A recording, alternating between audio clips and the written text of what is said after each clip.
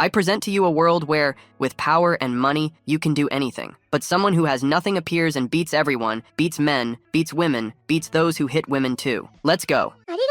The Valhalla Academy is one of the top 3 hunter institutes in the world. Every year, many hunters try to enter this institute, but with a success rate of 1 in 500, few succeed. And even among those who do, only 150 students can graduate. You can see that the level of difficulty is just like real life, right? On the first day of class, there's already a bunch of people training. And anything goes. People with nothing in their hands against people with swords. Watching them is the senior combat instructor, Lee Sang-cheol. After a while, someone named Yu Min-jun arrives to see the candidate from his family, who deserves all our attention. Yu So-hyun from the Yu Shin family, one of the 5 most prestigious families in Korea. Everyone who crosses her path is defeated due to her talent with mana and the sword. She is a promising talent, but she doesn't draw much attention from the instructor until it is mentioned that her family has communicated with a constellation guardian from the Yu Shin family. This grabs the instructor's attention. In this world, there are 5 chosen ones to be the constellation guardians, where it is normal for hunters to receive blessings and protection from the guardians or make a contract for it. Each of these 5 guardians has a different power. The Yu Shin family has the god of the sword, Jang San family, the god of spirits, Jin Choi family, the god of martial arts, Oseon family, the god of fists, Jeon family, the god of the bow. Yu Yan, having communicated with a guardian, is a great genius with incredible potential. Passing the academy test will be easy, they say. This is so important that the whole world is watching through cameras. The fight of the 17-year-old super talent will be against Kim Joo-ha, also 17 years old. The instructors are even surprised at how calm the boy was knowing who he was facing. Confident in an easy victory, the fight begins. Our girl draws her sword, but there's no sign of the boy. She decides to attack. Her swordsmanship was incredible, as well as her control of mana, and the attack was precise. Guys, believe it or not, he just punched her in the chest and won the fight. Our protagonist was even disappointed with the fight. And now we see the real truth 300 years in the past. 3 centuries ago, something had happened at the Tower of Destruction. 2 men were fighting valiantly. The owner, the King of Destruction, Brace, remarked that it had been a great battle, leaving the martial leader, Kim Hae-in-oh, greatly weakened. Brace wore strange blue glasses and had enormous white hair. Kim Hae-in-oh agreed that the fight had been excellent. The MC let out a slight chuckle. Kim Hae-in-oh became very alert when a panel appeared in front of him. It announced that the Tower of Destruction and its ruler, Brace, had been defeated, halting the world's annihilation. The enormous structure began to crack loudly. Kim Hae-in-oh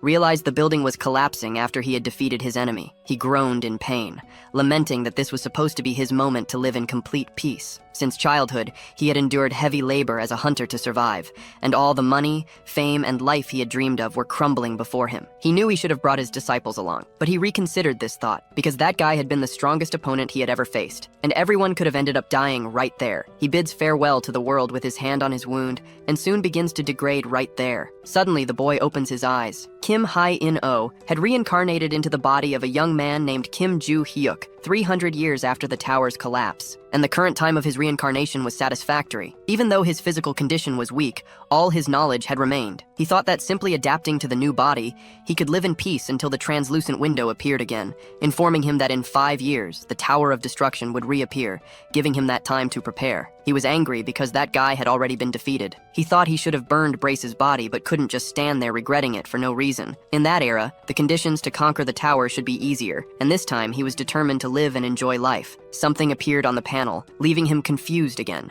It mentioned finding lost weapons and memories in the Valhalla Constellation Room on the 3rd underground floor. He realized everything he needed to do at that moment. It would be the 4th day in Valhalla, where the top 10 rankings would be decided. Those who were summoned had to head to the stadium. Kim Joo-hyuk got up excited to go there. All participants had to take their positions. The spectators were quite excited, watching everything. This was the same moment when the senior instructor thought there were too many people compared to last time. He observed everything from above. The newcomer, Kim Joo-hyuk, was ready to battle. The match would begin in 30 seconds, and his opponent was already in front of him. The eldest son of the Osun family, Osi-hyuk, aged 17, was there. He wasn't very good at literature, strategy, or martial arts. However, he had a talent of the others. It was his impressive and strong physique. He could do what others couldn't without mana, and even with little training, he grew significantly stronger. He was born with a top-tier physique that required no effort and was considered a genius for that reason. He stared fearlessly at his opponent with an extremely angry expression. The two were standing in front of each other. Kim Joo-hyuk showed the middle finger and insulted his opponent.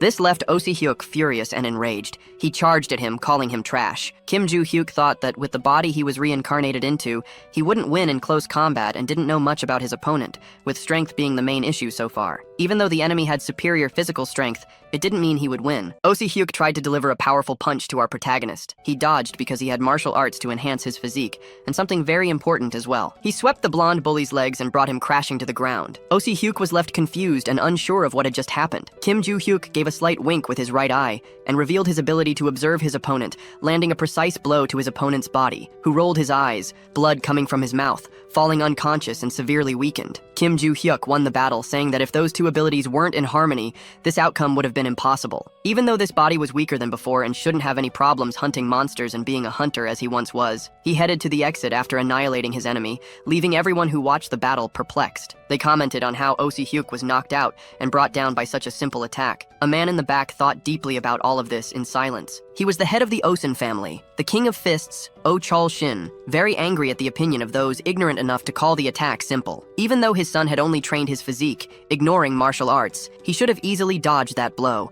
But this time, it was something he couldn't evade. Stigako let his temper get the better of him and just charged at Kim Joo-hyuk. He had even used magic, which he rarely used, to try and end it quickly. But Kim Joo-hyuk tilted his head slightly to dodge. Since he was certain a strike was accurate, he shifted his entire center of gravity forward, making Oh Si-hyuk fly in despair, surprised by the missed punch. His opponent's hand was extended and open at that moment to counterattack. This meant that Kim Joo-hyuk moved faster than Si-hyuk at maximum speed, proving he already had a plan for the battle, and that alone was already a monstrous talent. Oh Chol-shin, after processing all of this, remained silent and deep in thought. Unfortunately, many people also recognized the value of that rookie, and not all of them were ignorant. Oh Chol-shin thought of the name Kim Joo-hyuk and resolved to ensure the boy would join the family no matter the cost. The stadium lights were turning on. Many fans of Choi Aren Nuna were there, cheering enthusiastically. The boy was quite impressed by those lunatics who had already served in the military, yet were clamoring for a 17-year-old girl calling her Nuna. That would be the final ranked match. Kim Joo-hyuk was set to fight Choi Ah-ren, the second daughter of the Choi-jin family. At the start of the match, she immediately drew her sword from its sheath, preparing to strike for the first time. Kim Joo-hyuk faced her with a calm, serene expression. The two stood still for a moment, neither moving nor speaking. He quickly assumed she was waiting for his first move, and the fact that she was at least trying to read the situation made her better than his previous opponents. He chuckled lightly, pondering what he should do at that moment. Then he started walking toward his Q opponent, who was on guard. He observed her with a frightening expression, his hands in his pockets. She stared back, fearless and unafraid. She gripped her sword with great strength and determination, releasing flashes of lightning. Everyone was impressed because the girl had mastered the Choi-jin family's elemental exchange ability at just 17 years old. She charged at her opponent with all her courage and determination. The boy took a slight step forward, giving her the opportunity to strike. She immediately delivered a blow with her sword, unleashing a torrent of blue lightning with immense power. But she was left baffled because her enemy had disappeared from in front of her so quickly. Suddenly, he remarked that if she revealed her attack's target with her eyes, it would be easy to dodge. He was standing calmly beside her. She was utterly confused by this, and out of nowhere, she was struck directly on her body. Her eyes widened, showing a mix of pain and agony, like she felt relieved to have defended the blow. Kim Joo-hyuk stared at her without saying a word. Choi A-rin quickly grabbed her impressive sword, flying backward with it in her hands. Kim Joo-hyuk was impressed because the girl had managed to block his blow with her sword, which was why he hadn't felt the impact on a human body, but rather on an object. She thought it was incredibly heavy. Suddenly, a fist touched her sword. Choi A-rin stared at her opponent before her, who challenged her to dodge the next attack. Then he unleashed a powerful strike, sending the girl flying far away with a desperate expression. She landed on the ground, sprawled, and left there. The boy thought there was something odd about that attack. It seemed like his posture was slightly off, but in the end, it didn't matter because the victory was secured regardless. The panel displayed the top 10 admissions to Valhalla, and Kim Joo-hyuk ranked first. He was walking nearby, adjusting his shoulder. Suddenly, many voices left him surprised and confused. A crowd had gathered, begging for his attention and acceptance into a group. Annoyed, he shouted at everyone to shut up, wrapping up this chapter. On the news page, a headline was that Kim Joo-hyuk was on the verge of madness, described as a crazy psychopath. 92 comments criticized him, claiming he was likely a bad person due to his reprehensible actions. For a rookie, the boy was seen as very arrogant and over the top. The comments continued discussing his potential and negative behavior. Meanwhile, in the grand, towering buildings of Valhalla, the freshmen were being warmly welcomed. Kim Joo-hyuk thought all the introductory information about Valhalla's history was boring and tedious. Then he noticed a boy behind him. The boy averted his gaze with a nervous and shy expression. Kim Joo-hyuk figured he had attracted a lot of attention the previous day. But there was still an unresolved issue, that claim about weapons and memories that the panel had ordered some time ago. On his way, Kim Joo-hyuk thought he only needed to get in and out, which seemed like an easy task. Yet he noticed something nearby. The opening ceremony had already ended by then. The virtual combat simulation room was just ahead. The former chief instructor of Valhalla from the Trojan Guild, Kim Lee-gun, wondered why the class distribution was arranged that way. Ahead was Yu So-yeon from the Yushin family, and beside her stood Areen from the Trojan clan. In the middle was Oh Si-hyuk from the Oh-sin group. They had said the classes would be distributed randomly, but 3 of the 5 geniuses from the families were in the same room. And there was something else interesting. The guy glanced at Kim Joo-hyuk and noticed that he was also in that class, completely condemning the man's year. He tried to calm himself to assert control over the situation right away. He introduced himself,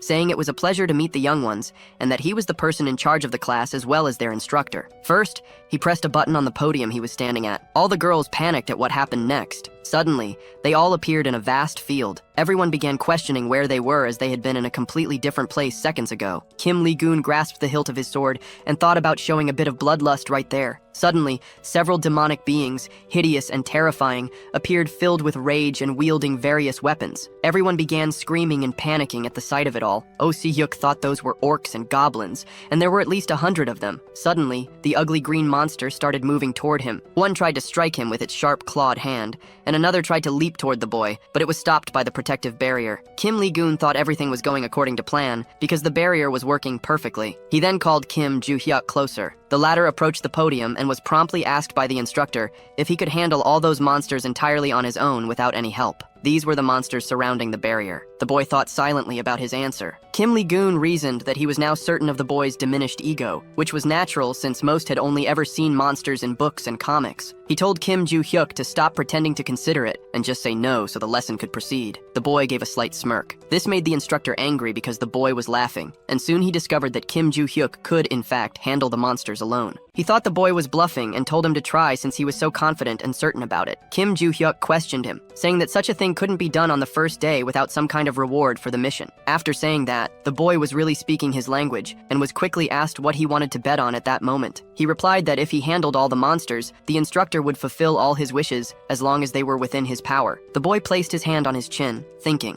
and said that although it wasn't a big deal, he would accept the deal. The instructor tried to intimidate the boy, who simply asked for the sword quickly. Because it would be impossible to fight bare-handed without any weapon to assist, he immediately placed his hand on his sword and handed it over for the boy to use. Kim Joo-hyuk observed the weapon with a delighted and excited expression. He placed it on his back, looking at the enormous challenge ahead. The instructor watched everything with a downcast expression. All the young people were also watching, thoroughly entertained. Kim Joo-hyuk firmly gripped the weapon and began to fight bravely and fiercely against the monstrous beings, concluding this chapter in a furious and angry expression, continuing to bravely eliminate all his opponents. One of them tried to strike him cowardly from behind, but the boy quickly gripped his weapon firmly and blocked the potential strike without a moment's hesitation. He thought he wasn't doing too badly, considering it had been 300 years since his last action with the blade. Back then, due to the monsters, humans couldn't fulfill their roles and all types of weapons were used to kill them. But even so, the sword remained a very familiar tool. He attentively observed 2 things as he had noticed something strange. There was a monster trying to attack him mercilessly and cowardly from behind. Kim Joo-hyuk quickly dodged the cowardly strike,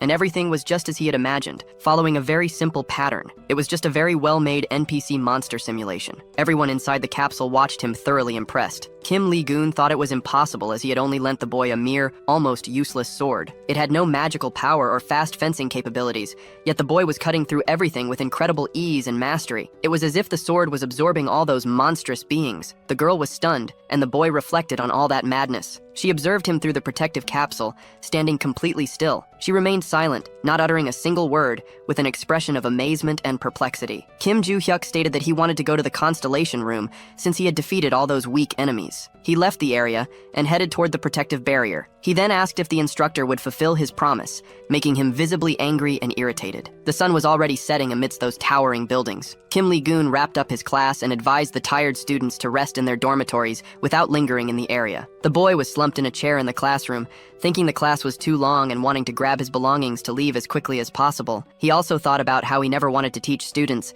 and hadn't even gone to school himself before. And while the class had been boring most of the time, he had managed to gather a lot of important information, especially regarding topics related to the history of constellations. In his previous life, there was no such thing speaking of it. Constellation was the term used to describe the transformation of those who amassed great fortunes into deities, often connected with hunters. Valhalla in Korea was the third largest academy in the world, containing various constellation relics. Kim Joo-hyuk thought that everything about slaying monsters and swordsmanship seemed useless, and that he should head to the dormitory to focus on practicing martial arts, as his body was quite weak. But suddenly, he noticed something unusual. It was the white-haired girl approaching from behind. Meanwhile, in the professor's office, a man sipping coffee commented that his friend had been through a lot. Kim Lee-gun admitted that, to be honest, it was more embarrassing than truly painful, and questioned whether that boy was really a high school student to Lee Sang-cheol, who was astonished to learn that the boy had killed 120 monsters in the simulation room without having ever seen one in real life. What Kim Lee-gun was saying was absolutely true. From what the senior instructor observed,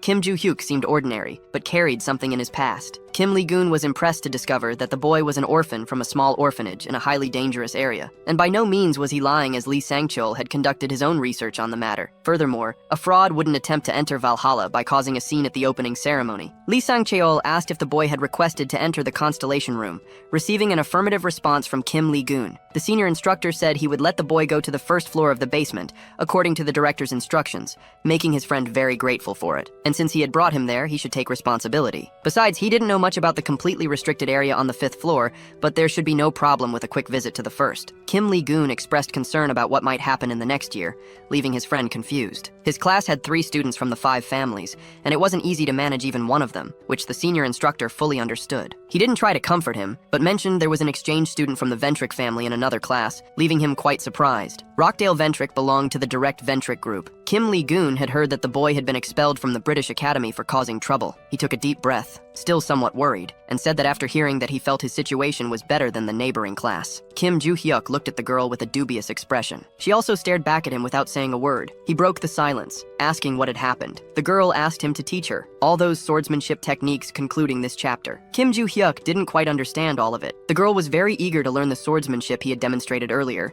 but he responded negatively, and she questioned his decision. He replied that it was simply because he didn't want to teach, and since the girl had nothing more to say, he would leave. She looked into his eyes and asked, "Please." He answered again that he simply didn't want to teach her. Insulting her, he called her deaf and told her to stop following him immediately because Kim Joo-hyuk had no intention of teaching her. He walked away from the spot immediately, leaving the girl there alone, looking sad and disappointed. The next day, in the grand buildings of Valhalla, Kim Joo-hyuk was sitting in his classroom chair, very quiet and deep in thought at that moment. He looks at his hands and realizes his body was better than he thought. Yet he couldn't do much since he had no magical power, and it was hard to control his mana. This problem could be resolved if he found that thing, and for that, he would prepare a little magic. Suddenly, someone approached him speaking. It was a blonde show-off bully. He was Rockdale Ventric, accompanied by his assistant, Yuria de Felix. He walked over to Kim Joo-hyuk's desk. Kim immediately asked for his identity. Rockdale Ventric thought the boy was uneducated since he didn't know his family. He quickly introduced himself and said he didn't want to waste time. He asked if Kim Joo-hyuk was interested in becoming strong. He invited him to join the main Ventric family. In most families, the affiliated lineages had more difficulty gaining power and wealth compared to the main branch. However, the Ventric family had a beak mask, a constellation guardian, making it different from others. Typically, an S-class soldier or higher would protect the organization, directly selecting a star member and granting them power and protection. But for the Ventric family, they chose to sign an agreement with a non-constellation individual to avoid contractual misunderstandings. Due to this unique decision, the organization held significant power in Europe, and joining it would grant immense influence. With this authority, Rockdale Ventric, supported by his family, had become excessively arrogant. Something had happened not too long ago. Due to an incident at the British Academy, he had been expelled, but he wouldn't cry over spilled milk. At the door of that place, alongside his assistant, he declared he always got what he wanted. And even though he had been expelled before, being from the Ventric family meant they would always find a way to put him back on track. After all, that person would enjoy it too much. Returning to the present, he tried to talk to Kim Joo-hyuk. He thought he could have the boy, who had been the center of attention at the entrance ceremony, on his side. So he offered the boy a proposal to take him to the Ventric family's constellation if he accepted, but he was arrogantly declined. He stood there, stunned and not knowing what to do at that moment. His assistant also made a strange face. He became furious. But Kim Joo-hyuk wasn't naive and realized he wasn't truly interested and had just won to Rockdale Ventrick angrily called the boy a rude, disgusting brat. Suddenly, an authority figure arrived, ordering everyone back to their seats and calling out the show-off. This made him even angrier because the man addressed him by his full name. The man was the senior instructor, Lee Sang-cheol. He emphasized Valhalla's rules, reminding everyone that this wasn't the academy. The show-off thought about that man, knowing he was a combat instructor. He gritted his teeth in rage and fury, returning to his seat quietly with his servant. He declared he would encounter Kim Joo-hyuk again someday. Kim watched everything with his red eyes without saying a single word. Later that day, a school ended. Kim Joo-hyuk thought about how he hadn't learned anything related to the Constellation Hall during the lessons and had instead gotten involved with an idiot that morning. He pondered many things about the Guild Scouts, students, and instructors who wanted to recruit him despite his criticism of them. Once again, someone approached him from behind. It was the persistent girl asking him to teach her fencing again. He became annoyed, realizing it still wasn't enough for her either. Back in the Grand Valhalla dormitory, in the highest class hall inside, someone was seething with anger, smashing chandeliers with uncontrollable fury. It was the annoying and arrogant Rockdale Ventrick. He was infuriated by the orphaned Kim Joo-hyuk, who had humiliated him. He demanded that Yuria immediately call Dazara, as he needed someone to deal with a certain person, ending the chapter. Rockdale Ventrick continued to simmer with rage. He once again called his poor assistant by name. She stayed quiet and still as he spoke. He grabbed her hair forcefully and demanding she respond immediately. He then asked if she still believed herself to be the eldest daughter of the palace family. He threatened to throw the poor girl out of the group, prompting her to beg him out too. He swiftly threw her to the ground with all his strength. Once more, he ordered her to call Dazara as there was someone for him to deal with. It also instructed her to inform a second-year member of the Rise family that he wanted to see him. The terrified, helpless blonde assistant replied affirmatively. At the Valhalla dormitory, specifically in Kim Joo-hyuk's room, he was meditating with bright blue magic radiating from his body. He was deeply focused on what he was doing. Suddenly, he coughed, releasing a lot of smoke, realizing once again that his body was truly useless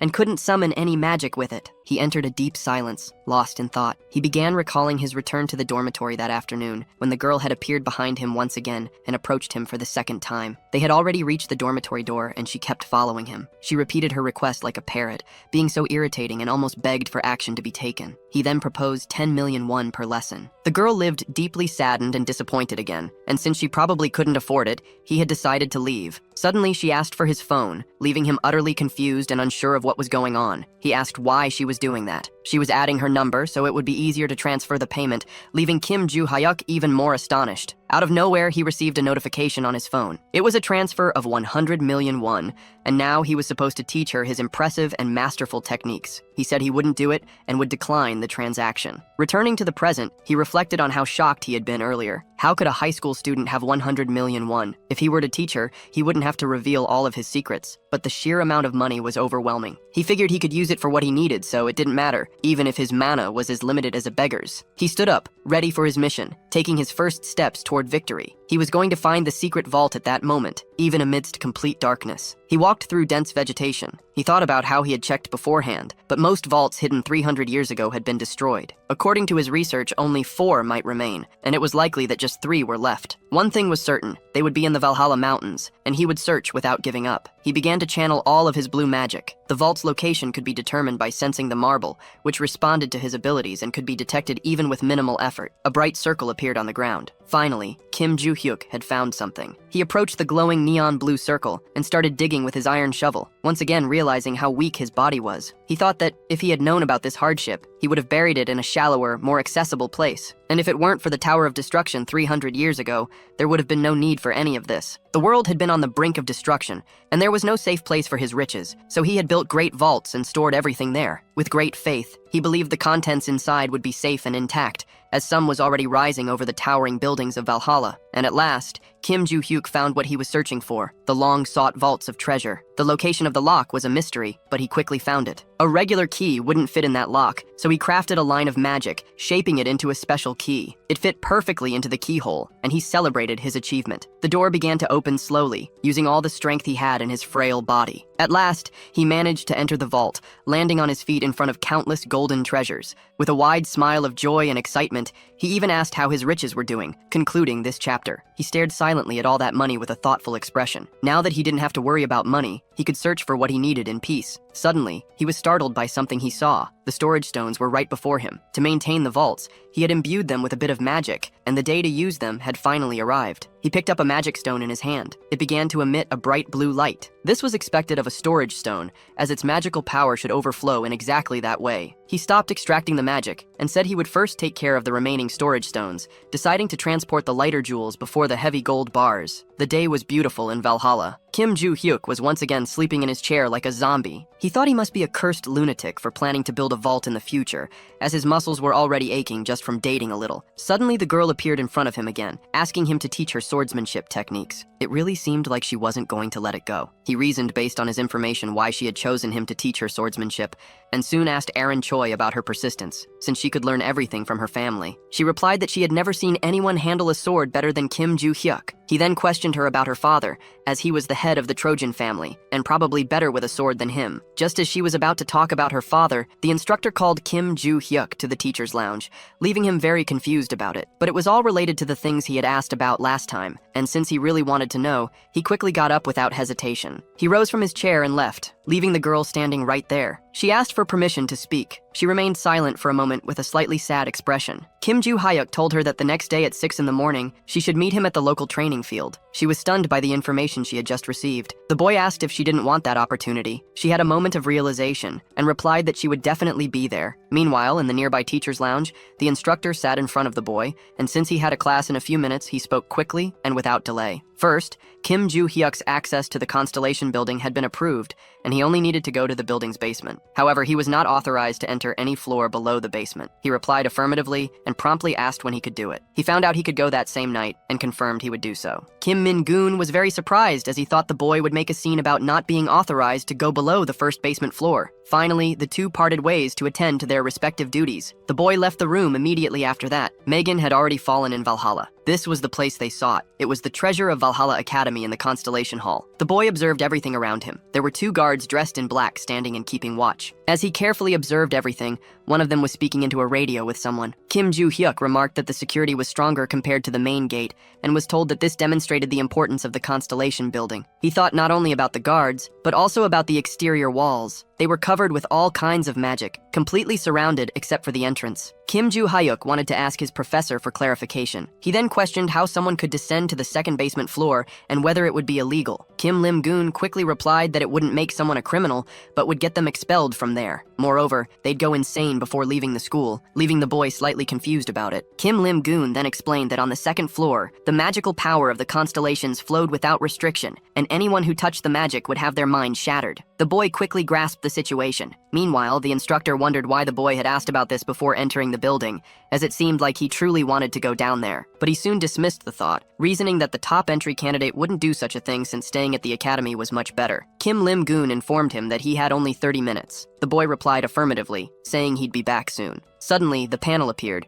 displaying and ordering the same things as before. He observed it carefully right there. Kim Joo-hyuk didn't care about being expelled since he had come to Valhalla solely because of that place, and he had to go to the third basement first. He wondered why there were so many endless stairs in that building. As he descended them quickly, suddenly he saw something ahead of him. That place looked like a massive prison. He was sure the Constellation Hall was on the first basement floor. All of it didn't seem that important, leaving him uncertain about going deeper. Suddenly, the panel appeared again, informing him that the requirements were met, and that he was being transported to the hall, leaving him uncertain about what was happening and where this place might be. Suddenly, he began disappearing from there along with the panel. Someone possibly familiar greeted him in the new location. It was the infamous enemy, Brace. He looked at Brace, utterly surprised and wearing a terrified expression. Brace remarked that after 300 years, this was their reunion. Suddenly, in the middle of his speech, he received a strong punch to the face. Kim Joo-hyuk had delivered a direct blow to his enemy, and he was quite pleased to see that cursed figure. Brace asked his enemy to calm down, but he received another punch to the face. He tried to pacify the situation for a proper conversation, but yet again he was struck because Kim Joo-hyuk only wanted his death. All his attempts to stop the fight were useless. He was already on the ground, weakened and defenseless, and Kim Joo-hyuk was growing tired of fighting. He then remarked that he wasn't the kind of person who used fists, but this case was different because Brace had destroyed his future. On top of that, Brace had ruined his wealth, honor, and all the time he had invested in his disciples. Brace then asked if Kim Joo-hyuk wasn't curious to know what kind of place this was. Kim Joo-hyuk admitted he was curious because there didn't seem to be anything peculiar about it. Brace explained that this was an imaginary world, a space within a relic, leaving Kim Joo-hyuk enthused. What Kim Joo-hyuk was seeing, according to Brace, was purely imagination because his body had ceased to exist 300 years ago. He wanted to say that he had always been within that relic. The boy was deeply shocked as this revealed something significant. Brace gave a slight smirk at that moment and declared that he had become a constellation, leaving Kim Joo-hyuk speechless for a moment. Then, in anger, he delivered another strong punch to Brace's face. Meanwhile, outside the building, Kim Lim-doon had been waiting for the boy for quite some time. Suddenly, something appeared before him. It was Kim Joo-hyuk being searched by the local guards. Lim-doon questioned if the boy had done anything strange, but Kim Joo-hyuk said he had only looked around. He added that he hadn't gone any deeper because he didn't want to lose his head. The instructor then ordered him to go home, and Kim Joo-hyuk agreed. He soon left the place. On his way back to the dormitory, he recalled a reunion with his terrible enemy from the past. He didn't care that Brace had become a constellation. He only wanted an answer. About what that transparent notification panel was, Brace claimed to know nothing about it, and immediately received another punch to the face because Kim Joo-hyuk wasn't joking around. Brace explained that after being killed, he had been trapped in that thing for 300 years without any power. Kim Joo-hyuk calmed down after hearing this, opening his hand, discovering that Brace had also received that same notification. The information stated that Brace was to contact the reincarnated Kim Joo-hyuk to retrieve his memories. And because of that, a suspicious figure had emerged, making him question the reason for becoming the owner of the Tower of Destruction. Kim Joo-hyuk was shocked and uncertain about who this man was and what he was doing. Brace then admitted he didn't know, as part of his memory was missing and wouldn't return all at once. He then asked what Kim Joo-hyuk's notification said. Kim Joo-hyuk explained that the notifications instructed him to find a weapon and memories, but he couldn't read the lower part as it was censored by some symbols. He also didn't recall losing memories because he still remembered the Brace suggested that perhaps not everything had come to his mind yet, since he had already found the weapon, and the rest would come naturally. Kim Joo-hyuk was puzzled about the weapon. Brace explained that this space was the realm of the 4 village swords, which had become sacred relics, and that he had become a constellation because he had used one of them. Kim Joo-hyuk called him a curse, being once again filled with rage. Back in the present moment, Kim Joo-hyuk reflected on how his village sword had become a relic and housed a constellation, leaving him deeply confused. He wanted to destroy everything and leave it behind, but there was one issue. Kim Joo-hyuk grasped a blue magical sword with his hand. He began thinking about Brace, who had once been called the King of Destruction, and how the new mission on the panel was only achievable with the village weapon. Suddenly someone arrived, asking for his identification. They were a group of bullies and show-offs. The leader of the group was the eldest son of the Sunrise family, Lyric Sunrise, who said the seniors were away on a trip and demanded they introduce himself. Kim Joo-hyuk wondered what kind of senior and bully accepts freshmen. The show-offs commented on the boy's behavior and his lack of manners for not saying hello. One of them said he wanted to beat the boy up and receive the leader's approval. He approached Kim Joo-hyuk, holding something in his hand, but as he started talking about the differences between first and second years, he took a massive kick straight to the chest. Kim Joo-hyuk told the thugs to come at him and stop talking so much, ending the chapter. The short-haired show-off groaned in pain and agony from the kick he had taken. Kim Joo-hyuk leaped, preparing another precise strike, and delivered another blow, this time to his talkative enemy's face. The boy flew far, utterly destroyed and severely battered. He landed on his backside, causing a loud thud in the area. Finally, he hit a wall, stopping abruptly. The blonde boy thought Kim Joo-hyuk was insane and reckless. His eyes widened as he stared at him in fear. He noticed that the boy, who moments ago had no weapon, now wielded a sword. Kim Joo-hyuk commented that the perfect grip felt incredible, something he hadn't experienced in a long time. He quickly ordered the thugs to attack because if they delayed, they'd be crushed. 3 hours earlier, Rockdale Ventrick told the blonde boy he only needed to do something very simple. It was just to deal with one weak, useless student. And in return, a reward benefiting the Sunrise family would be given immediately. He provided the identification of the first-year student he wanted targeted. It didn't matter if the boy used weapons, as the mess would be easily cleaned up regardless. Finally, he asked if the boy would accept the blonde boy said he understood everything and accepted it. He left, slamming the door hard and quickly without hesitation. Thinking that the boy's first-place rank didn't matter because he was a first-year novice and couldn't compete with someone from the second year. The difference in rank between people was inevitable due to the first year's contracts with the constellations. Valhalla students had to visit the constellation room in the second semester of their first year to form a contract and become second years. Once they became contractors, they could invoke and use the power of the constellation, and in the blonde boy's mind, Kim Joo-hyuk didn't have an active guardian. He thought it would be easy to crush the boy, that's what he believed, but there was a problem with all of this. At that moment, the boy was already moving his sword, striking down yet another show-off. One of them cursed him, holding a sharp, blood-red knife. But suddenly, he heard something approaching him. It was the rookie's sword mercilessly annihilating him without hesitation. Out of nowhere, Kim Joo-hyuk heard something heading in his direction. It was another thug trying to attack him cowardly, the boy throwing his sharp, pointed sword, but it struck only the dirt floor. The attacker stood there, confused as he had missed his powerful, strong strike, and Kim Joo-hyuk was already beside and mocking him relentlessly. He promptly landed a precise sword strike to the thug's filthy, ugly face. The attacker flew far from the spot,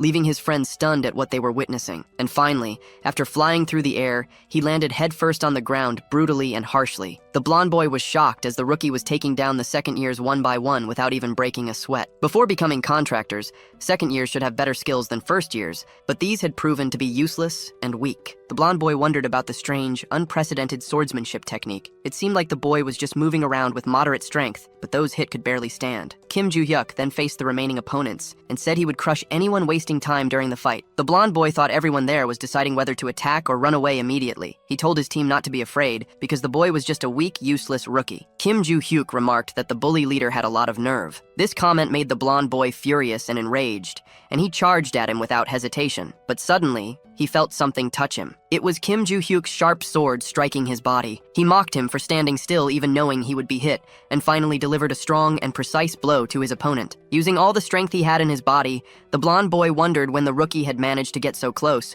and then collapsed to unconscious. Kim Joo-hyuk immediately opened his palm and slapped the boy's face several times to wake him up. He also asked who they were, and why they wanted to fight him without any apparent reason. The blonde boy explained that they were all senior veterans. Kim Joo-hyuk thought this wasn't normal, and suspected there must be someone behind this pointless fight. The pale boy with earrings admitted it was just to break the nose of the rookie ranked first and nothing more. Kim Joo-hyuk mocked them, speaking about their supposed loyalty as bullies, and as he was leaving, he was called back by the arrogant little boy. The boy warned him that if people found out about the incident, the rookie would be expelled immediately, but Kim Joo-hyuk didn't care, saying everyone would know about this embarrassing and shameful defeat for the losers. Several second-year students had attempted to beat up a freshman, but ended up losing miserably, which would be humiliating if it got out. So the blonde boy should think carefully if he wanted any chance of joining a guild. Kim Joo-hyuk left after saying that, leaving everyone on the ground beaten and humiliated. The clock struck 8:28. Rockdale Ventrick anxiously waited for a call with great anticipation. Suddenly, Merrick Sunrise called him, leaving him excited. He immediately asked the boy if the beating had been delivered as promised, but the boy simply revealed the contractor's name at that moment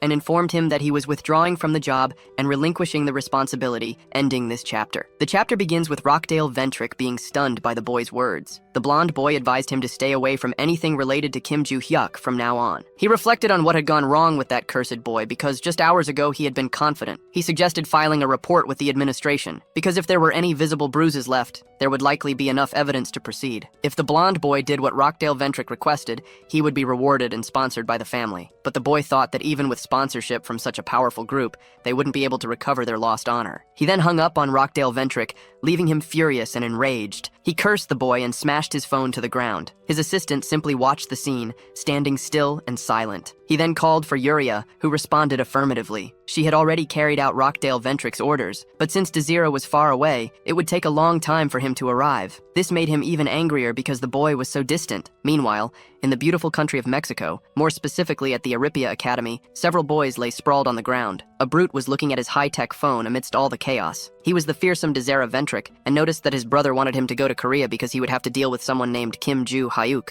and the reward was already prepared, leaving him excited to hear this. He thought there was no one he could turn to for money after being kicked out, and now a great turnaround had happened in his life. The next day, at 6 p.m. in Valhalla's Grand Training Hall, Kim Joo-hyuk was impressed by the size of the enormous space, and was already excited, ready to run tirelessly with great determination. Suddenly, someone arrived and questioned his presence there. He discovered it was Barge in the sealed sword, leaving him surprised. Kim Joo-hyuk was only impressed because he thought the boy had escaped somehow and would need to beat him up and put him back, but since that wasn't the case, everything was fine between them. Kim Joo-hyuk planted his feet firmly on the ground and began stretching, while asking questions to his fearsome enemy. He talked about the sword that had become an artifact, and was currently being kept at Valhalla, as well as how they had left the Constellation Room with it. Kim Joo-hyuk was concerned because Brace had swapped the weapon for a slightly identical replica. He was questioned about how he had learned to do that, and replied that even after losing all his power, he could still create such forgeries. Kim Joo-hyuk discovered that Brace didn't know why he had such strange abilities. Suddenly, the gray-haired girl arrived at the scene. While Kim Joo-hyuk was still stretching his body, he was surprised by the girl's presence. She then asked about the swordsmanship lessons, but the boy wasn't going to teach her at that moment. Instead, they would start by improving her stamina. The cute girl looked very confused upon hearing this. Still, she was determined to learn, willing to do whatever was necessary. Kim Joo-hyuk had told her to start stretching immediately,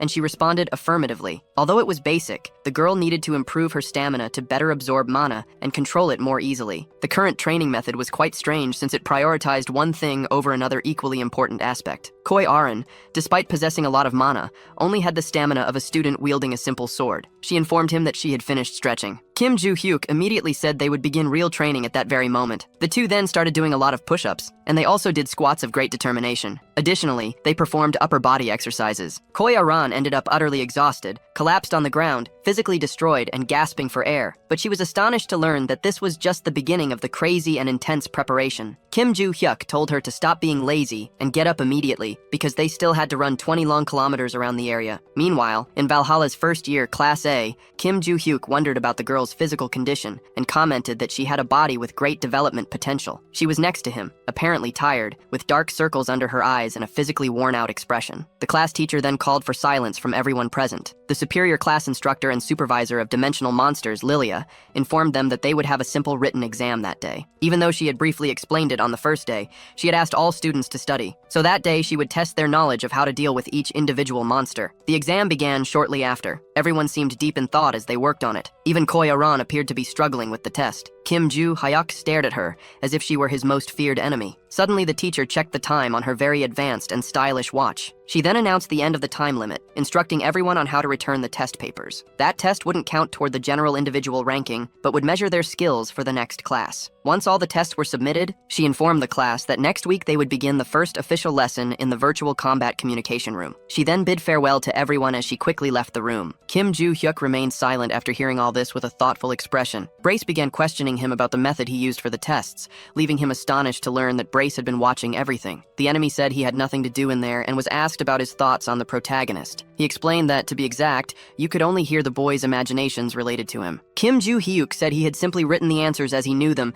and his enemy replied that he understood. Meanwhile, in Valhalla's first-year teacher's lounge, the teacher was quite annoyed with Kim Joo-hyuk because he dared to call those useless phrases answers. Kim Ling-gun was walking nearby with a cup in his hand. Suddenly, he heard some strange noises around him. There was the teacher, extremely upset and furious at the moment. He approached and asked if those were the tests from his class, receiving an affirmative response. She explained her method for preparing the next lesson and highlighted that there was valuable information within the seemingly simple test. She noted that, as expected from Class A, which consisted of prodigious children from the best families, everyone had done very well, leaving Kim Ling-gun surprised. He then said he would be on his way, and the teacher responded affirmatively. He continued sipping his mysterious drink from the white cup. Suddenly, he was startled by a loud scream, causing him to spill the entire contents of the cup. That was the moment the furious upon looking at Kim Joo-hyuk's test. He approached her and asked if the prodigious boy hadn't tried hard enough. He discovered that the boy had been mocking the class in such a way, leaving him astonished and shocked. Lilia stated that this couldn't be ignored, and that she would show all the answers in the next class, because it wasn't that easy to deal with monsters in such a manner. A week later, during a virtual combat simulation at Valhalla, Lilia announced that she had graded the tests from the previous class,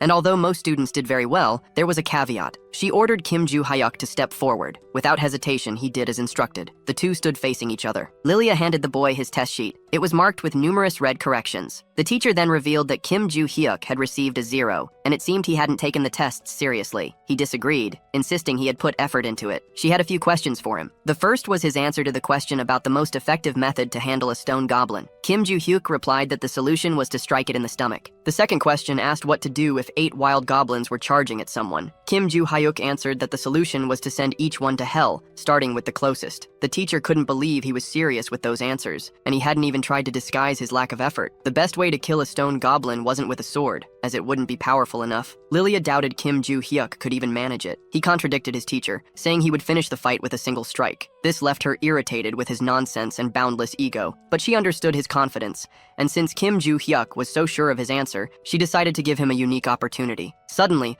a loud noise echoed through the area. A monster roared, trying to intimidate everyone. It stood in front of the prodigy boy and the protagonist. The teacher then informed him that if he could kill the stone goblin exactly as he had explained, she would immediately change his test grade. Kim Joo-hyuk said he understood. He placed his test on the control table for the time being. He then selected a single sword from among all the weapons, and charged towards the stone goblin without hesitation. The goblin stared at him with a horrifying, grotesque expression. The teacher already knew he had killed 120 goblins before, so she was confident in his talent. But there was a catch. Against this stone goblin, a random sword alone wouldn't suffice. Suddenly, the goblin began to scream in pain and agony. The boy had already started landing precise blows. The teacher was astonished at what she was witnessing. The goblin groaned desperately, with a gaping wound in its body and a deep crack in its head. Kim Joo-hyuk then began channeling mana into the fight. He discarded the simple sword, throwing it far away. He finished the battle easily, without any real excitement. With a single strike to the goblin's stomach, the fight was over. A little girl was impressed because, without any magic, he had killed a stone goblin with just one sword. The burly blonde boy watched in complete silence, utterly shocked. Even Choi Arin was visibly amazed. Lilia let out a deep sigh and asked how the boy had managed to do that. He explained that he had simply struck the goblin in the stomach, leaving the teacher puzzled. She felt that to kill a stone goblin with just a sword, one would need to be at least an A-class contractor, which made logical sense under these circumstances. Yet the boy had done it with just a weapon. He then asked if his answer had been correct, but Lilia replied in the negative, saying it had just been one question, and there were more to come. The boy was perplexed because it seemed like everything would happen again. Suddenly, the ground began to open. He was amazed at what he saw. It was a vast, dark tunnel stretching endlessly. Kim Joo-hyuk immediately asked his teacher what it was about. She told him to focus and look ahead. A faint step was heard. A few monsters appeared from the darkness of the tunnel. She thought it was challenging to control goblins with rage issues because using the wrong technique could trigger their scream ability, attracting more goblins from the area. Typically, one would fight them with magic and kill them all at once or simply flee. And although the boy could only see 3 goblins in front of him, 5 more would appear with every mistake he made. Even if he could use his sword, it would be difficult, and Lilia had heard that his speed with it was quite slow. He then began his series of strikes, hitting the enemy squarely in the forehead, making the others furious and enraged. The green goblin remained alert during the battle,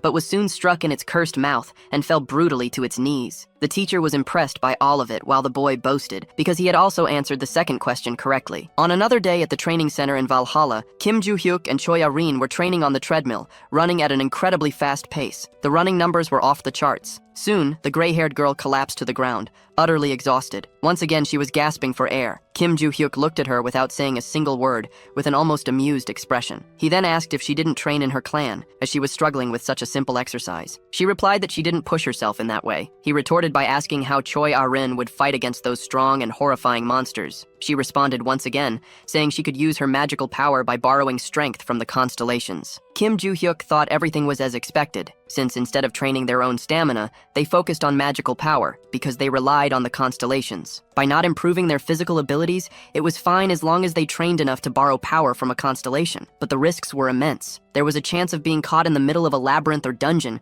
with a magic restricting spell. Additionally, their mana could be completely depleted after prolonged battles, not to mention that constellation members might refuse to lend their power. After thinking about all this, Kim Joo-hyuk called the cute girl. He asked if she thought those stamina exercises were worth anything to her. Choi Arin immediately answered affirmatively, because he had told her he would teach her swordsmanship if she did them. He was stunned by that kind of response, because it was basically the reason he had her do it. She was quite confused upon hearing all of this, but they brushed it off and wrapped up the day's training as they needed to head to the academy soon. She didn't understand why he wasn't going. Kim Joo-hyuk explained that he was going to do one more set of physical exercises. He asked if she wanted to join in too, but he reconsidered and dropped the question. Choi Arin quickly bid farewell and left the place, leaving Kim Joo-hyuk alone, holding a giant weight. Brace immediately asked if Choi Arin was the girl's real name, to which his enemy replied affirmatively. The villain was astonished that she had endured the training without even complaining. Kim Joo-hyuk explained that he had only decided to train her in swordsmanship because she had pestered him so much. He also responded to another of Brace's questions, saying he had never revealed the truth to her, but he suspected she already knew. Both of them found it interesting that the girl had grasped his strength just by observing, which was why Kim Joo-hyuk would teach her some skills. Suddenly, the boy heard something around him. It was a muscular man bench pressing right there, with enormous heavy weights. The guy was drenched in sweat and groaning from the effort. Out of nowhere, he also noticed Kim Joo-hyuk's presence. The two stared at each other briefly, without saying a word. Kim Joo-hyuk then asked how long the man had been there. The man explained that he had been around since the beginning, as it was customary for him to train after class. He quickly excused himself and left the area. Kim Joo-hyuk began contemplating the martial skeletal structure and skills of Si-hyuk-ho. Brace immediately questioned why the boy was interested in that muscular man. He explained that Si-hyuk was destined to be smarter than those who only train in magical power. Kim Joo-hyuk asked Brace what those cursed constellations did, to which Brace replied that he wasn't entirely sure. The boy mocked his enemy for only being able to say that. Brace explained that even as a constellation himself, he had been isolated isolated there for 300 years, knowing nothing about the others. He also mentioned that Kim Joo-hyuk could probably learn more about them if he completed the new mission in the Systems tab. This left Kim Joo-hyuk deep in thought about the subject. The panel suddenly appeared with some information and precautions to be taken. It mentioned the center of the Great Valhalla Forest, home to Madagascar, leaving the boy pensive. It was a place he had heard about in class, and was the final survival location they had visited during the first semester. He thought that if it weren't for that cursed mission, he would just leave after recovering his belongings, but it seemed like he needed to be stealthy for now. Brace immediately questioned the boy's thoughts, which he quickly justified by recalling the fight that had happened, and said that if he hadn't done what he did, his head would have been crushed, just like Brace's had been. Kim Joo-hyuk also thought that, in any case, until he completed the mission, he couldn't leave, so the secrets of reincarnation would reveal themselves automatically. Meanwhile, in the United Kingdom and London, more specifically at the Ventric Mansion, the place had many old-fashioned details, with eerie paintings covering all the walls. An enormous table with a man and a woman seated at it came into view. The woman immediately began her inquiries. She was Adelia Ventric, the vice head of the household, demanding to know what had happened. The man reported that the labyrinth near Reading had been solved. Adelia congratulated him on this and asked if there was anything else to report at the moment. He mentioned that he was considering recruiting a few competent men he had encountered along the way, particularly a survivor from the robber clan. The leader questioned him further, to which he replied that the man was very strong and the others were A-class contractors. Adelia agreed to grant them the Ventric's blessing, instructing him to conduct capability tests for them, to which the man affirmed. She then asked again if that was all for the day. Suddenly she learned that the man had a report regarding Rockdill Ventric. He mentioned hearing about a recent incident. He informed her that Desira had been summoned to South Korea. This left Adelia furious, her expression filled with rage. Desira Ventric was the black sheep of his family, the worst delinquent to exist. He had committed numerous heinous acts using the family's name, including killing 5 people at the British Academy at the age of 19, simply because of an argument. At 20, he was completely disowned by the Ventric family. Adelia reflected on how he had been hiding for many years and was now going to meet Rockdill. She then ordered surveillance to be placed under Rockdill's name, to which she received a firm affirmation. The man was also instructed to inform the arrogant young boy, because if he was caught doing anything suspicious, you would be removed from the family immediately. The man affirmed this once again, saying the report was complete, and excused himself promptly, leaving Adelia alone in the enormous room. She remained silent, her expression contemplative, thinking about all those cursed fools using powers they didn't earn through merit. That ability was something beyond normal. On her chair, the words, "All for one and everything is only for one person" were inscribed. In the end, all abilities were meant for her. Lost in thought, she sought confirmation from something. It was the eerie painting of the Guardian constellation on the wall. Back in the classroom at Valhalla, the professor was discussing the formation of the word malefactor. In modern society, this noun was primarily used to describe someone who used the powers of constellations for evil. Malefactors operated both alone and in groups. Among these organizations, the most notorious was the group Onagad. Kim Joo-hyuk thought that while exercising made him feel stronger,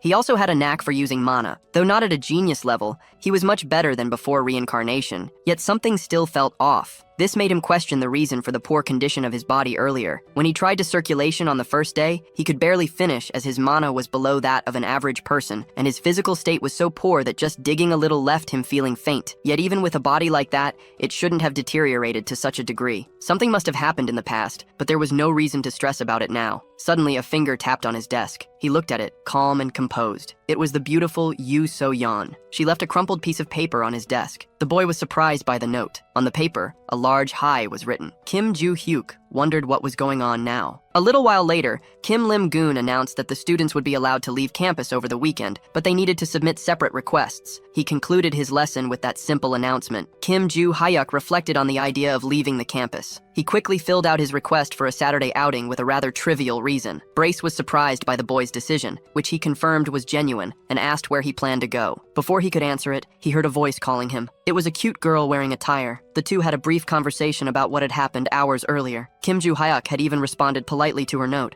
but she hadn't replied. He then urged her to speak quickly, as he needed to submit something and was quite busy. The little girl stumbles over her shy words. She can't form a single sentence without interrupting herself. Kim Joo-hyuk grows frustrated, calling her crazy and telling her to just nod. She becomes very angry at being insulted like that. She questions his comment, but is quickly retorted, being told that making someone angry for no reason was normal for her. He then asks again what she really wanted. She recalls a moment in time when she had been observing something. It was Kim Joo-hyuk's fight with that horrifying and ugly stone goblin. She had been impressed by that battle, especially because the boy had used only a sword without any magic. It was entirely different from what the books described. She only wanted to ask him how he had killed that ugly stone monster, but her pride hurt too much to allow it. Finally, she sighs and musters the courage to ask him. Just as she is about to speak, the teacher arrives and asks the very same question she had been about to ask. The gray-haired, bespectacled woman seemed very excited to learn the boy's tricks. Kim Joo-hyuk simply wondered where that crazy woman had suddenly appeared from. He quickly asked why she was intruding out of nowhere, as he thought she disliked him, leaving her confused. He then rephrased his words, asking if she didn't like him because he had embarrassed her. The teacher promptly replied that she didn't care about that, and had believed there was only one way to kill monsters, but the boy had shown her otherwise. She wanted to know everything immediately. She asked him if he wanted to be her assistant, to which he replied negatively, explaining that he needed to submit his departure form right away. That crazy woman tried to convince him in every possible way, with little success, and the two ended up leaving the cute little girl alone there. She then reflected on all the teacher's comments, feeling very confused. Taking a deep breath, she calmed herself and decided to let it all go, thinking she didn't need that humiliation. The next day, Kim Joo-hyuk was amazed by something in front of him. The enormous market was revealed, ending the chapter. Already in the immense dormitory of Valhalla, Kim Joo-hyuk sits in front of his gaming computer. Grace asks his host what he was searching for on his phone, receiving the reply that it was just information about the next day's location. The protagonist wanted to find a place where he could sell the treasure found in the vault, and that seemed like a decent spot. If the enemy had understood everything, then he had indeed found it. There was a virtual marketplace that existed on his phone. Based on some information, only an entry fee was charged to exchange practically anything in that supposedly dangerous dark web shopping environment. The reason for such an unusual marketplace's existence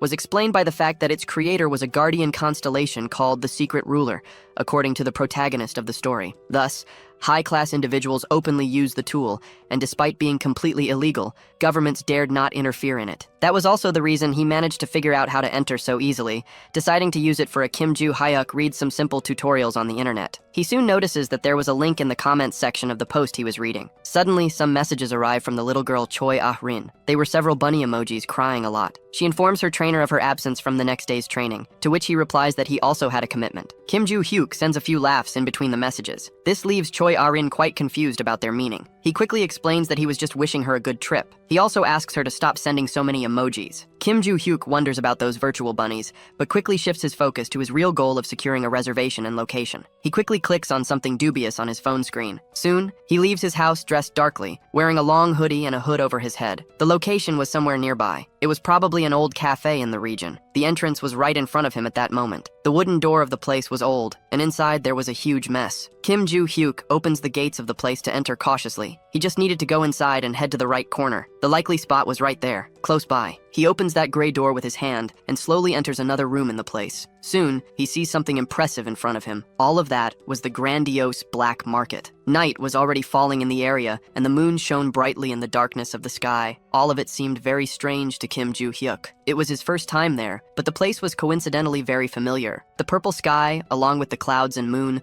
resembled the night he had seen 300 years ago. Suddenly, a man arrives, asking if it was the boy's first time there. The man had a cheerful expression, wearing black clothes and bangs in his hair. Kim Joo-hyuk wonders if that guy was the employee from the posts, as his leather jacket seemed very familiar. The man confirms the information and comments on the marketplace's usage, but the protagonist only knew the rules to a certain level. He quickly hands the man a thick bundle of cash, which the guy thanks him. Kim Joo-hyuk, after doing that, reflects on the money he spent and was about to earn there. There was something he wanted to ask the man in black. The question was where to find the right place to sell all the jewels he had, but he didn't want to auction them, as the man in black assumed. Instead, he just wanted to get rid of them quickly. The man responds that he should go to the market in the 3rd district, as many merchants there would buy anything. Kim Joo-hyuk hesitates, wondering who the most trustworthy guy in the area might be, and the man replies that it's a certain Morris known for offering the best prices. The man in black provides directions to the 3rd district, leaving the little visitor very grateful. But he had one more small piece of advice. He recommended that Kim Joo-hyuk wear a mask in that area. He explains that due to the nature of the goods traded there, everyone wore something to cover their faces most of the time. And that mask was a complimentary gift given to Kim Joo-hyuk,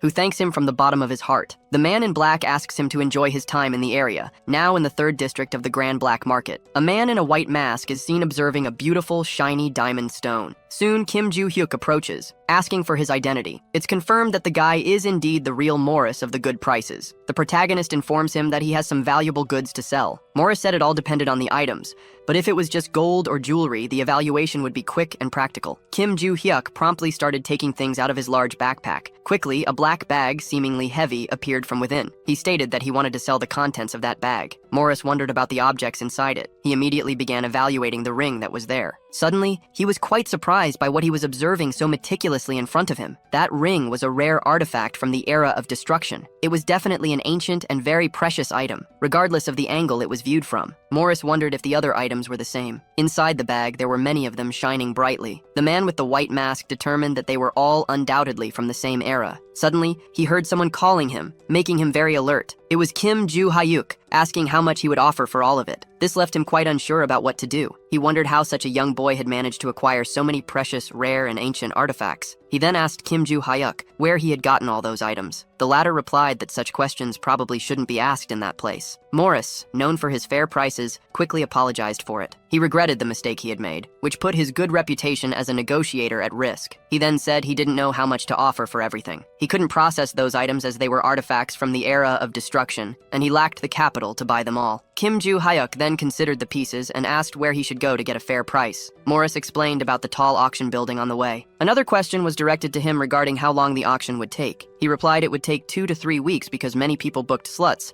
making the process slower. After another question, Kim Joo-hyuk found out he would need to return to the market personally afterward. He lamented learning about all these frustrating procedures. He quickly asked the approximate value his goods would reach at the auction. This made Mr. Morris very thoughtful. He soon picked up his cell phone. He showed the approximate value, leaving the young man very surprised. The boy thought about how many zeros were on that screen and how expensive the goods were in the past, which is why he had kept them. He then asked how much of that value Morris would not have. Based on the estimated value, the man replied that he had only 3/4 of the total amount if he sold everything he owned. Kim Joo-hyuk, slightly confused, asked if that was truly the case. He then decided to accept the offered amount immediately. This left the man with a white mask very surprised, astonished, and perplexed. The artifacts from the era of destruction had a high value for another reason beyond their age. The other major reason was the constellations. They began to appear after that era, and strangely reacted well to artifacts originating from that time. Morris thought that a powerless person could form a contract with a powerful constellation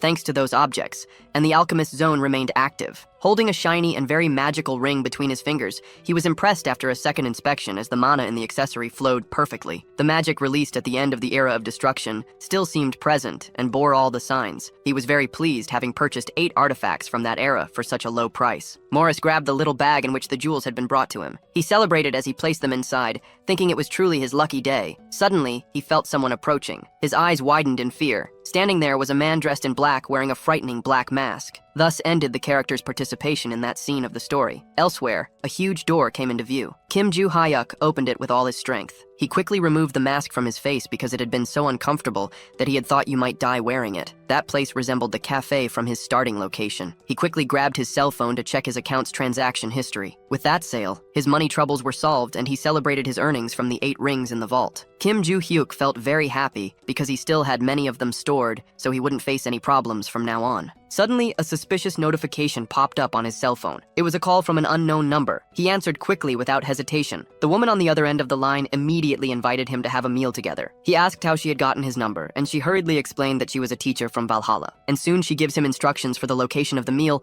without giving the boy any chance to question her, leaving him quite annoyed because she had hung up on him. Kim Joo-hyuk then decides to go to the location since he had nothing better to do, and the silly girl was going to spend all her money just to make him eat for free, thus concluding the scenes of this very unusual invitation. Once again, we return to the scene of the man in the black mask and black clothes. Morris asks why that man is there, and the man questions if their relationship is really that bad. Morris explains that a normal merchant cannot simply talk to the owner of the market, even if they've met a few times. That man standing there was the owner of the place known as the Black Cat, who comments that he greatly admires the merchant for treating him in that way. Morris asks why the Black Cat is there again. He explains that it's nothing significant, just that the merchant's participation in the auction for the first time in a long while seemed very strange. Morris quickly comments that the anonymity of the registration seemed to be very flawed after all. The Black Cat explains that as the real owner of the market was a constellation, he could access any information they wanted, and he immediately asked to see the items listed for the auction. Morris agrees without any issue, though, thinking that the black cat's interest in all of this was very strange, as it was his first time doing this. He quickly throws the black bag containing the items from the era of destruction onto the table, leaving the little black cat deep in thought and speechless. He soon comments on the value of those objects, leaving Morris confused about what he was talking about so suddenly. Out of nowhere, a panel appears saying that the constellation on the other side is watching in shock. The message repeats incessantly on the device. The black cat quickly realizes that his constellation desperately wanted that ring, concluding this chapter of the story. In another location at the Valhalla restaurant, a fork gently wraps around the pasta, which looks quite delicious, and is soon brought toward the mouth. The teacher then savors the food slowly and comments that it is very delicious and tasty, but soon she seems a little confused, quickly asking why Kim Joo-hyuk isn't eating, to which he replies that he's just wondering how Valhalla has a place like this. She explains that besides the school cafeteria and the staff restaurant, there's also a normal place like this, but Kim Joo-hyuk isn't very interested in it. He then asks why she called him there. She's speechless for a brief moment. Then she quickly invites him to be her assistant, but she immediately declines. The teacher asks him not to refuse so quickly, as he would gain many benefits as an intern. She pleads with him to listen for a bit because it was obvious she would make this request. Kim Joo-hyuk shows a tiny bit of interest asking about those benefits. The teacher says he would receive a scholarship and other financial aid, but he still isn't very interested. He would have the chance to write a paper with his mentor and could write about the 3 types of attacks on monsters. If that happened, his name would be listed in the World Association of Monster Research, gaining much glory and wealth, but he still doesn't care. The teacher keeps trying to convince him, even offering more days off from school, but Kim Joo-hyuk remains unimpressed, leaving her deep in thought about her next persuasive proposal. She tries to appeal to his oversized ego and fails miserably. Frustrated, she tries to end the conversation by imposing that he become her assistant. Kim Joo-hyuk responds again that he doesn't want to, thinking that her proposals weren't tempting or decent enough to accept. His urgent goal at that moment was to reach the center of the Great Forest, and even with the teacher as his instructor, it would be difficult to pass the performance evaluation. The protagonist then delivers a checkmate in the conversation, firmly stating that he doesn't want to be an assistant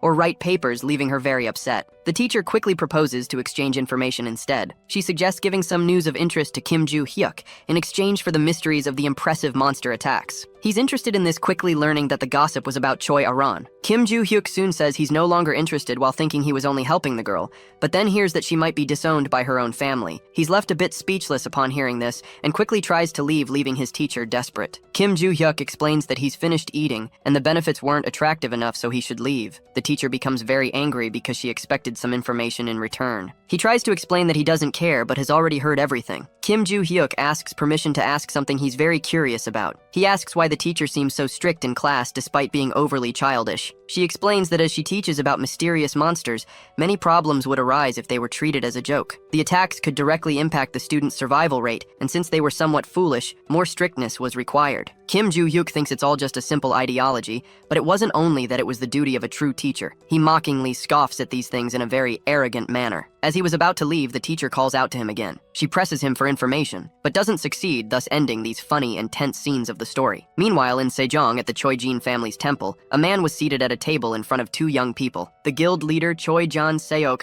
had called them there to ask about their intentions before the classification test to uphold the family's reputation. One of the young people present was from the group True History, a combat leader, and the eldest son of the Choi-jin family, Choi-jin-jin. The second person was also a member of the Choi-jin family, known as Choi-R-in. The leader began explaining that if they passed the classification test, they would have the chance to form a contract through Cheon-wol-do, one of the sacred relics, a testament to the rightful successors in the family. But there was a huge caveat if they failed. They would be literally cut off and expelled from the family without any further ado. Choi-jan Seok then asked if they were truly willing to go through with it. The boy affirmed without hesitation. Choi-R-in also responded the same way without a second thought, and soon both were stared at by the leader for a few moments. Deep in thought, Choi-jan Seok decided to relay all the necessary information. He explained that the test would take place in 3 weeks, and that they could leave the premises for now, which they affirmed. The two then began walking slowly toward the exit. Suddenly, Choi Jin-jin asked if the girl had managed to read the stars. She looked a bit confused, as she hadn't quite understood the question. The boy then asked if she had noticed their father's reaction when she confirmed her participation in the test. She remained silent, pondering that for a few seconds. Her brother commented that Choi R-in was evidently eager to become the family leader, and also to prove herself as a fully legitimate daughter. Hearing this, the girl began to get quite angry. Yet her brother continued to tease her, commenting on her threatening expression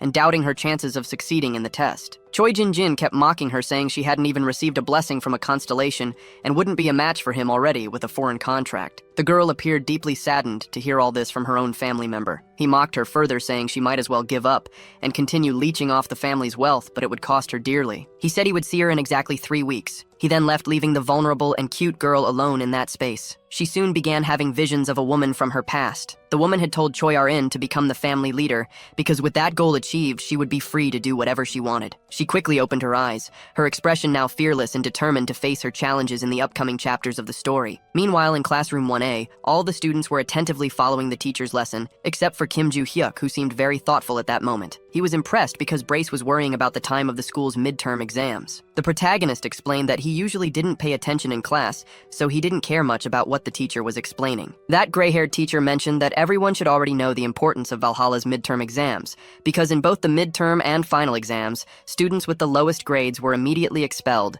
so they needed to organize themselves well. The teacher also urged them to prepare thoroughly for both the theoretical and practical tests to avoid low scores. Kim Joo-hyuk was more concerned about the theoretical test than the practical one, as he was already very skilled at the latter. He thought he needed to stay in that school until he could reach the center of the Great Forest, even though he didn't know how to get there. So he quickly decided to call Barch, who responded immediately. He asked if Barch had already attended most of those classes, receiving an affirmative reply. Kim Joo-hyuk immediately decided that Barch would take the test for him, leaving the latter very confused about this. You would only check his opponent's responses to tell if something was wrong. Barch thought this was a bit unfair, as it felt like a representative was taking his test, but Kim Joo-hyuk countered, saying everything would work that way one way or another, so he should just do it alone. Meanwhile, the professor concluded the class for the day, wishing everyone good work, to which they responded affirmatively. Kim Joo-hyuk immediately grabbed his backpack to leave the place, but suddenly someone called him as he was on his way out. He quickly asked what that little girl wanted. She questioned whether there would be training that day. The protagonist replied affirmatively, asking why she was asking, but Choi Ar-in explained she didn't want to stop, leaving him a bit confused. Kim Joo-hyuk then asked if she wanted to learn fencing, since it was already time to start that process, considering she probably didn't even know how to use a simple sword. He explained that it wasn't fencing or martial arts,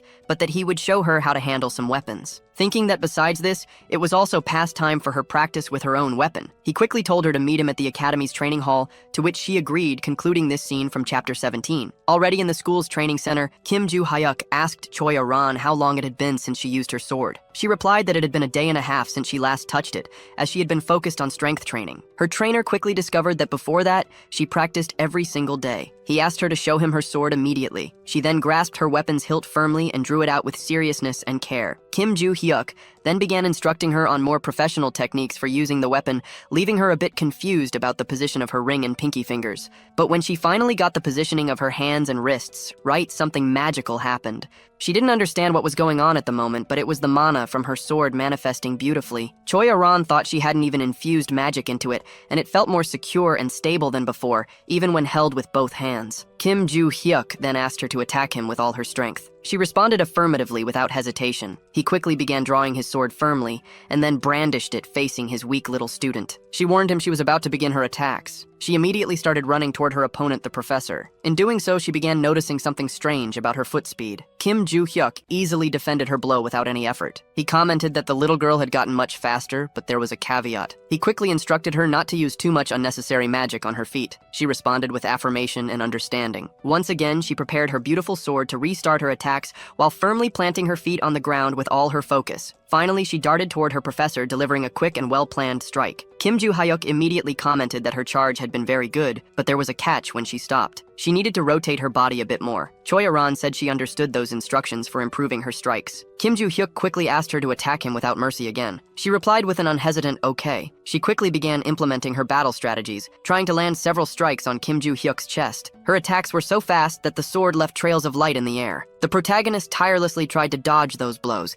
successfully doing so as her sword only hit the ground. The two stared at each other briefly after that. Choi Ar-in thought everything was going as expected, while she bravely faced her opponent, trying to strike him mercilessly with no intent to give up. She was much stronger now thanks to Kim Joo-hyuk's impressive and useful training, who faced her bravely with a calm and serene demeanor amidst the battle. The duel was so intense that their swords clashed mid-fight, ending this tense and productive chapter. The sun was already setting over the grand school of Valhalla. The scene then shifted to the training room in the area where Choi Aran and Kim Joo-hyuk were still training hard. The little girl was already very tired, her breathing heavy. Her trainer then announced that an hour had passed, deciding to end the training for the day, to which she agreed affirmatively. The girl in the pink outfit soon sat down, breathing heavily and visibly exhausted from the battle. She watched her trainer sheath his sword. She thought that his weapon handling was sharper than ever, and couldn't even be compared to his skills during the opening ceremony. However, there was still one major issue. She hadn't even managed to match Kim Joo-hyuk, even though she had clearly asked him to teach her the sword technique. She quickly called out to Kim Joo-hyuk after processing all of this. She asked him to duel her again at the next suitable opportunity. This left him slightly confused by her unexpected request. He thought it was definitely useful to duel with Choi Aran,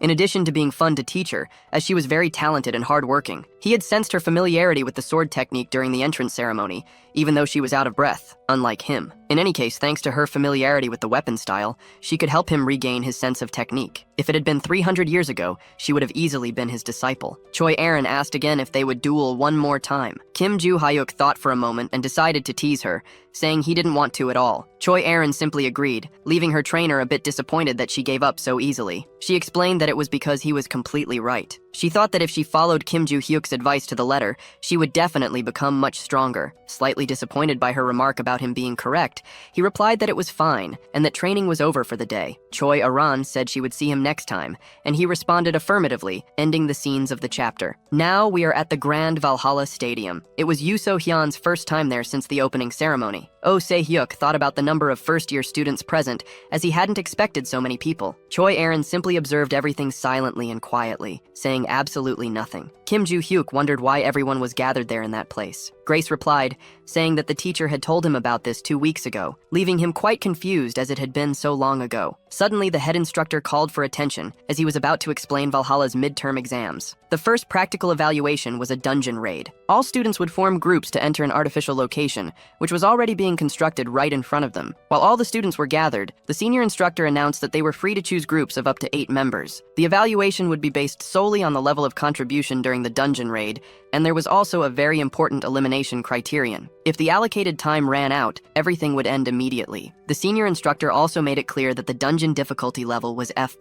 He then gave the order to start the exam immediately. The timer began counting down right away, and murmurs, along with the desperation to form teams, quickly spread among the Valhalla students. The teacher and senior instructor agreed on the students' eagerness, but there was a catch to all this. Yoo So-hyun remarked that the dealer in her team wasn't good enough and looked for someone else, even though the boy claimed he could handle it without any issues. She thought she didn't need to choose someone better than herself, as 5 hours was enough time for 8 people in a dungeon of such a low level, because what mattered was contribution, and a team of 6 members could combine good skills and great talents. She quickly gave the command to start while also considering how difficult it would be to stand out in the task. The senior instructor thought everything was as expected, as a 5th-generation child understood the exam's objective, while the rest of the students didn't. They would usually enter with a group of 20 people, or typically with teams of 8 members. And if a team wasn't well balanced, conflicts would occur, making these 3 outcomes plausible. After considering this, the instructor told the teacher that in 30 minutes the students would enter the dungeon, requiring readiness for the evaluation, to which the teacher affirmed. Meanwhile, Kim Joo-hyuk stood still amid it all,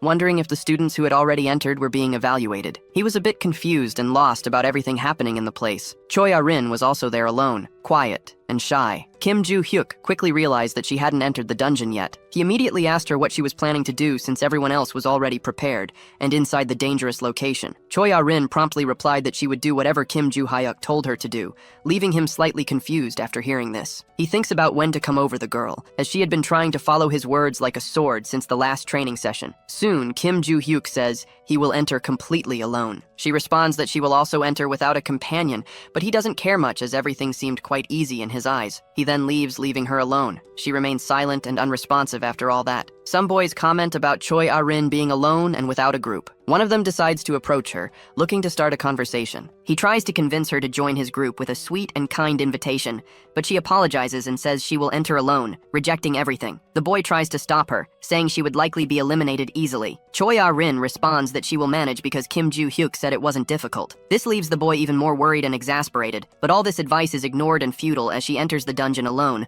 concluding this chapter of the story. Everyone at the Valhalla Stadium had already entered their respective dungeons along with their groups. Meanwhile, they were being monitored from the observation room. The professor watched everyone attentively, remaining silent and focused. Suddenly, a monstrous being appeared in one of the group's dungeons, and soon, Bi-yoon Kyung-yoon earned 2 precious points. Bi-ba-ye-ji scored 1 more point than him. Meanwhile, Bi-yoon Jin-soo managed to secure only 1 point. The senior instructor observed everything with a serious and focused expression. The professor thought everything was going as expected, as the scoring system was difficult, highlighting the rigor of the training, and they were evaluating with speed and precision without errors. When Lee Sang-chul was active, they called him the Clear Master because he was a legendary contractor with a 99% success rate. The professor believed he understood the essentials of dungeon attacks better than anyone, which allowed him to evaluate so effectively and deserved immense respect. Meanwhile, he was watching everything happening on the battlefield, thinking it was an excellent year overall. He believed the 5th-generation students were active as a whole, and among them, there was an exceptional student, the impressive and fearless Yoon So-yeon. At that moment, she was giving orders for positioning and actions to her teammates. They were in a frantic battle against the monstrous beings in the dungeon, which attacked them mercilessly. Yoon So-yeon quickly informed her team that the front line could not fall under any circumstances,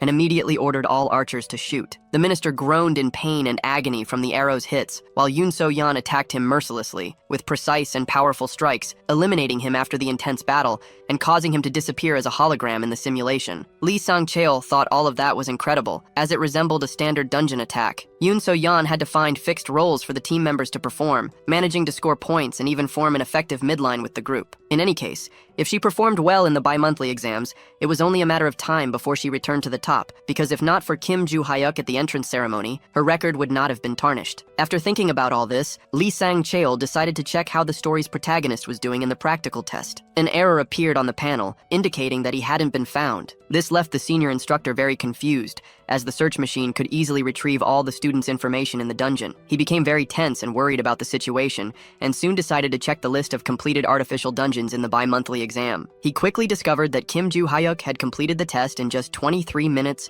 and 32 seconds, ranking first in the practical test leaderboard. Lee Sang-cheol was impressed because the boy had completed everything without a group entirely on his own. What was even more impressive was the short completion time of just 23 minutes and 32 seconds. Even so, the senior instructor was skeptical of the boy and wanted to review the footage, doubting the capabilities of a 17-year-old student. The recording quickly appeared on the control panel, and there was Kim Joo-hyuk, simply standing there holding his sword. He seemed calm and composed in the face of his enormous challenge. In front of him were numerous monstrous beings intent on intimidating and eliminating him, but the boy merely stretched slowly and calmly in front of it all, and soon began running swiftly toward those ugly opponents, who observed everything with fiery determination in their eyes, grunting loudly with the intent to intimidate him. But Kim Joo-hyuk remained calm, his expression filled with anger and determination to complete his mission successfully, without a moment of hesitation. He soon delivered precise and powerful strikes to the monsters, leaving the remaining ones filled with rage and fury. He was cutting through the wild goblins effortlessly. His face was calm and focused on his mission. He stood against 2 enormous and ferocious enemies. They roared loudly, trying to scare him. But Kim Joo-hyuk quickly rushed toward them, preparing to deliver a precise strike to both, and soon destroyed them, bidding farewell to the orcs. All the missions were completed quickly, leaving the superiors impressed, astonished, and speechless. But one target still remained on the battlefield. He faced that giant monstrous being without uttering a single word, Lee Sang-chul. Watching this scene, thought that the enhanced golem was specifically simulated for the midterm exam to challenge groups of 8 people. The golem was massive and fearless, showing no signs of weakness, and Kim Joo-hyuk seemed very excited to face it at that moment. He soon delivered a precise and powerful blow to the chest of the special golem, which was immediately defeated with great ease, and began to disappear in his simulation hologram. Seeing all of this, Lee Sang-chul was impressed. He quickly decided who would take first place in that midterm exam. Clearly, it was Kim Joo-hyuk, thus concluding this chapter of the story. A group was already leaving the dungeon, extremely weakened and worn out from all the battles they had faced. Another team exited more animatedly, with happy and victorious expressions. Yusoya wore a sour expression, clearly in a bad mood. That blonde boy also had an angry look on his face, and Choi Aaron stood there silently, observing everything. Kim Joo-hyuk was also present at the scene as the midterm exams concluded. The narrative then shifted to the teacher's lounge away from the Valhalla Stadium. The teacher was attentively observing the students' ranking table for the midterm exams. He made a face of total shock and surprise at what he saw on the tablet. He quickly approached and informed Lee Sang-chul that the results had been officially published. He explained that the results were unexpected, as Kim Joo-hyuk had ended up in first place on the ranking. This was met with the response that those results were indeed very surprising. Lee Sang-chul had expected the boy to take first place, but completing the dungeon alone and unscathed was utterly impressive. If he matured and entered the industry, South Korea could regain its title as the #1 in the world. The teacher then discovered that this award was given to the strongest professional in the world. Lee Sang-chul expressed his enthusiasm and amazement, stating that it had been a long time since so many geniuses had appeared. He also mentioned there would be a surprise in this exam, according to the teacher. It was definitely the cute girl, Choi Erin. Kim Joo-hyuk's time was unbelievable, but they hadn't expected her to instead of Yoo So-hyun. Lee Sang-chul didn't know what had happened, but Choi Erin had decided to challenge the dungeon alone, just like the protagonist of the story, and she had taken very little time to finish it, despite coming out injured, successfully completing the dungeon. The senior instructor knew she was a quiet and hard-working type, but never thought she'd be the kind of person capable of finishing such a challenge on her own. If the exam had focused solely on teamwork, Yoo So-hyun would have undoubtedly had the highest score, but Kim Joo-hyuk and Choi Erin received better scores. However, even with these results, Lee Sang-chul would never recommend this path for students. Both agreed that this wasn't something ordinary trainees could accomplish. The teacher couldn't stop thinking about Choi Erin. He had met her when he was an executive in a guild, during which she had a weak aura, and how she decided to face the dungeon alone remained a mystery. The teacher suspected the reason for this was Kim Joo-hyuk, but he couldn't believe what he was thinking, so he decided to put those thoughts aside to prepare the students' grades. The next day, the students checked their scores on a paper posted on the school board. The spreadsheet displayed the results of all first-year students, and Kim Joo-hyuk was undeniably in first place. Rockdell Ventrick and his assistant Julia DePalis observed this with great anger and fury. He immediately asked her if Desira was in South Korea, to which she confirmed affirmatively. He then ordered the girl to make a call to him and get ready to leave immediately, thus ending these tense scenes of the story. In the great city of Seoul Jamsil, night had fallen and the lights illuminated the streets. Rockdell Ventrick and his assistant, Julia DePalis, calmly arrived at the restaurant. Someone greeted him rather rudely right away. It was Desira Ventrick, and it had been a long time since they'd seen each other in person. Rockdell immediately sat at the table with his friend. The man ate like a classless animal. The blonde man in black clothes watched with deep disgust and contempt. Then a conversation began, initiated by Desira Ventrick. He asked what the target, Kim Joo-hyuk, had been doing. He was told that nothing much, just acting like a fool full of himself, and that he had caused considerable embarrassment due to his humble origins, for which he would have to pay immediately. Desira then asked if he could kill the target in one go. Rockdell replied that the decision was entirely in his hands. The brute then said he needed to prepare the council properly, leaving the preppy man confused by the statement. He immediately pointed his finger at someone. He was pointing at Julia DePalis because,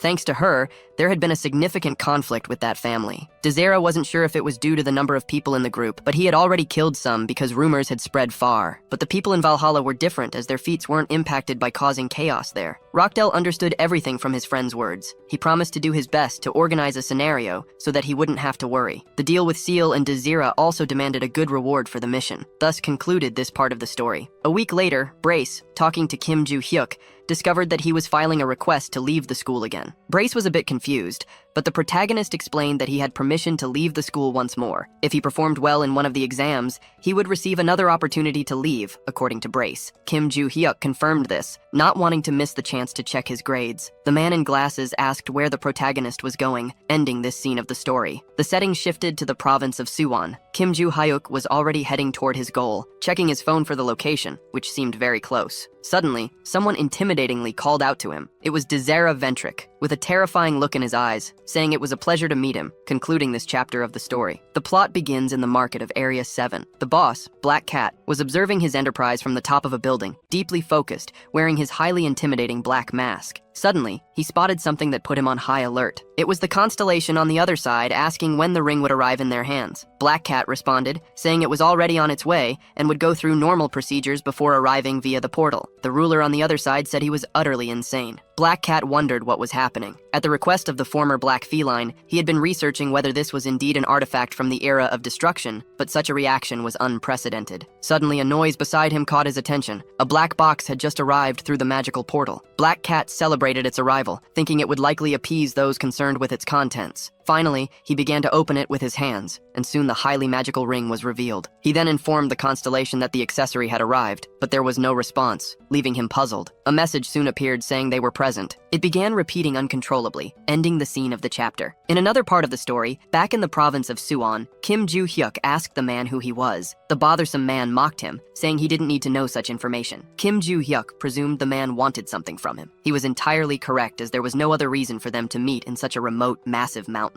The protagonist asked if the man's intention was to eliminate him. He received an immediate and affirmative response. The man explained that it wasn't just his good intuition. Anyone could tell the boy's intentions simply by observing him. Kim Joo-hyuk had figured it out a few days earlier. Dizzer Eventrick lost his composure upon hearing those words, stating that for someone ranked first in Valhalla, the protagonist seemed foolish and petty. He then charged toward him, demanding not to be disappointed. He prepared an extremely powerful and potent attack. But impressively, Kim Joo-hyuk dodged the punch effortlessly, making his opponent crash into a tree nearby. The cocky guy even groaned in pain afterward. His hand had literally split the strong wood of the tree in half, making it fall to the ground immediately. Dizzer Eventrick remarked that Kim Joo-hyuk was lucky to have dodged the punch, as otherwise he'd already be dead. Kim Joo-hyuk provoked him, saying the punch was too slow, dismissing the idea of luck being involved. But he thought there was a catch to all of this. That opponent was undeniably strong, seemingly on the same level, or even more powerful than Oseok. Still, it was dangerous for him to block such a punch with his fragile body, and his strategy to win the battle was very simple. Out of nowhere, Kim Joo-hyuk started running quickly, leaving his enemy confused about what was happening, because he was fleeing, forcing the boy to chase after him. For someone in Kim Joo-hyuk's position, fleeing was a wise choice according to Dizzer Eventrick, as he would have been beaten to death if he hadn't done nothing. But the persistent brat definitely wouldn't let him escape. Suddenly, Kim Joo-hyuk stopped his fast run abruptly and asked if his enemy wasn't at least using that rotten brain of his. Dizzer Eventrick wondered how the boy had gotten so close, as he hadn't even noticed his punch until it was right in front of his eyes. And then he took a blow straight to his ugly face. The impact was so powerful that it sent him flying away instantly, making him crash to the ground, ruining an immense pain and agony. And when he finally managed to open his eyes, he was met with a terrifying sight. It was Kim Joo-hyuk's foot approaching to stomp right in the middle of his face, but he quickly dodged the crushing stomp. If he hadn't, it would have surely ended him for good. Even the ground couldn't withstand the force of that stomp. Kim Joo-hyuk was impressed by this, because the guy was very lucky and managed to dodge it so quickly. After hearing this, Dizzer Eventrick became furious and enraged, and he asked what Kim Joo-hyuk had done. Kim Joo-hyuk responded by stating his rank in Valhalla, as his opponent should already know. This made Dizzer Eventrick even angrier and more infuriated with the overwhelming strength, thus ending this scene in the story. The narrative continues at the Eventrick family's residence, where, in the past, they had used the blonde boy's talent to slightly boost their own status. That talent was an innate aptitude for elixirs. The boy was drinking an elixir. He was capable of consuming any potion without any issues, and his parents had given him some very expensive ones to drink. Suddenly, the glass bottle slipped from his hands and shattered completely on the floor. At 16, the boy had already become stronger than an adult. His parents wanted to use him to gain recognition for the family, but there was a catch to this. Dizzer Eventrick stared intently at his guardians in this scene. Suddenly, his expression turned completely furious and psychotic. It became clear that he didn't want to spend his entire life under their control. In this scene, his father was shown lying dead on the ground. His body was sprawled in the mud. Dizzer Eventrick's overwhelming power meant he no longer needed to worry about the family's recognition. His sister entered the scene with a very angry and furious expression. The boy was definitely a thorn in the Ventrick family's side, and he was ultimately expelled by a member pretending to be the family head. But he didn't care, as all of his problems were solved with money, and he had grown even bolder after cutting ties with the family. When he received a request from Rockdale Ventrick, there was a lot of money at stake, but his interest in Kim Joo-hyuk was much greater. Kim Joo-hyuk had placed first in the entrance exam for Valhalla, and rumors said he was a crazy guy who cursed and kicked all guild scouts out of there. It could be fun to mess with someone like that, and Dizzer Eventrick sought entertainment in it. But there was a catch to this whole story. The question was who exactly this guy was. Returning from Dizzer Eventrick's imagination, Kim Joo-hyuk called out to him. He asked what kind of drug he had used to become so strong, since elixirs were far too expensive for an orphan to acquire. This left the boy quite puzzled. He soon started laughing at his opponent's assumption, because it was hilarious to think that he was probably being accused of using steroids. The guy seemed like a cheat who abused drugs. But Dizzer Eventrick didn't care about such accusations, and asked again how the boy had become so strong. Kim Joo-hyuk responds that he has never used drugs, and his strength is the result of intense training and rigorous exercise. He adds that in some ways, Dizzer Eventrick could be compared to Oseok, but it would be very rude to compare a naturally muscular man to a little druggie. After hearing this, Dizzer Eventrick becomes extremely angry and enraged with Kim Joo-hyuk. Though he lacked the power to use his trump card, he decides to draw his magical sword nonetheless. Kim Joo-hyuk is quite confused by the display of magical power. Dizzer Eventrick can feel his power growing significantly. He then calls the protagonist to a big battle, declaring that he wouldn't let him get away so easily. But suddenly, he takes a hard, painful punch to the face. After landing the blow, Kim Joo-hyuk mocks him, remarking that no smart opponent would wait for their adversary to prepare for an attack. Dizzer Eventrick flies a long distance, screaming in pain and agony. Not satisfied, the protagonist charges at him again mercilessly, landing another strong, powerful strike on his ugly opponent's face. The screams of pain grow even louder from the brutal blows. Suddenly, Kim Joo-hyuk desperately demands that he calm down. Desir-en, now weakened and dazed, struggles to stay conscious. The protagonist angrily chastises him, saying he couldn't lose consciousness yet. He adds that he might have forgiven him if this was just a petty quarrel, but the earlier truth revealed about handling oneself removed any chance of immediate pardon or amnesty. Still, Kim Joo-hyuk had something to ask him. Desir-en, with a completely destroyed and hopeless expression, listens as Kim Joo-hyuk tells him to clench his teeth tightly while preparing another painful blow, concludes the scene of this chapter. Now we shift to the grand dormitory of the enormous Valhalla Academy, specifically in Rockdell Ventric's room, the arrogant little brat. He's thinking that by now, Desir Ventric should have dealt with Kim Joo-hyuk, and given his personality, might have even killed him. Though cleaning up Desir-en's messes was annoying, at least it wasn't on school grounds this time, which made the moment perfect for Rockdell, leaving him feeling very relieved. Suddenly, he calls for his assistant, Julia de Pallas, who promptly responds affirmatively. He orders her to fetch a car immediately, and she agrees without hesitation. Out of nowhere, a familiar noise comes from his phone. It was supposedly Desir-en calling at that opportune moment. He asks if Youngnim had already finished off Kim Joo-hyuk, but no one responds immediately, leaving a tense, eerie silence on the line. Once again, Rockdell Ventric calls for Youngnim, only to hear a terrifying groan. The screams of pain, agony, and despair don't stop at any moment during the call. Suddenly, someone begins speaking on the line, heightening Rockdell Ventric's tension. It is Kim Joo-hyuk, speaking calmly and coldly. He translates Desira Ventric's groaning and agonizing, saying that Desira wanted Rockdell to burn 2 sticks of incense if he died at that moment, and that Rockdell Ventric should wait for Kim Joo-hyuk,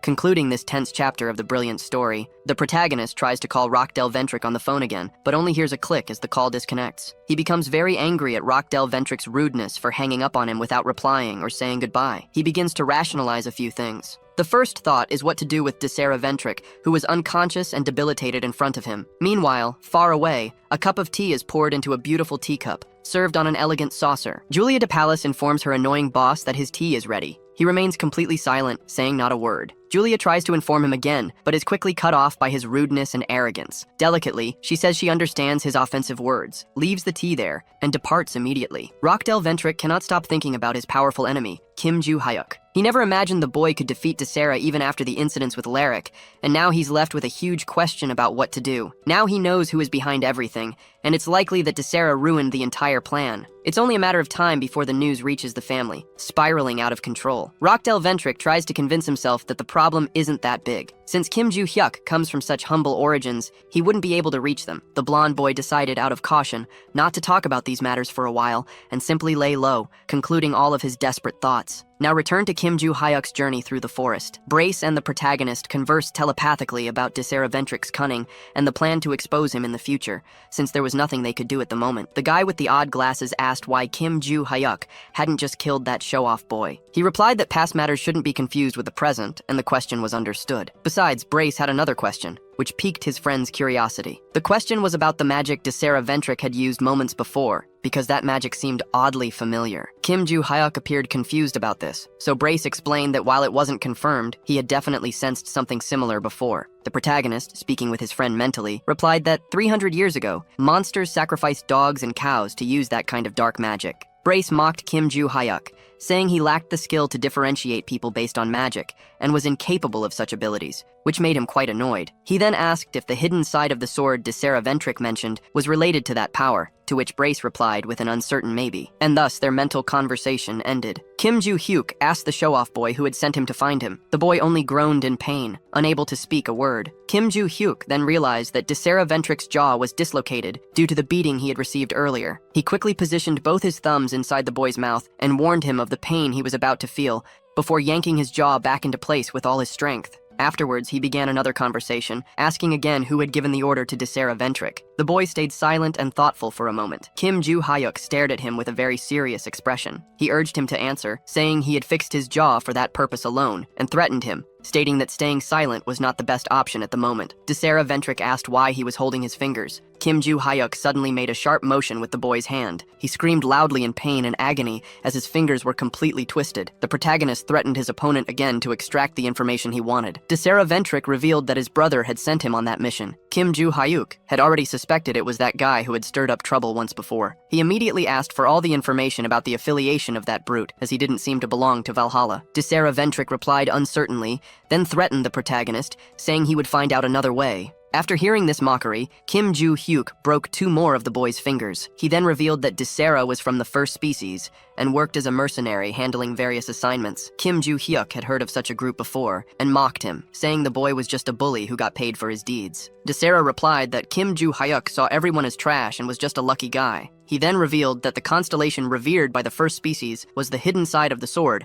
and that he also had a contract with it naturally. He added that if he had had 30 more seconds to charge his magic, the outcome of the fight would have been entirely different. Kim Joo-hyuk told Desera he talked too much, and that he would have let him go if he had just shut up and named the person who sent him without stalling. Once again, he shoved his thumbs into the boy's mouth and told him he looked much better silent, while dislocating the boy's jaw again, thus ending this tense scene of the chapter. Many messages appeared on Kim Joo-hyuk's phone. As expected, everyone agreed that those guys were a malicious group. Still, the protagonist was upset because he couldn't find the notes, and Rockdale Ventrick continued to make him look suspicious. He thought about how to ruin that show-off brat's life, concluding that at this time he should use more modern methods. First, he had recorded all of Desera's confessions, and he needed to quickly find a place to post all that. Suddenly, Kim Joo-hyuk made a phone call. It was to his teacher, who was quite surprised by it. She thought the boy had finally agreed to be her personal assistant, but that wasn't the reason for his call. He wanted to know if she happened to know any renowned and well-known journalists, thus concluding this tense chapter. News quickly spread about the attempted assassination by the Ventrick family targeting a Valhalla student. Numerous reports highlighted the shocking and surprising case. Some people clarified and summarized the chaos that had occurred in internet posts. Consequently, Kim Joo-hyuk's name was revealed on social media, directly linked to the case. He felt pleased with this modern war. Race praised his adaptation to contemporary culture, to which Kim Joo-hyuk replied that it was all the result of suffering and effort,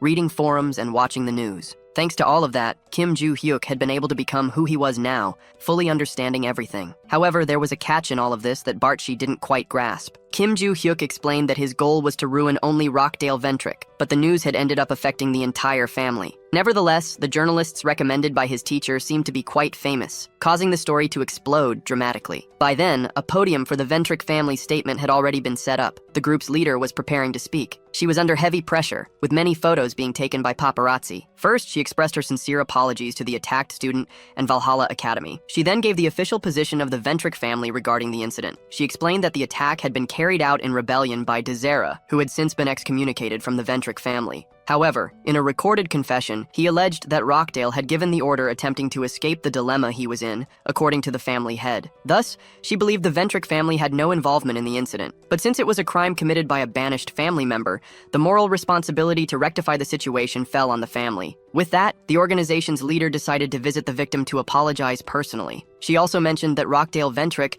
could indeed be connected in some way to the perpetrator of the crime. As a result, he would return home, where an investigation by the prosecutor's office had been scheduled to resolve all doubts. After finishing her speech, many photos were taken again by the paparazzi. The family head immediately left without answering any questions about her planned apology to the crime victim. Meanwhile, Rockdale Ventrick was watching everything on his phone, with a face full of anger and frustration at how far the situation had escalated. Suddenly, a call from his father came through. He answered immediately, without hesitation. His father ordered Rockdale Ventrick to return to England for a while, effective immediately. It was a command from the entire family, which he complied with without thinking twice. After hanging up, he was furious and enraged, cursing everything and everyone, leaving his maid, Julia de Palis, utterly frightened, concluding this shocking scene. Meanwhile, Desero was being pressured to reveal who was behind everything. He insisted that the Ventrick family was correct, as he alone was behind the crime. Kim Joo-hyuk was quite impressed because the boy was swallowing his pride. Desero despised the Ventrick family. The protagonist was left wondering who might apologize to him personally,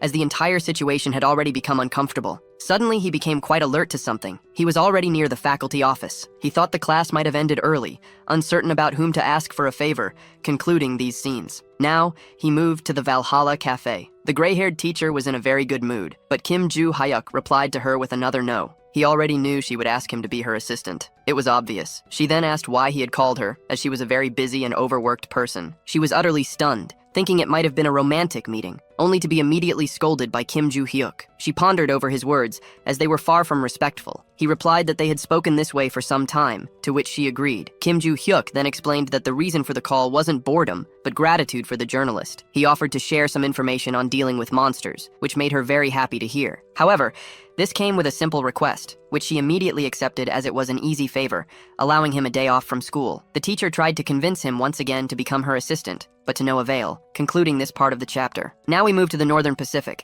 specifically aboard the criminal transport ship AL-08. DeSera was in one of the cells aboard the vessel. He was furious, as he could never have imagined being thrown onto a ship and treated like cargo to be transferred to the Tower prison. It was a prison in the middle of the North Pacific Ocean, a towering facility. An S-class constellation had created that isolated refuge to turn all contractors into normal human beings. But DeSera didn't care about any of that. He was only staying silent to keep Rockdale from being kicked out of the Ventrick family and to have his sentence reduced by 5 years. And 5 measly years meant nothing to him. Suddenly he heard a loud noise nearby. A bright red light quickly flashed past, unidentifiable. Then someone appeared in front of DeSera, concluding the chapter. The person who had appeared in the previous chapter was Cook. He immediately stabbed DeSera in the stomach with a dagger and stood there staring at him, firmly holding the blade in his right hand. Cook wished for DeSera's death, saying the first species didn't need someone like him. DeSera groaned in pain from the knife wound in his abdomen and soon collapsed face first onto the ground, unable to endure it. Cook watched him lying there with no intention of helping. Now we are at the Grand Ventrick family mansion. The leader of the group was visibly angry and furious over the recent events. She glared at Rockdale Ventrick and his father, Eden Ventrick. First, she called out to the show-off boy by name. He responded affirmatively without hesitation. She asked him what he was going to do,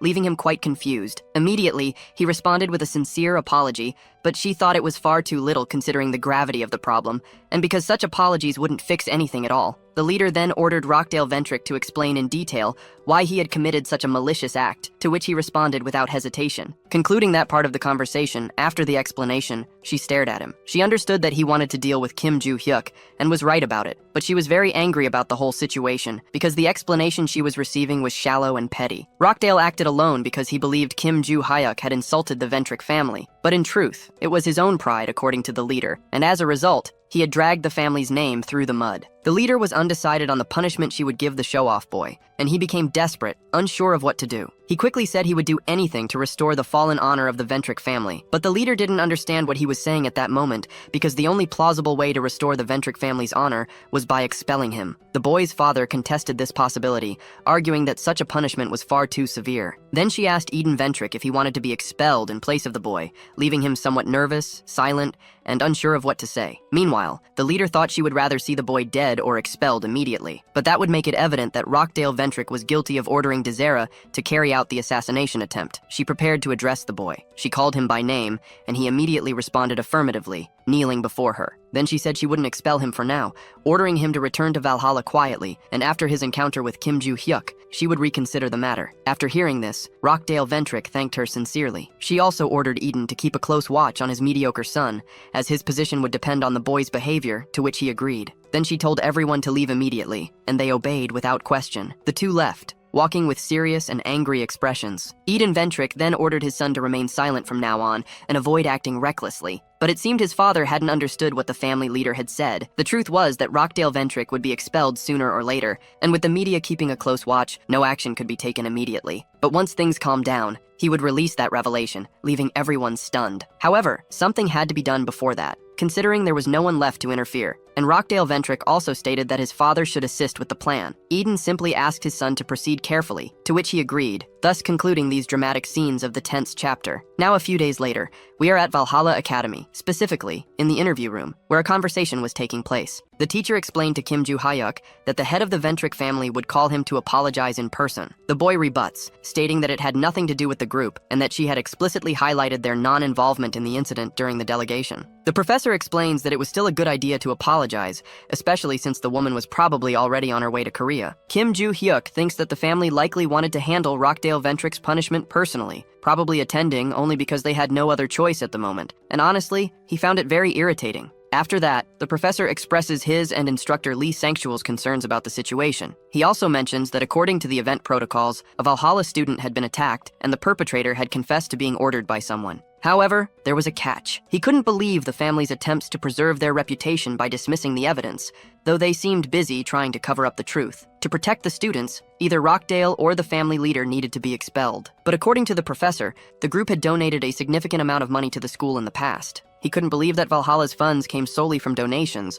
so the school would likely turn a blind eye if they paid well. Kim Joo-hyuk understood everything his professor said and affirmed that he would have a conversation with the family head. The professor was stunned by something at that moment. It was the boy's reaction, and it had been very composed. Kim Joo-hyuk replied that he had always been like that. Suddenly, there was a knock at the door. The professor informed him that the family head had arrived and that he would let her in. He then left, wishing them a good conversation. He quickly opened the door for the woman, bowing to her at the first visual contact and welcoming her with a sincere greeting, which she returned with gratitude. She entered the room slowly, meeting Kim Joo-hyuk. Adelia Ventrick introduced herself and greeted the boy. He greeted her in return, concluding this chapter. The chapter begins with Adelia Ventrick sitting across from Kim Joo-hyuk. The two stare at each other for a brief moment. Then she began discussing the incident with Desira, immediately offering a deep and sincere apology. Kim Joo-hyuk retorted that since Desira was being expelled, everything was fine so far. She responded that she had heard rumors about Rochdale Ventrick also causing trouble for him, to which he replied it had only happened once and was in the past. As she pointed out that Rochdale Ventrick had nothing to do with the incident,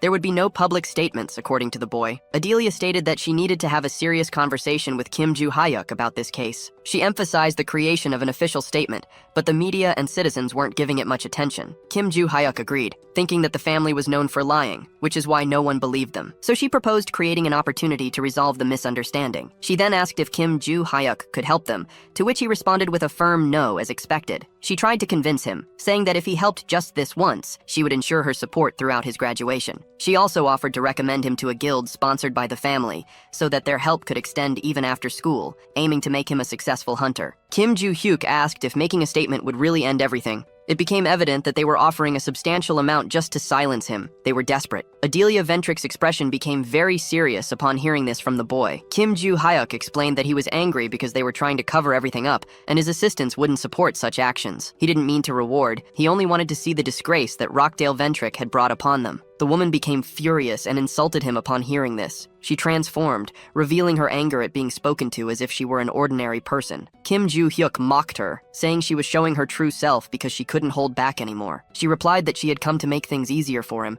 but in return, she only received arrogance. At that moment, she wished to kill him. She had wanted to be generous, but the boy was throwing it all away. Kim Joo-hyuk provoked her, telling her to try attacking him, making her even more furious and enraged. He commented on her public statement, in which she claimed the family had nothing to do with the case, trying to uphold that lie with money while now wanting to kill him. Once again, he doubted her abilities, making her even angrier. He stated that she couldn't kill him anyway, adding fuel to the fire and further provoking her rage. Adelia Ventrick transformed back to her normal appearance and immediately invited Kim Joo-hyuk to talk, saying she would make him regret everything he had just said. He thought she couldn't do anything in the end and was just talking nonsense. Race then intervened, saying Kim Joo-hyuk didn't need to go that far. The two quickly began a mental conversation. Kim Joo-hyuk told Bark that he hated those arrogant fools the most, and he knew exactly what Adelia Ventrick was going to do, cursing her a lot. He also said he hated Barch, who didn't seem to care much. Kim Joo-hyuk then calmed down, thinking about how he didn't have any more classes for the day, and could head to the training center early in the morning.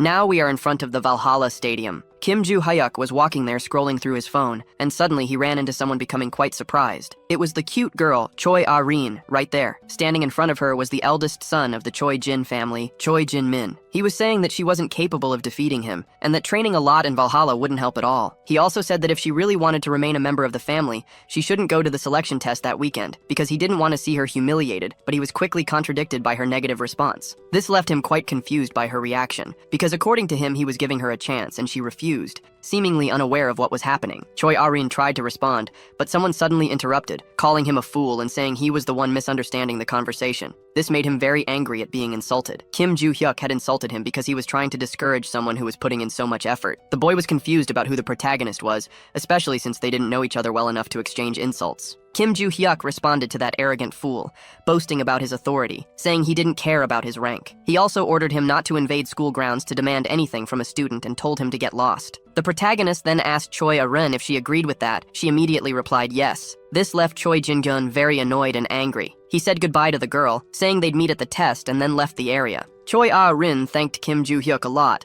but he simply ordered her to head to training. She then revealed that when asked if she agreed, she was actually thinking of a different alternative. This made the protagonist very curious to know more. She explained that instead of telling him to leave, she would have insulted the boy, to which Kim Joo-hyuk reprimanded her, thinking she was crazy. They quickly started planning their training as they walked to the training center.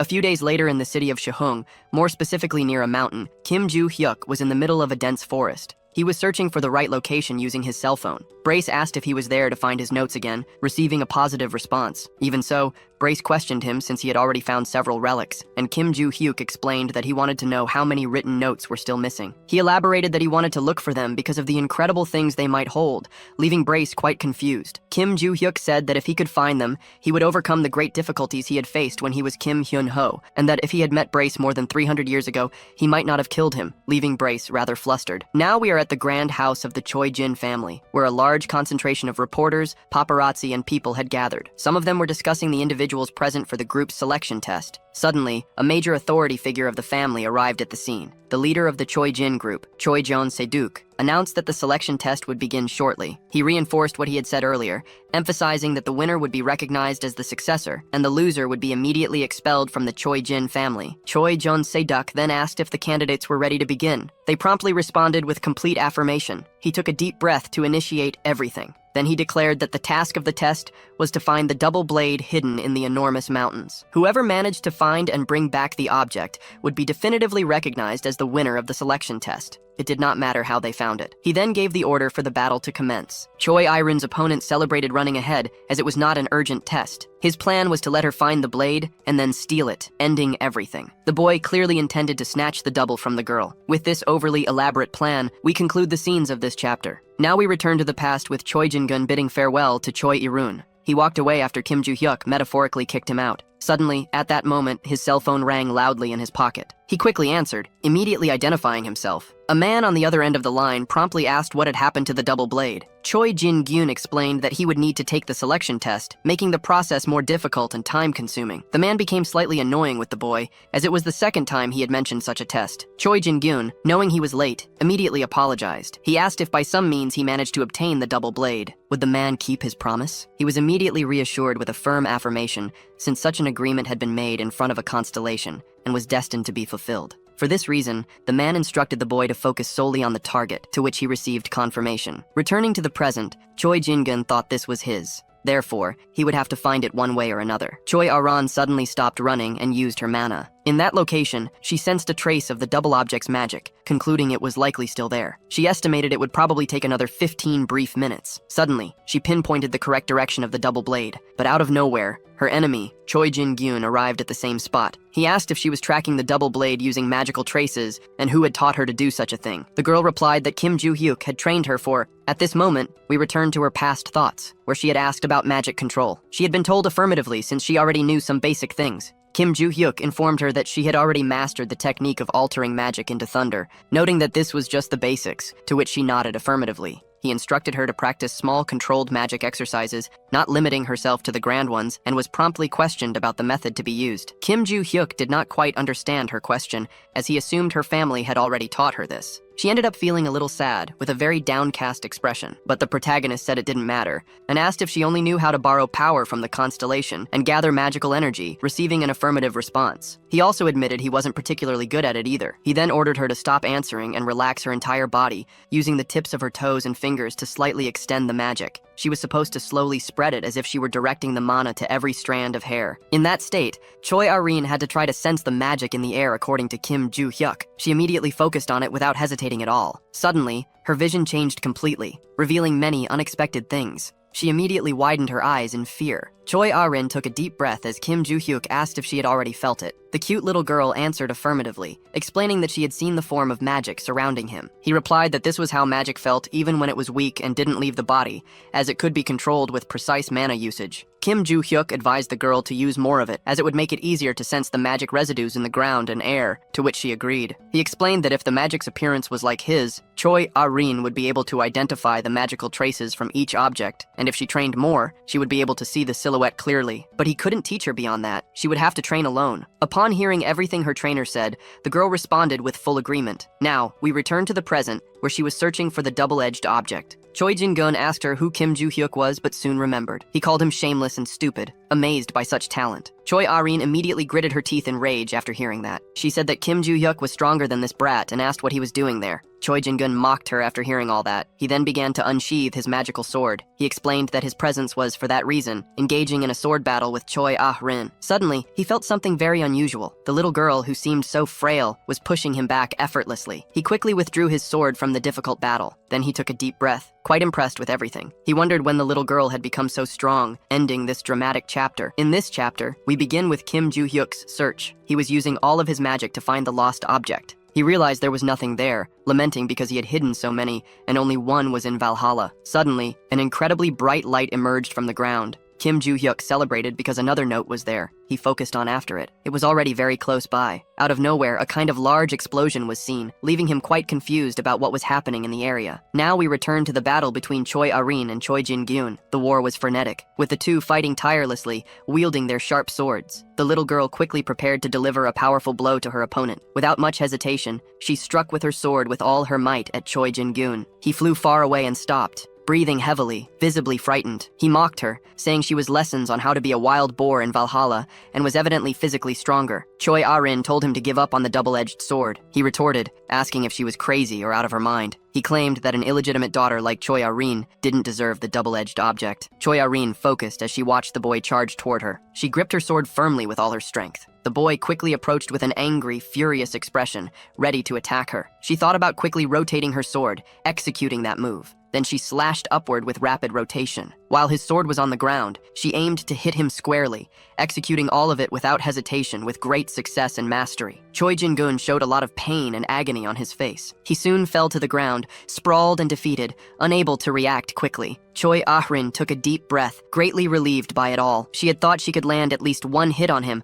but never imagined it would be such a critical attack. She immediately focused on going after the double-edged sword. Suddenly, she heard a voice saying she had won so easily, widening her eyes in fear. It was Choi Jin-gyun, standing up, fully recovered from the powerful and strong blow filled with rage. He said he had mentioned something before. It was that the girl's blessing was a joke because she could never defeat him since he had a contract. Choi Jin-gyun explained that Choi Ah-rin had hit him while he was off guard, so he would give her credit for that. She asked about the magic surrounding the boy's sword as he seemed like a villain, wanting to make it very clear why that was the case. He then provoked her, saying she didn't need to know about it and mocking her blatantly. Choi Ah-rin immediately prepared a precise attack. The boy, without hesitation, charged at her quickly. The girl was surprised because he dodged her attack from an extremely short distance, and then landed a strong, precise blow on her body. She fell to the ground, groaning in pain with a defeated and tense expression. The boy quickly stood over her, asking if she really wouldn't get up, even recommending she stay down and not rise. She groaned in pain, noticing something strange on her small body. It was a large wound bleeding profusely. Choi Jin-gyun mocked her, saying it would really be better to stay down and quiet to avoid death. She asked about the boy's contract and whether it was with some malicious and wicked constellation. The boy explained that, as the leader of the Jinsa Guild, he had signed a contract with an A-level entity, but was now allied with the devotees, leaving the girl surprised. She had heard that name before. They were the third most dangerous evil group in the world. Choi Ah-rin responded that she didn't understand the devotees' constellation contracts, asking if their membership benefits were better than enjoying life. The boy mocked her for questioning that, preparing to respond. He said they were incredible powers and commands, along with the authorization to detach from the leaving. Choi Ah-rin, very confused and doubtful about what he had said. Choi Jin-gyun explained that he had joined the Jinsa Guild at only 12 years old. He'd been working for the family since childhood, at an age when he only wanted to play, and he remained in the guild due to his father's oversight, not by choice. He also said that during his adolescence, filled with desires, he ended up meeting someone from the devotees. The man had encouraged him to join the group, saying he could fulfill all the desires of his heart. Choi Jin-gyun felt that perhaps this man had already known his temperament, leaving the girl confused about that. He explained that his desire was to break fragile humans, but he couldn't just join them. He first had to fulfill the condition of obtaining the double sword relic, and if the girl had simply given up earlier, he would have received the double sword without significant trouble, and she wouldn't have had to start the second test. After hearing all this, Choi Ah-rin felt somewhat confused about this test, as if she couldn't remember, leaving him astonished. He explained that 10 years ago, the eldest daughter of the Choi Jin family, Choi Ah-jin, had participated in the first selection test, leaving the girl perplexed by the revelation. She soon discovered that her older sister had disappeared while taking the evaluation. Choi Jin-gyun said he hadn't been able to control his perplexing desires, revealing that before the search for the double sword, he had killed the girl in the mountains. But in the end, he failed to find the relic, ending up badly injured and failing miserably. Otherwise, he could have joined the devotees 10 years ago. In any case, the father had already found the daughter, secretly institutionalizing her, and Choi Jin-gyun had left her there intending for her to disappear, but something had happened. Choi Ah-rin became curious about where Choi Ah-jin was at that moment, only to be told that now was not the time to look for her, and that it was better to give up. The villain elaborated on the collapse of the little girl's mother, who always cried endlessly in despair, and the reason was that she saw her daughter's face in Choi Arin. Choi Jin-gyun then concluded his revelations, returning to the main focus, the double sword. He then prepared to strike the girl, telling her to send a greeting to her deceased sister, and then unleashed a blow with all his strength toward Choi Arin's head. But suddenly, a loud noise echoed in the same place. Choi Jin-gun was completely shocked and very surprised by this. Kim Joo-hyuk was right there, and had just defended Choi Arin from what would have been a completely fatal blow, concluding this tense and exciting chapter. Kim Joo-hyuk, acting heroically, asked what Choi Jin-gun was doing. He replied that it was a family matter,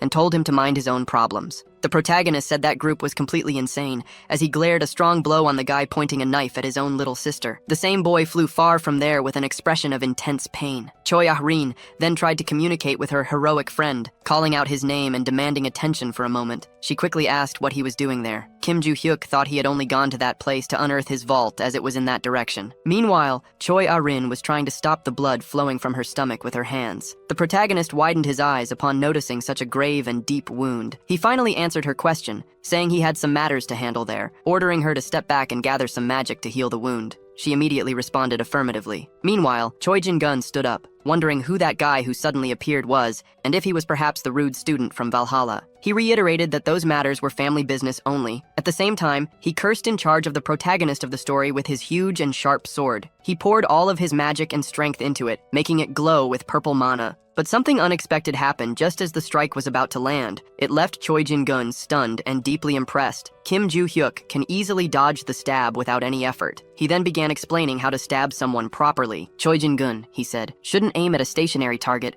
but should target someone who was moving like himself, while demonstrating this by striking him. The boy screamed in pain and agony, his mouth expelling a vital red liquid after the powerful and potent blow. But Kim Joo-hyuk didn't stop his onslaught at that moment. Choi Jin-gun thought his enemy was pursuing him, while simultaneously pushing him back. Suddenly, he took another powerful and potent strike to the middle of his weak and useless body. He was driven into the ground, causing significant destruction. His expression was no longer that of a living person, but of someone utterly defeated. Kim Joo-hyuk watched him on the ground without saying a single word. He then asked if Oram was okay, receiving an immediate affirmative response. He also asked if she could walk while she attempted to move. Suddenly, a purple magic aura caught the protagonist's attention. Choi Jin-gun's body was exuding abundant magical smoke at that moment. Brace commented to Kim Joo-hyuk that it was a magical sword, receiving an affirmative reply along with a question about whether that guy was evil too. Suddenly, the villain firmly planted his feet on the ground. He quickly stood up, cursing furiously at the protagonist of the story. He also said that the protagonist was just a useless freshman from Valhalla. He accused him of underestimating the offensive leader of the guild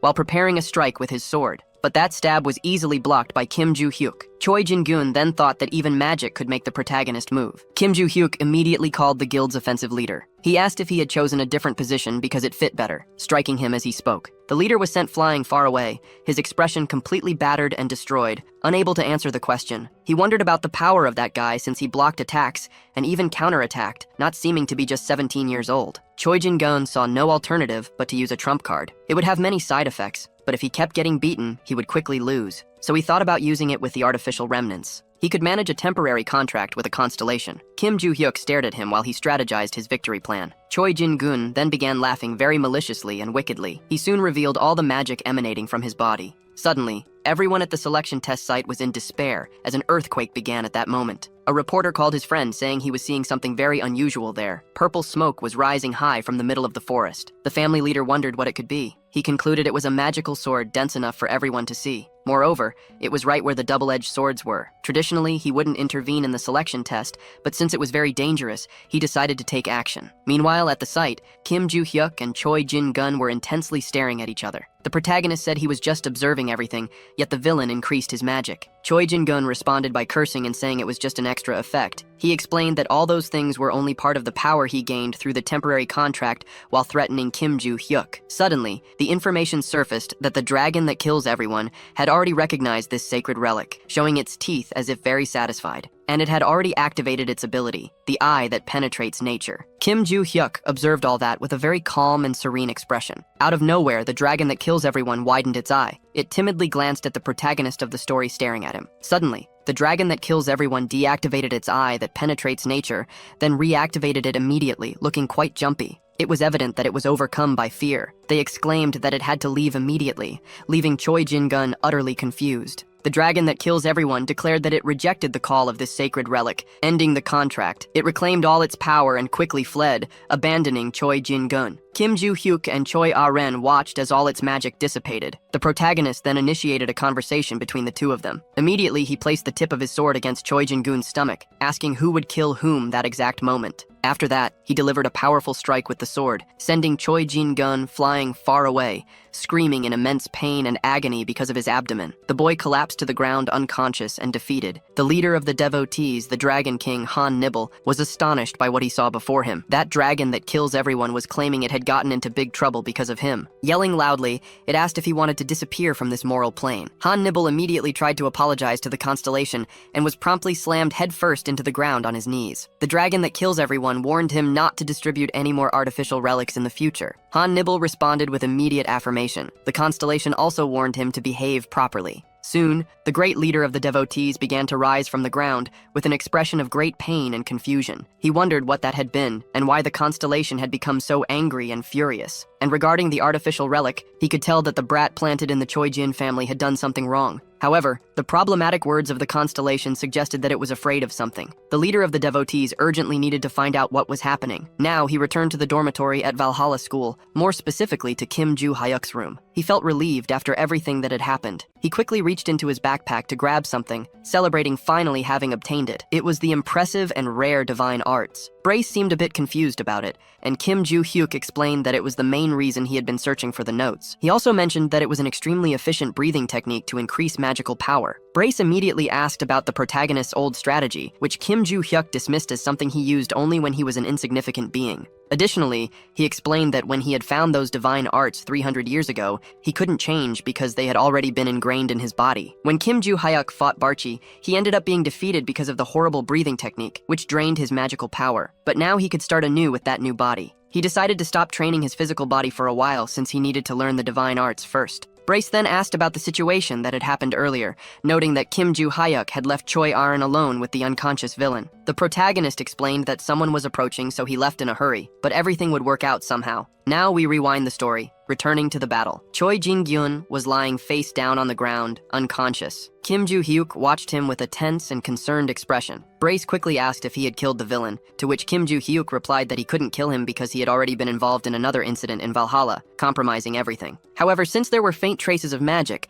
the boy would probably survive, which Brace confirmed positively. Kim Joo-hyuk then asked if Choi Ah-ren could stand up, discovering that she could, according to her, and just as he was about to say something else, he noticed someone approaching at that moment, likely the girl's family on their way, which could interfere with finding the notes. The protagonist then called the girl, and she promptly responded. He ordered her not to strain herself since her family was already arriving, and informed her that he had to leave due to obligations, which she acknowledged. Kim Joo-hyuk told Choi Ah-ren to claim she had dealt with the villain alone in case her group didn't know. He revealed that the boy had lost a lot of energy in the last attack while bidding farewell to the girl. She said she understood everything, bidding him farewell and planning to see him again at school. Now he returned to the present, concluding the protagonist's memories, as he continued to plan something regardless. He wanted to retrieve the inventory stones as soon as he mastered the divine arts, since last time he couldn't absorb all their magical power. But up until that moment, he just wanted to rest for a while. Now he returned to the Trojan family province. The family leader was gathered with several people at a table at that moment. He said that thanks to the press present at the selection test site, news articles had been published very quickly. He found out that most people had already read them. One of those articles stated that the Trojan family was a joke. Another claimed that the group had ties to the devotees. The family leader was very concerned about the chaos, stating that he couldn't believe there was a malicious infiltrator in the Trojan group. Furthermore, he revealed that an official letter had been released by the association with a declaration from them. He said that something similar had happened to the Ventric family, and since their ties were distant, they had remained silent. But this approach would no longer work. The leader asked about Choi Ah-ren and also informed him of Choi Jin-gun's arrest, learning that the little girl was safe and being treated in the family hospital. He also discovered that the injury had been significant, but the bleeding had stopped and the organs had not been damaged, eliminating the need for surgery. Upon learning this, the leader expressed his great relief. Someone at the table informed him that there were some articles about Ms. Ah-ren. The news praised her,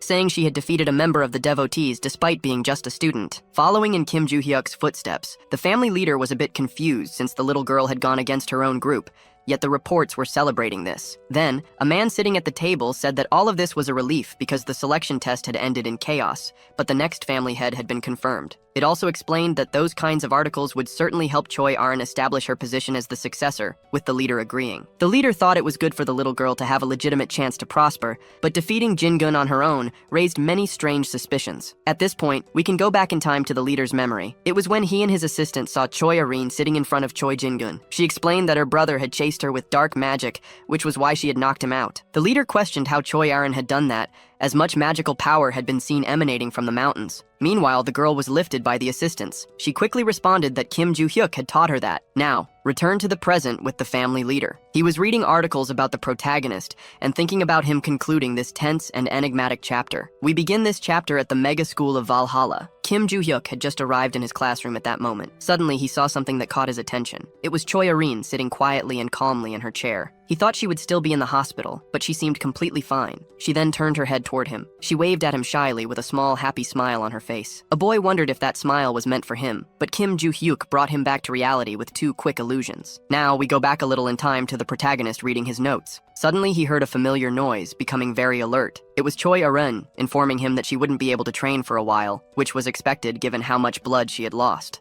Kim Joo-hyuk quickly responded, saying it was no problem since he would be solving some issues in the coming days. She then sent several stickers, making him quite nervous with so many messages in a row. Suddenly, Grace appeared saying he had something to reveal, piquing his curiosity. He informed him that the dark magic was very familiar. Kim Joo-hyuk questioned him about his memory, but Grace couldn't recall anything. He explained that he hadn't forgotten, but seemed to have something blocking his memory. Kim Joo-hyuk hypothesized that the cause was that pesky guy Brace had mentioned before, and Brace agreed. Brace said he wasn't 100% sure, but satisfying the second condition might theoretically overcome that block. The protagonist then associated this with the center of the Great Forest. He thought it was just an area used for performance evaluations, but it also served for the final practical exam, where the worst performers were immediately expelled. Kim Joo-hyuk then reached the unfortunate conclusion that he would have to wait until the exam period, losing a lot of time. Now we return to the present, where the protagonist emphasized that he needed time to adapt to Shingong anyway, quickly deciding to search for the center of the forest. Suddenly, the teacher entered the classroom,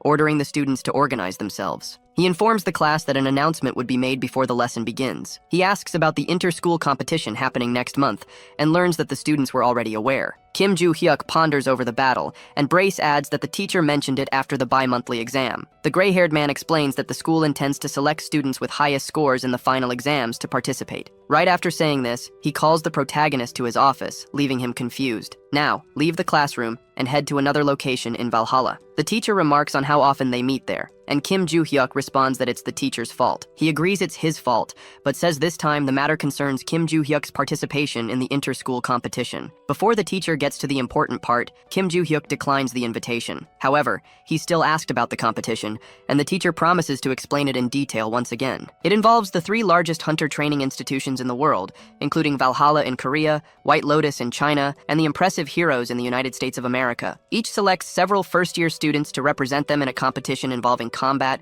maze escapes, and various other challenges. For this reason, Valhalla plans to send those who scored the highest in the practical exam. Kim Joo-hyuk then shows clear disinterest in the matter. The teacher tries to explain the benefits, but Kim Joo-hyuk says he's not interested in money or similar rewards. He reaffirms this, though the teacher doesn't seem too concerned. The teacher then brings up the Great Forest Center in the conversation, catching the boy's interest as it is the location of the final exam. The teacher explains that since the final task is at Valhalla, it will involve entering the Great Forest Center, essentially bypassing the winners of the last exam. However, if someone fails to complete it, they will have to attempt again during the final exams. After hearing this, Kim Joo-hyuk confirms his understanding. He then announces his desire to participate in the inter-school competition. Now we shift to the vast Ventrix estate, located in the United Kingdom. There, the family head, Adelia, asks about the progress of the preparations. She is told everything is going well, but it will take another month to complete, to which she responds that everyone should simply continue their efforts. She also inquires about Valhalla and the people of Rockdale Ventrix, discovering that no issues have been reported regarding their movements. She immediately orders her employee to voice any suspicions, and he responds affirmatively. He then mentions news unrelated to them,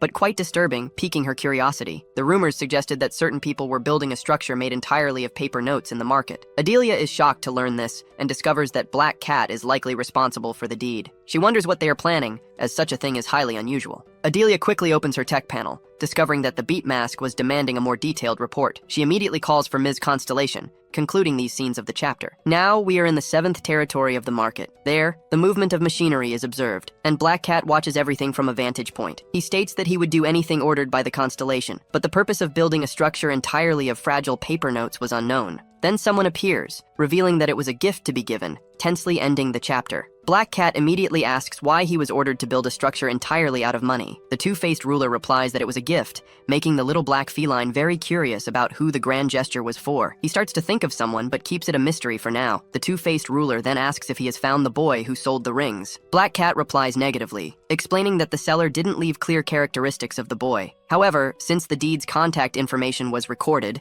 the search is being conducted using all available records. The Constellation, upon hearing this, urges haste, making the feline respond affirmatively, visibly tense and desperate. Now we leave that scene and move to the staff room in Valhalla. The gray-haired teacher is seen struggling to sort things out. Suddenly, Lee Sung-kyul enters, asking if he has chosen all the members for the competition, to which he responds affirmatively. Lee then requests the list of selected students. He discovers that apart from Young-jin, all the participants are from the gray-haired teacher's class. He is surprised to see Kim Joo-hyuk among the participants. The teacher explains that the boy initially didn't want to join, but when he mentioned the Great Forest Center, his opinion changed suddenly. Lee Sang-kyul finds this very strange, noting that most people hesitate upon hearing about it, and the teacher fully agrees. But it was unlikely that he didn't know what the center of the Great Forest was, even if he slept through all the lessons, as everything was explained clearly. Lee Sang-kyul then fought out the Room of Constellations, highlighting Kim Joo-hyuk's ulterior motives for being at the school. He soon asked if it was okay to gather all the students for training, receiving a positive response, and the professor arranged a schedule. After that, the two parted ways in a tone of friendship and camaraderie. Thus ended the conversation of this scene in the chapter. Now we can fast forward a few days to the small auditorium at Valhalla. There was the muscular Oh Se-hyuk, the powerful, fearless, and impressive Yoo So-hyun, alongside the cute and strong little girl Choi Ah-rin, plus Do Young-jin, who wasn't part of the gray-haired professor's class, and our beloved protagonist Kim Joo-hyuk. Suddenly, Lee Sang-kyul entered the auditorium where all these prodigious students were gathered. He immediately noticed the 5 selected students were present. He said it was a pleasure to meet them and introduced himself as their combat instructor. Lee Sang-kyul explained why the students were there and that he would later describe the training they would undergo. There would be a total of 3 trials to complete. The first was a duel between students, very similar to the entrance test at Valhalla. The second trial involved a team battle with the 5 school members competing against students from other schools. This test emphasized the leader's situational adaptation skills, as all teams would be fighting simultaneously, according to Lee Sang-kyul. The third trial involved the center of the Great Forest, which greatly intrigued Kim Joo-hyuk. Due to the final exam being brought forward, Lee Sang-kyul couldn't provide much information, only stating that the center of the Great Forest was a fearsome labyrinth. As the name suggested, the place had many trees and an extremely secure gate designed to block anyone, allowing entry only to authorized personnel. All Lee Sang-kyul could say was that each group would enter the center of the Great Forest, with instructions given on the day itself. Even with limited information, everyone understood. He decided to proceed, explaining the team battle specifications and format, as there wasn't much else to elaborate on. He expected everyone to have some knowledge, given their experience with the dungeon raid, while Kim Joo-hyuk pondered the vague explanation about the Great Forest. Since there was a barrier he couldn't just enter, it wasn't that simple. Thus concluded the initial explanation and the protagonist's line of reasoning. After explaining the team battle, Lee Sang-kyul also outlined the training process. Before proceeding, he asked if the group had any questions, and the only one to raise his hand was Kim Joo-hyuk. Once authorized to speak, he asked if there was any issue with training alone. Lee Sang-kyul replied that it didn't matter, as the boy could train however he wished. After answering, he again asked if anyone else had questions, and this time, only the cute little girl raised her hand, also expressing her desire to train alone. Lee Sang-kyul found it very strange that both Kim Joo-hyuk and Choi Ah-rin wanted to train alone, but he agreed anyway, and asked if anyone else had the same intention. As the others remained silent, Lee Sang-kyul assumed they didn't. He then decided to wrap things up for the day, informing them he would see them again during training. Receiving an affirmative response, the students began to stand and leave the venue. Kim Joo-hyuk thought that before the competition began, he would have mastered the technique, fully absorbing the mana and improving his condition. All of his free time would be dedicated to training, and while thinking this, someone called out to him. It was Choi Ah-rin, asking if participating in the training was a good idea. He was slightly confused by this question since, in his mind, she planned to train alone. She had also mentioned she couldn't push herself too hard, reinforcing that idea, but then she considered that there was a catch to all this. Suddenly, we delve into her memories from some time ago, where the professor mentioned reading the newspaper articles and wanting to understand her decision better in person. He asked if she really wanted to participate in the event. She asked if Kim Joo-hyuk would be attending, to which the professor confirmed. Thus, Choi Er-rin decided to participate as well, leaving the professor quite impressed, given that her body hadn't fully recovered yet. She assured him she would be fine, gaining the trust of the gray-haired professor. Now back to the present. Choi Er-rin thought that little time remained before she could become the head of the family, but there was still a catch. Thanks to Kim Joo-hyuk, she had found another goal to pursue. This goal was to grow stronger as a team, helping him achieve his individual goals. Just as he had previously helped her willingly and generously, he was somewhat confused by her odd way of speaking, stopping and smiling, but nonetheless advised her not to overtrain, and she responded firmly. Kim Joo-hyuk then explained that most of the training would focus on mana control, and that their physical preparation would center on walks, which she confirmed positively. After giving all the instructions and tips, he bid farewell to Choi Er-rin, informing her he would finish his work and then help her a bit more. Now we find ourselves in what appears to be a prison, with the moon shining in the dark sky. A man with broken teeth was screaming in agony, begging for mercy in that place. He just wanted to leave, offering bribes to the men there. One of them held an extremely sharp and large knife in his hands, with a dark and frightening expression. He suddenly struck the young show-off in the chest, making him groan and bleed heavily. The man collapsed to his knees, his hands behind his back, unconscious and defeated. Lisa asked why Elle hadn't finished the situation already, and he replied that it wouldn't be fun to end it so quickly. The girl became enthusiastic, as another mission had arisen to be successfully completed. The boy asked if it was a new target to kill, and she responded affirmatively. On the girl's phone was a picture of Kim Joo-hyuk, the young man from Valhalla, ending the chapter with a shocking mission against the protagonist. The vigilante's victim was still there, bleeding with a knife in his chest. One of them began a conversation as he removed the weapon from the boy's body. Nandul asked why they had taken on the job of killing a useless student. Lisa replied that the client had probably paid a fortune for it. The deadline was a month since the boy needed to be killed during the inter-school competition. Nandul asked Lisa why they didn't just finish the mission now, and she explained that the dormitory security was strong, making it almost impossible to breach the barrier. They countered that, theoretically, it would be even more complicated during the school competition, considering the other schools present, something Lisa had already heard from Aaliyah. They said the third day's task would be in the Great Forest's center, involving a mysterious maze. Lisa also learned that the goal was for students to traverse the area, and Nandul grew curious about whether instructors would be present. She explained that no one would be there except for a drone and a few guards at the entrance,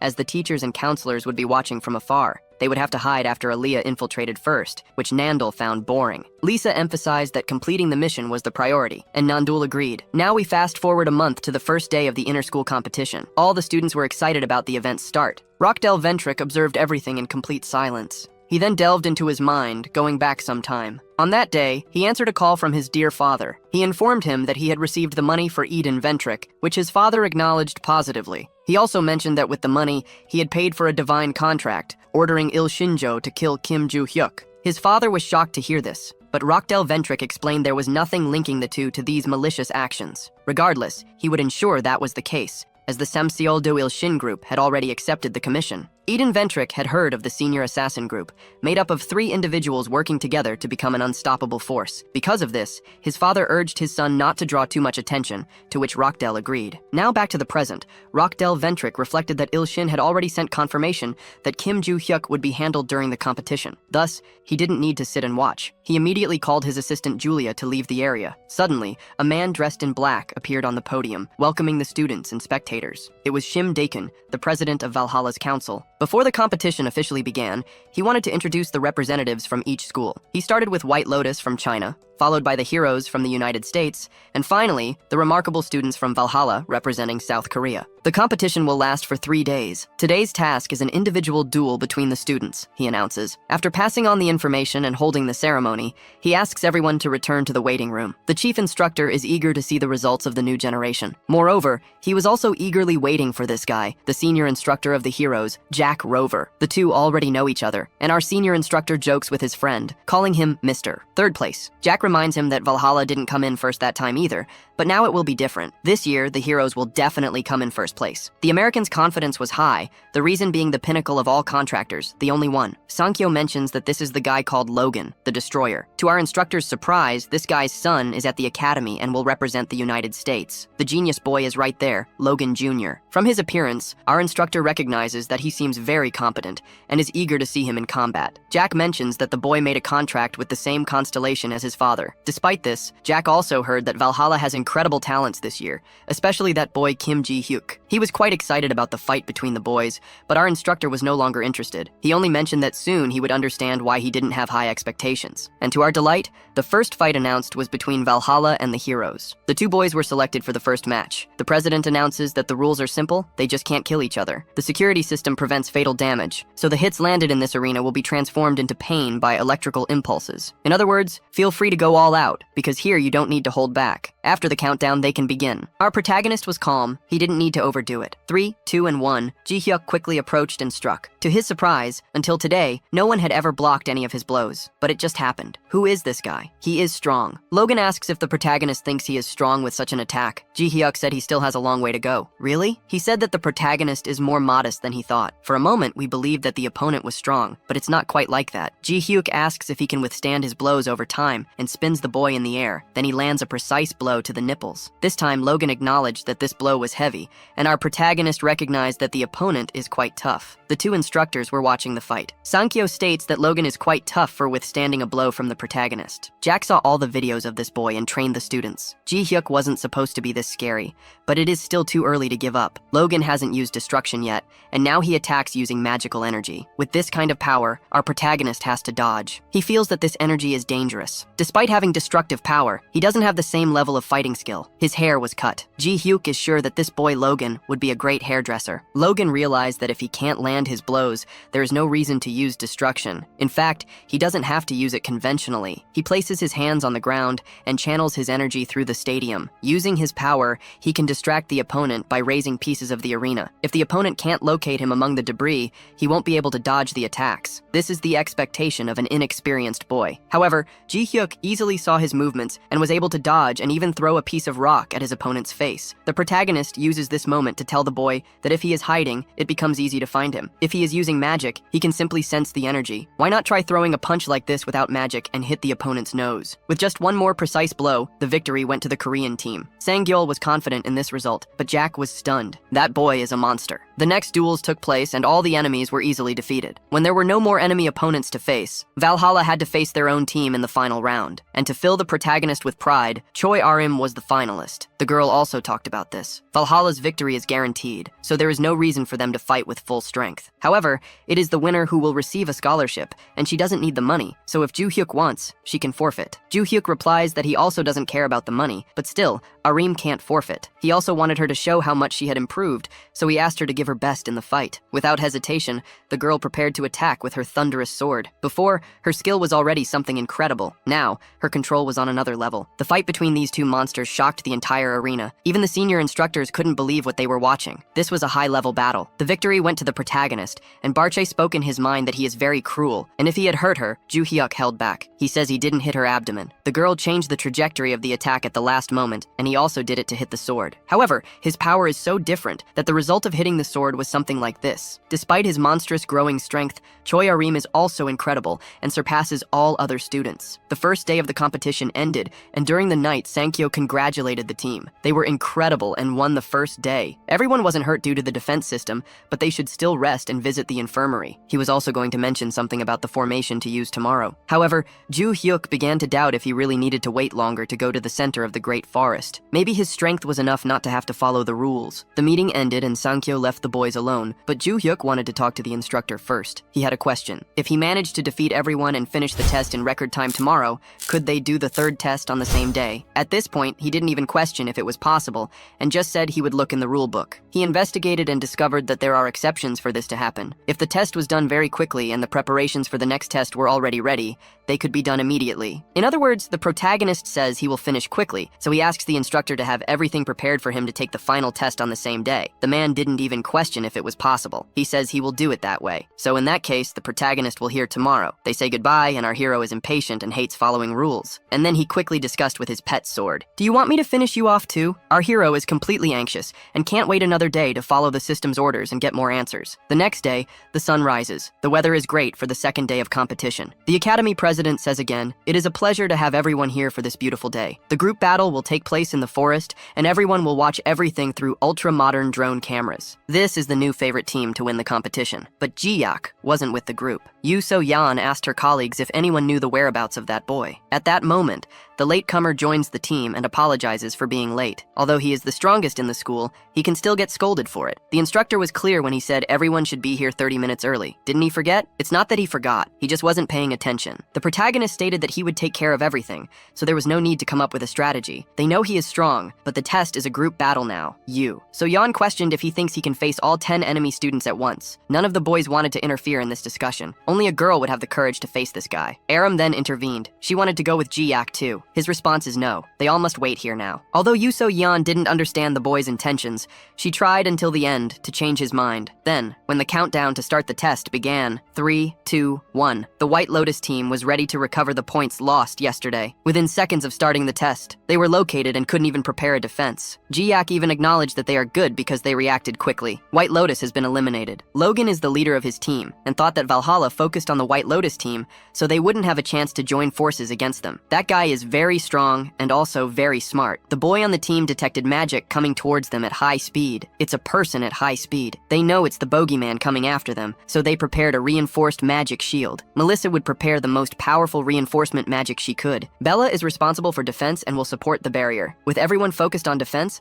Logan will be ready for the attack. This is a formation entirely focused on defense, so Melissa questioned why all this if it's just one person. Logan stated that this person is Ji-yak. She must have seen in the first test that he is different from everyone else. Bella said that Melissa didn't fight him yesterday, so she has no idea how strong that blow to the chest is. Melissa was sure there was no one stronger than Logan, but Logan himself admits that he doesn't compare to that guy. They waited for some time and the enemy's mana disappeared. Despite this, they maintained the formation for longer. The boys on the team seemed duplicated. While they waited, the monster appeared on top of the trees. Logan's rear felt chills. Before he could look in the direction of the enemy, his vision was already blocked by a sword. Ji-yak infiltrated their formation from above and defeated the only DPS. Bella didn't have a chance to use her shield, and Melissa didn't fight him before, but now she can defeat him. But first, she needs to land a hit. She experienced what everyone went through yesterday, a blow to the stomach. The two boys from before had the advantage of attacking the opponent from behind, but lost with just one blow. With 4 attacks, Ji-yak defeated the 5 opponents from the American Academy. But heroes have been eliminated. The protagonist could no longer wait to go to the forest. But before that, can you tell me where this boy is looking? The fastest test in history has just been completed. In the monitoring room, the Academy president asked the others if the clock was correct. Ji-yak finished the test alone in 23 minutes. They all agreed. So the president was going to end the second day of tests right then. But the senior instructor Sankyo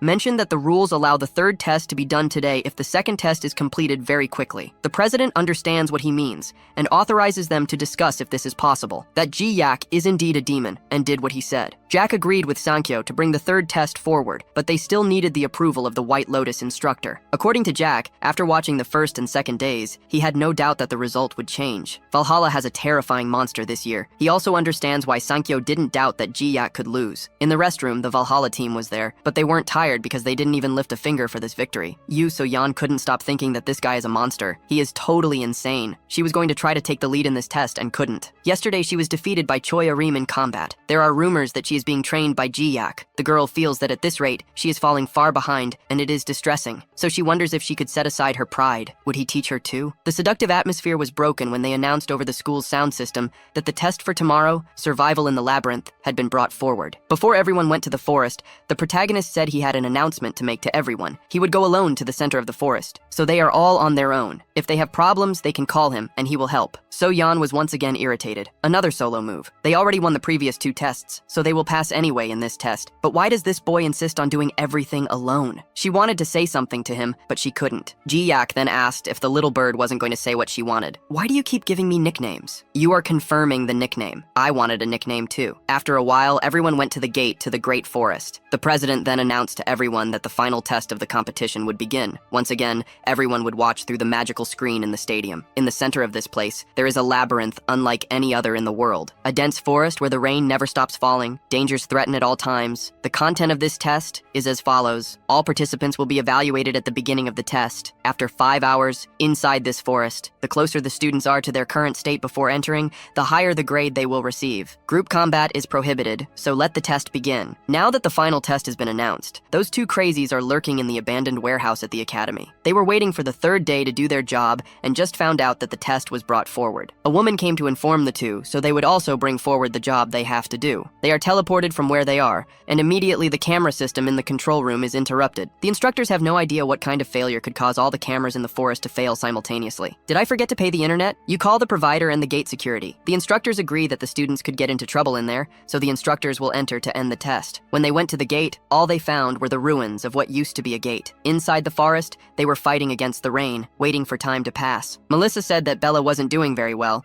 but the girl didn't want to hinder the team, saying she got too wet in the rain. Logan, as a good leader, couldn't ignore the signs and ordered them to build a shelter to get out of the rain. With his power, he can make a cave in the ground. Something unexpected appears in front of him, a black and purple orb. Then 3 people emerge from it. The bald man, with a scary look, says Ji-hyuk should accept and die quickly. Their boss, or something like that, says that this is not the target. Their teleport identified the wrong target. Logan heard very well the bald man's words. They want to kill Ji-hyuk. So who are these people using dark magic? The girl tells the bald man to hurry and not leave any witnesses. They will have to face the genius of the Heroes Academy for that. This competition is no place for worms using dark magic. Logan tried to attack the target in front of him and was stabbed in the back. The bald man's power can do something like that. So cowardly. This guy really did it. He did it to someone as important as me. When did he get behind me? The bald man then told him to look back and understand better. Logan realized that this guy mastered the shadow clone jutsu and was cruel. He received a fatal blow and fell. The sound of his fall was heavy, and the 2 girls asked if he died instantly, but that wasn't the case. He would bleed out to death. These people were used to this. But Bella had never seen someone close to dying. The D1 girl ordered the bald man to hurry up and eliminate the witnesses. They had to hunt down the target before anyone interfered. While they were attacking the survivors,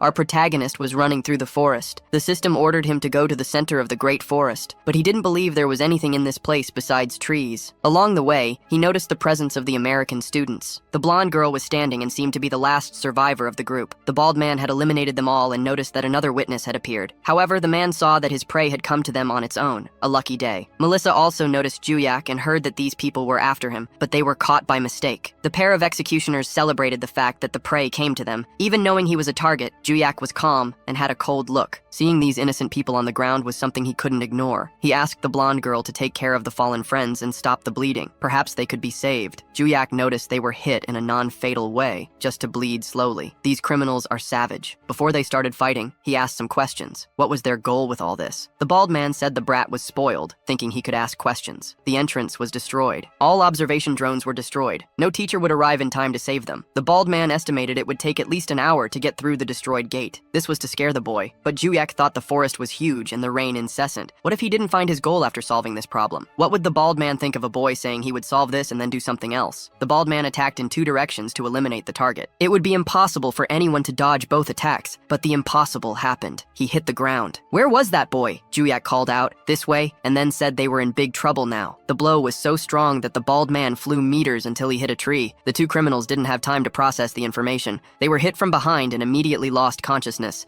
falling like sacks of potatoes to the ground next to the bald man. Juyak ordered the blonde girl to use her healing magic on her friend's wounds. If she couldn't handle it alone, she could run west until she found the Valhalla students who would help. The rain hit her tears, but she was determined to heal her friends as quickly as possible. The bald man woke up quickly and saw his partners beside him. When he looked ahead, his target was staring at him. He had another chance to complete the mission and flee with the sacks of potatoes. Juyak, on the other hand, said that before killing, he needed the bald man to explain one thing: who ordered his head? Despite being a criminal, the bald man asked what kind of assassin he would be if he revealed the client's identity. Juyak was impatient. Usually guys spill the beans when they know they have no chance of survival. The bald man blacked out for a few seconds, but now regained his senses. He would take it seriously and finish off this boy now. His clone was behind Juyak, ready to deliver the fatal blow. Even without vision, Juyak perfectly dodged the attack. How did he do that? Juyak said the guy was a coward, attacking from behind. He destroyed the clone and asked if he wanted a surprise attack that wasn't cowardly. Take this broken nose. The man was hit, and it was clear that the roles of prey and hunter had reversed. Juyak asked again, for the last time,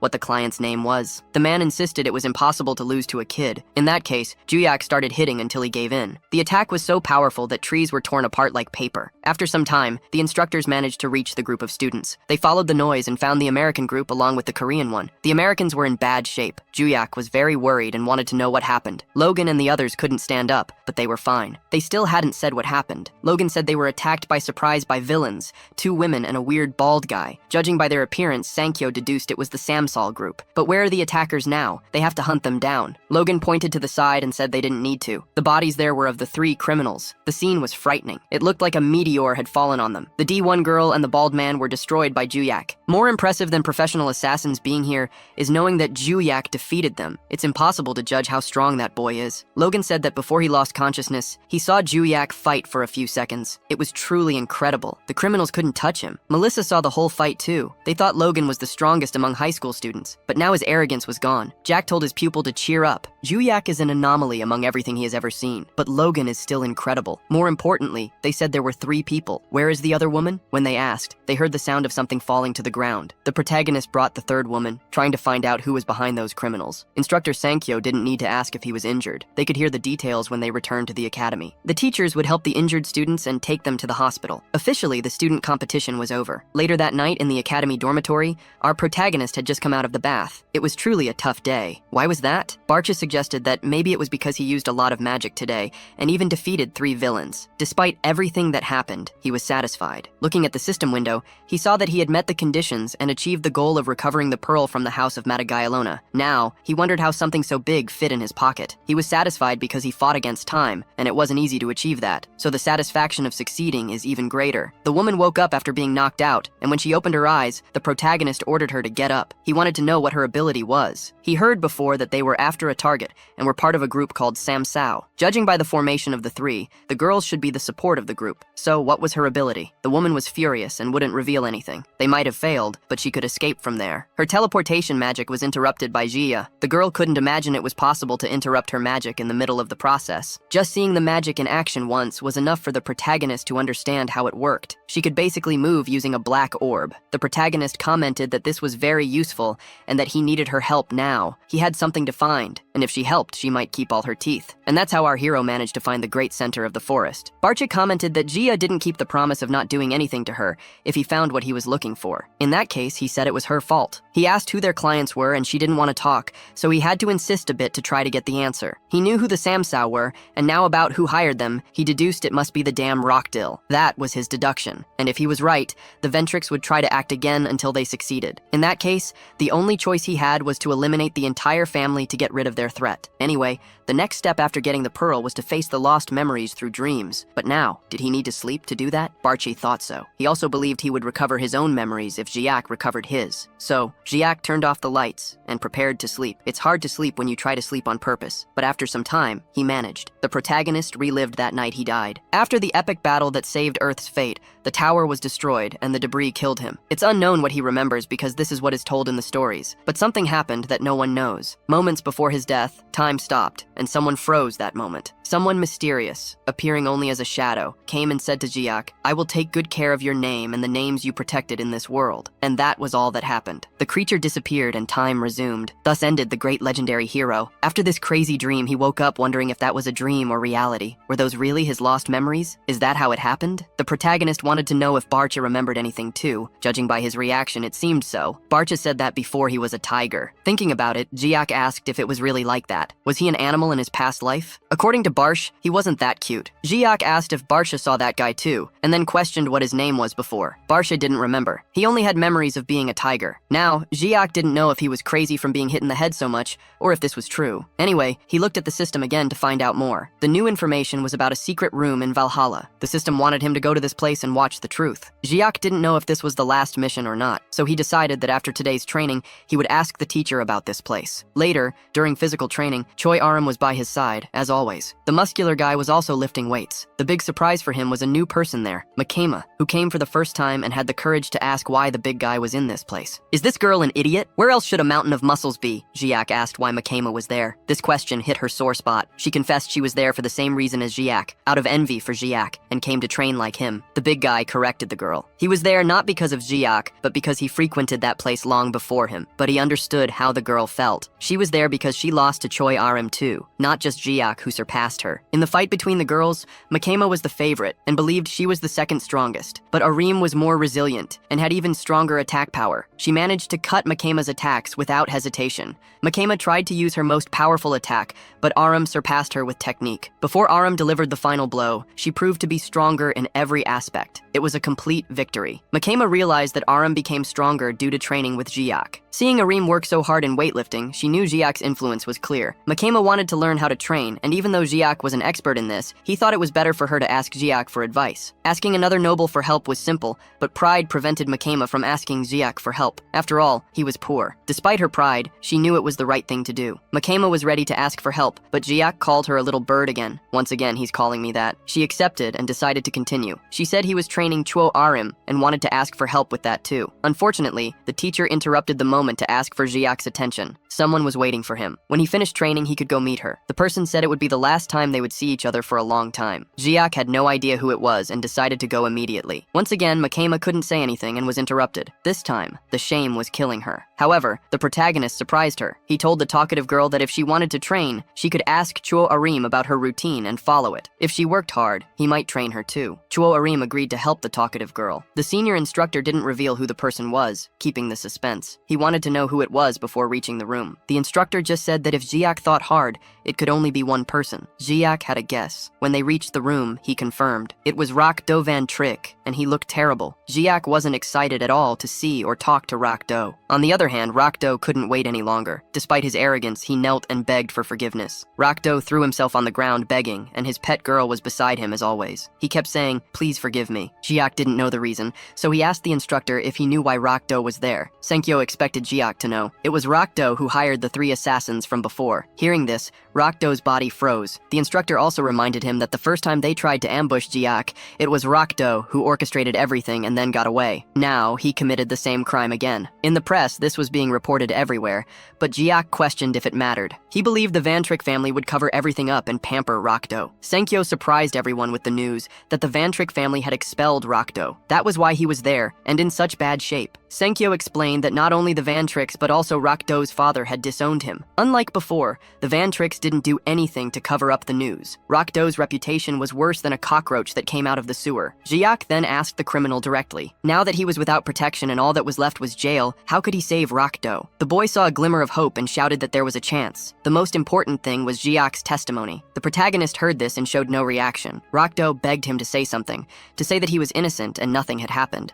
This request was absurd, but Jiak simply replied that he wasn't in the mood. Rak Do begged again and apologized more, even offering his body. But our hero didn't want any of that. When the instructor heard Rak Do offering money to be forgiven, he got angry. But Jiak, even being poor, didn't even consider the offer. With no ideas on what could convince Jiak, Rak Do had an idea. He grabbed his property by the arm and offered her. If Jiak wanted to own the girl, he could give her to him. She was from the royal family of England. Owning her would bring status to Jiak and help him rise in power. Of all the offers, this one stirred the protagonist. Would he give the girl as if she were an object? Rak Do showed his usual face and stated that the girl was his property. It was natural for him to sell, use, or trade her. He showed her neck, where there was a mark proving she was his property. So what did he think of that? If he wanted, he could transfer ownership right now. Thank you all seeing this. Remember that this was a taboo. Sealing someone with magic was forbidden. It was a spell that prevented the person from acting against their owners. But a normal person couldn't cast such a spell. Who did this for Rak Do? The protagonist couldn't take it anymore just listening. So he said darkly that people like Rak Do had existed for a long time, people who used forbidden spells on others for evil. Jiak placed his hand on her and used his mana. The girl realized he was doing something but didn't know what it was. When Jiak removed the seal from her body using his power, she understood. The magic was broken. Slowly, the seal disappeared. Rak Do had just lost his most valuable possession. Jiak asked the teacher if he could authorize a punch on him just this once. Senkyo doesn't accept anyone breaking the rules. Violence among students isn't tolerated, but the story is different when the other person is a criminal. Besides, the instructor himself doesn't like the Ventric family, so he authorized it. The negotiation was made while Rak Do watched without being able to react. Now that it was authorized, it was time to relieve the anger. The protagonist was kind, asking the victim to clench his teeth so he wouldn't hurt himself. Despite the warning, the punch was so strong that he flew several meters and lost some teeth. Later, everything was resolved. Barche, who can talk in the protagonist's head,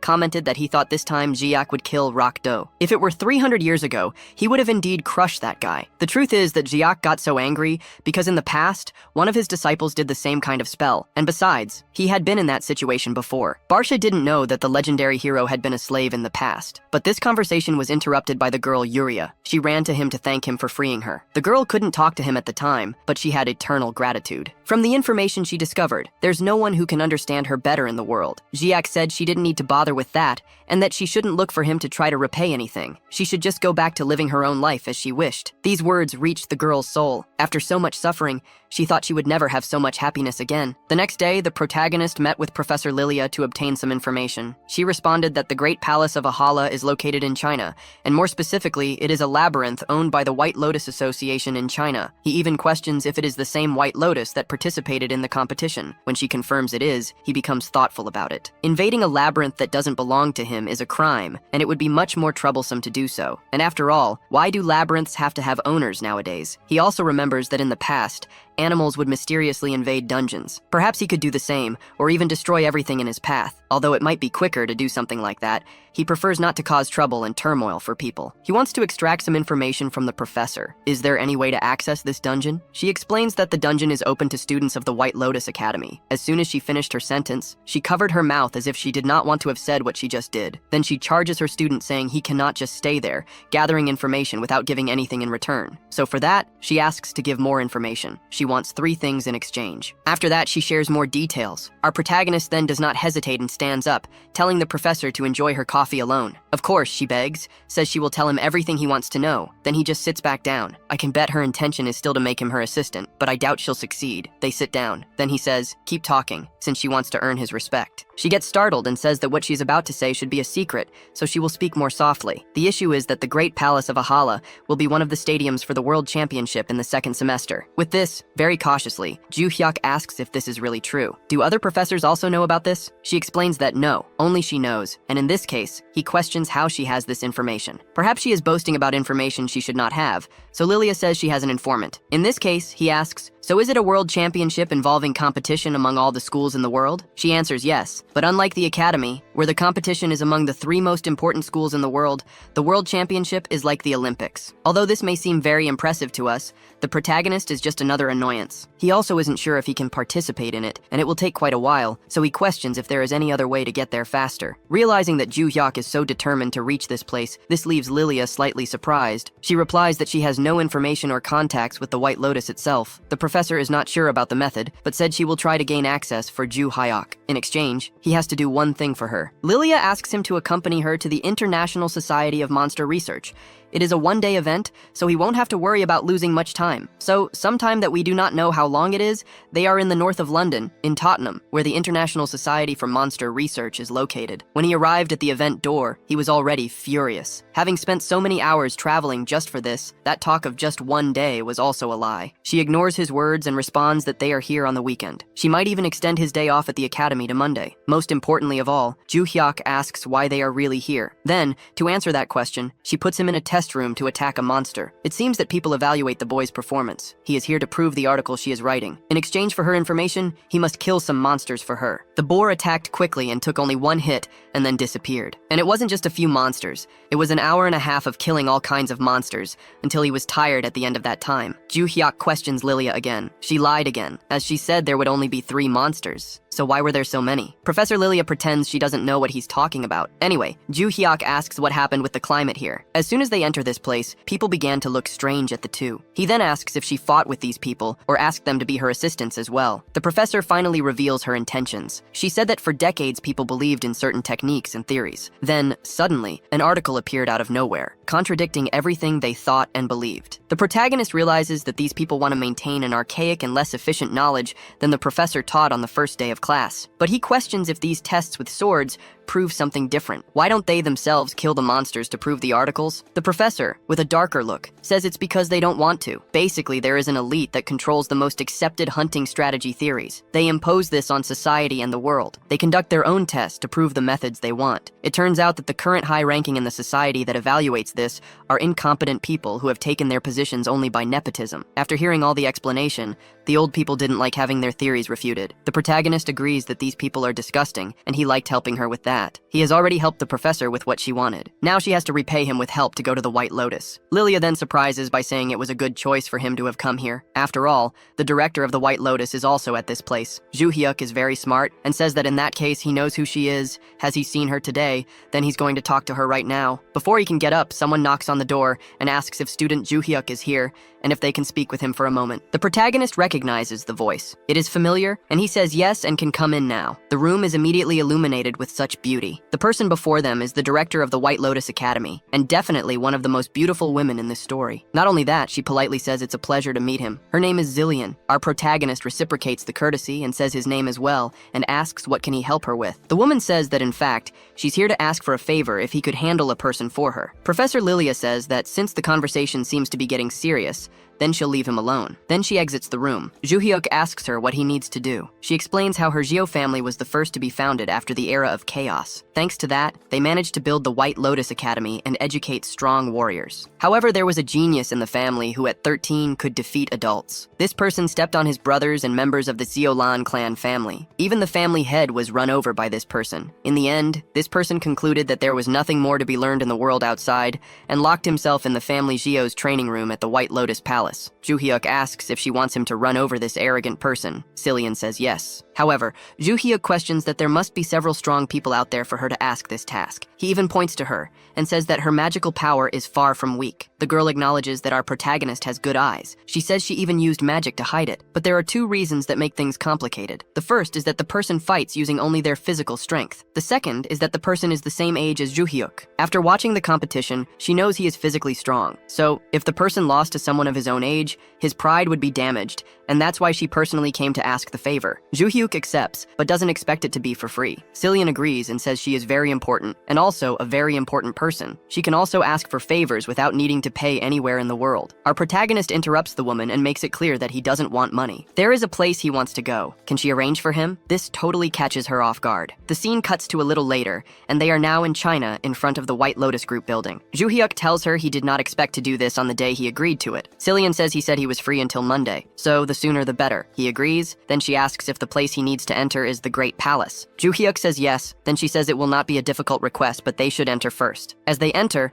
some of the students seem surprised to see her walk in. Then they enter a room. He tells her he is curious about something. Zillion asks what it is, and he says it doesn't seem like she paid attention to the competition, but she wants him to deal with this person so much. Zillion recognizes and agrees. She explains that for her, it is more important to destroy the arrogance of this person and then organize the White Lotus to reach the top again. Ju Hyuk says he understands, but he doesn't know if he agrees that such a person can be so important. She then tells him that everything is here and that, when he steps on this magic seal, he will be transported to the training room. He says that's fine, then steps on it and asks Zillion what the person's name is. The woman says the person's name is Yan Lang. Upon arriving there, we see the person so special. It's an arrogant girl. She says if he was sent by the family to make her leave, it won't work, so he should go away. Ju Hyuk asks if she is always so rude to people she just met. He punches her with much form, but she easily catches his fist. This surprises him. Then she hits him back with a palm imbued with aura. She calls him an idiot, asking if he will continue to underestimate his opponent, then mocks him for his punch. He tells her they should introduce themselves. However, she is surprised to see that he is not injured. He grabbed her wrist to block the attack. Ju Hyuk now attacks the girl again. She puts her arm up to block the hit. This attack definitely causes her pain, forcing Yan Lang to retreat from him. Now things are different. The arrogant girl wants to know the name of this handsome man. He tells her he is a 17-year-old high school student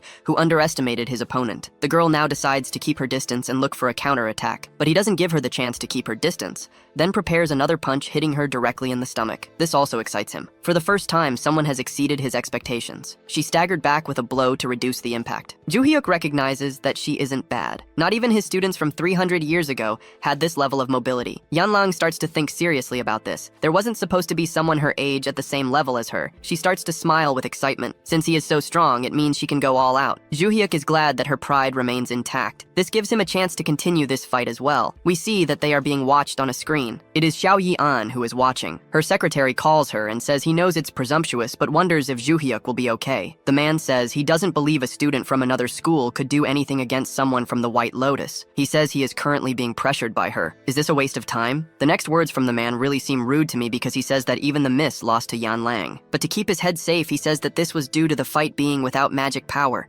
only with physical strength, and only in this way the master could lose. Despite not liking this fact, she acknowledges that she lost to the girl. But even if she used magic, she doesn't believe she would win. The man didn't expect these words and doesn't accept it. However, the woman explains that at the time the difference in magic power between her and Yan Lang was minimal, and this was several years ago. Xiao Yan believes the girl must have become even stronger physically and mentally than before, so she already has more chances of winning, not even with magic. Not enough, this reality shock. The man also questions that Joo-hyuk will die if she continues to face Yan Lang. Despite the man's concern, the woman remains unconcerned. She says that boy is not normal. Something in him is strange and his feats in Valhalla prove it. We return to the battlefield. The manaless ninja girl attacks our protagonist. She likes very different nails. Her cutting blow is fast, but Joo-hyuk dodges. However, Yan Lang quickly follows with a knee attack. She feels she hit and thinks she got him now, but soon the pain grows and she screams while clutching her knee. Yan Lang questions if he has a steel head and he doesn't deny anything. The girl is sure she hit. He decided to test if his forehead or her knee was harder. Is this guy crazy? The girl starts to get annoyed with her opponent. Even her strongest attacks are not having an effect. She internally says that this hurts her pride, but the physical strength of this guy is greater than hers. Then she questions why he is fighting without using magic. The protagonist simply says that's because Yan Lang prefers it that way. Upon hearing this, she gets furious. She tells him to use everything he has because she will do the same. Now it will be a dispute with the maximum power from both sides. Joo-hyuk realizes that the girl started to accumulate magic, so she also knows how to fight this way. He questions if she is angry, and his slight smile makes the girl even more furious. In this case, a legendary hero says he will destroy her pride now. Yan Lang, feeling his mana, loses her posture and starts to question if he is really from high school. She is sure that this boy is the craziest guy she has ever met, so in this case she won't need to hold back anymore. Yan Lang advances at high speed. Her fist is radiating magical energy and was going directly to his forehead. Joo-hyuk didn't move until she started to feel his skin. The girl convinced she hit him now, but he dodged Matrix mode and left the girl surprised. Joo-hyuk says he had a lot of fun until now, but it's time to fulfill his part of the deal, and hits the girl hard enough to lift her off the ground. The rest of the breath left in her lungs was to say, "You monster." Then another girl was defeated with these fists of equality. The protagonist was satisfied with the sensation in his fist, but in the room where they are watching the fight, the two people are stunned. They just saw the impossible. Joo-hyuk, after defeating the girl, brought her gently and entered to see Li Yan. He brought the girl after defeating her as agreed. Xiao Yan didn't know what to say, even after a few minutes after watching the fight. Then she asks if Joo-hyuk is injured, maybe a broken skull or fractured fist, but he didn't even get a scratch. The woman insists and wants to know how difficult the fight was. He says that this fight was well balanced. One time he hit, another time Yan Lan got hit. Then in the end he admits he was a bit disappointed. The way he let her fall shows how disappointed he is. The girl wakes up with the fall and wonders where she is. Was she hit by a meteor? Yan Lan is startled to realize that after years the girl was taken out of the training room where she had been in seclusion for years. I am surprised that the girl is angry when she sees Xiao Yan. The older woman, on the other hand, says it's been a long time and that they haven't seen each other. But something more important than that. She says she has to honor her agreements, so it's time for payment. She repeats again what the protagonist wants as a reward: access to the Great Palace. He confirms once more, then she says she can let him enter now. Joo-hyuk doesn't hesitate in anything he does. The protagonist agrees, and they immediately proceed. Yanlan has just been run over and was left aside in the room. The assistant does not know how to handle this situation and asks if he wants to take care of the injuries. The girl says she wants to know the name of the guy who defeated her. He hasn't said it until now. He replies that his name is Joo-hyuk. After hearing his name, the girl smiles and says that he is the strongest person alive. She is sure of it. All that arrogance turned into admiration. So all she wants now is to fight him again. Cut to a mysterious person talking to themselves, asking something about the strongest. Then we return to Joo-hyuk. He questions if this place is really a labyrinth. He recalls that Xiao Yan said that the Great Palace is a unique labyrinth labyrinth that looks exactly like a castle. She explained that he needs to be careful of monsters called living armors. And besides that, there should be no difficulty in exploring. He had questioned how long he can stay there, and she says about 5 hours. In that case, Ju Hayak starts to stretch since he's under a time constraint. So these living armors attacking him will delay him. Sometime later, and we see the last living armor rushing at him, and he quickly slices it in half, and then it just falls into multiple pieces. Then he wonders where the office is, saying that he has already searched more than 20 rooms. It would take a long time to check all. However, Bachi tells him to enter that room. He says it's just a hunch. When Ju Hayak enters, he immediately notices an old painting on the wall. And looking closer, the place looks like an office. The protagonist wonders if this painting is of a liftery, then notices that there is a name written underneath. It's a liftery Johnny. In this room, there are various items, but his goal here is to find some secret passage. Ju Hayak decides that searching isn't working and won't use more refined methods. He begins to punch everything in front of him and break the furniture. After destroying some things, he finds a trapdoor on the floor. Without thinking much about it, he decides to open it and enter. When he goes down the stairs, the system announces that the conditions have been met. Alafori Johnny's secret room has been found, and something surprises the protagonist as he finds a woman sitting at an old table. This chair suggests that she has been waiting for a visit. Ju Hayak questions who she is and what place this is. The mysterious person greets him and says he should sit down first. She introduces herself as a guide. Ju Hayak is surprised. He has never seen anyone with that name. The girl says that's just her function, not her name. She also mentions that her name was taken. This reminds our protagonist of his dream, that mysterious being that said something about taking his name. Because of this, Ju Hayak questions if she also had her name stolen by someone, and when the girl confirms, he asks for an explanation. After all, this makes no sense. The girl then says names hold power. All creatures build their lives around their name. All actions and achievements influence their name in the world. The name represents the power and influence of people, and then that thing steals those names and absorbs the power they have. If that makes any sense, Ju Hayak questions what happens to those who have their names stolen. Her answer surprises him. She says he already knows people like that. Those who have their names stolen become a constellation. The protagonist questions if all who have their names stolen really become a constellation. The girl confirms that yes, and adds that everyone except for one reincarnation, which is his case. Ju Hayak is cautious about this person. After all, how she knows about this. Realizing his distrust, the girl questions if he still doubts her. She explains that the reincarnated receive a system window. This leaves Ju Hayak with other doubts. So does this girl also have a system window? The protagonist decides to ask directly what she knows about who promised to take the name from the Tower of Doom. She tells him the name is the Lord of the Labyrinth, he who sent the Tower of Destruction to Earth before to make a name gained power. This explanation does not make sense to Ju Hayak, and much less to us. However, when Ju Hayak questions that a Lord of the Labyrinth would only have the power to send a tower to a labyrinth that he controls, before she answers, his eyes are filled with astonishment. The mysterious girl says he must have realized the world they live in and is called planet Earth is a labyrinth. Of course, Ju Hayak doesn't accept this,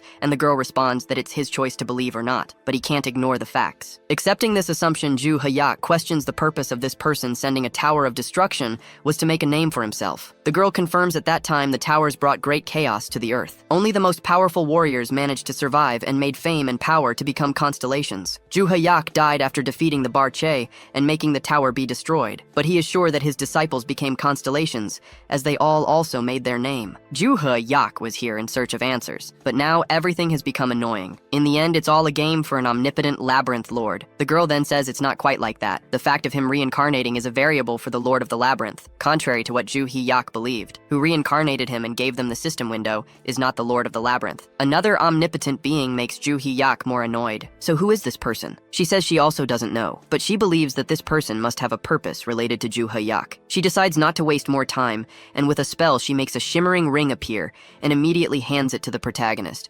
Despite wanting to talk more after finally finding someone, she says she doesn't have much time. What he needs to know is that this will be the chance for the counterattack. Ju Hayak asks the same question you must be thinking of making too. Why doesn't she have time if they are here and now? The girl responds that the Lord of the Labyrinth is hunting her. It is dangerous to stay longer, or he will find them. She then says that in the future they will meet again, snaps her fingers, and in the blink of an eye, Ju Hayak appears back at the entrance of the labyrinth of the Great Palace. After so much annoying information, the mood of our reincarnated hero is not good. That damn tower was sent by someone who steals the names of heroes, so the culprit who prevented him from living a good life is alive to this day somewhere. This damn Lord of the Labyrinth has to pay. He examines the ring and is sure that it is not revealing his location. After thinking about everything he regained from his past life, those storage stones contain a lot of magical energy from that time. He has not yet absorbed them all, so this will be his next goal. Despite people in this era being much weaker than 300 years ago, he needs to become even more powerful than he was before. Meanwhile, we are shown an island in the North Pacific. That same man watches the news about the famous group of assassins being arrested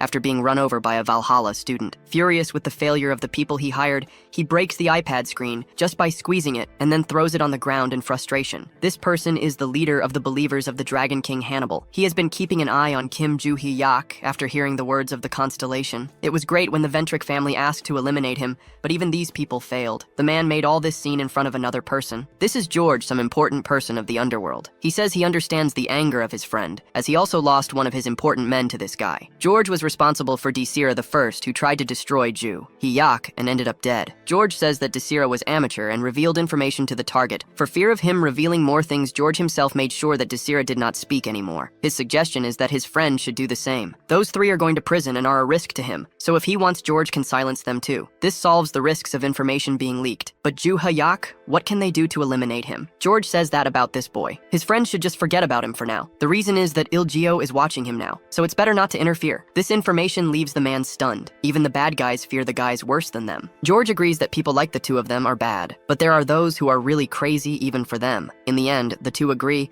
that if they touch a target of that person, it will be bad. So for now, all they can do is watch Joo-hee-yak. Then we are shown that these people are already moving to meet their death earlier. I mean to meet their target Joo-hee-yak. The protagonist was surrounded by them, so he asks who they are and what they want. He is already in Valhalla. And then Joo-hee-yak questions whether it's a good idea for them to get involved with a student inside the academy. Despite the situation, it's the criminals who start feeling cornered. Then another scene is shown. Adelia Ventric's men report that they are all ready. The woman comments that it took quite a while for them to finish the preparations. Despite this, she was calm. The man explains the preparations that needed to be made. All she wants to know is if they are ready for him. Despite some hesitation, the man affirms that they are, also explaining about a certain transformation of the sanctuary. Finally, Adelia orders the butler to be in the contact group, and then he must lead the elimination group. The man accepts the orders, but for a moment he questions why his mistress is so cautious against a mere student. Despite her calm demeanor, she makes it clear that she does not tolerate insubordination, but her anger is only so that they understand this. Once they grasp her intention, the woman calms down. The most mysterious of all is that Adelia is following the wills of her constellation, so their intention is to invoke the Ventric family's constellation. Things still seem confusing, folks, so wait to better understand her intention. The soldiers, after surrounding Joo-hee-yak, begin the stage of creating a distortion in space to prevent him from escaping or anyone interfering. Our protagonist realizes that a subspace has been created around this area, but he is not frightened. He praises the men's strategy, as drawing the attention of the academy would be terrible for them. Moreover, he was curious about who is responsible for this idea. Joo-hee-yak even comments that he has a hunch his bet is on the Ventric family. Despite being experienced, the man reacts with surprise and questions how Joo-hee-yak knows this. Our protagonist simply deduced the two enemies he made so far.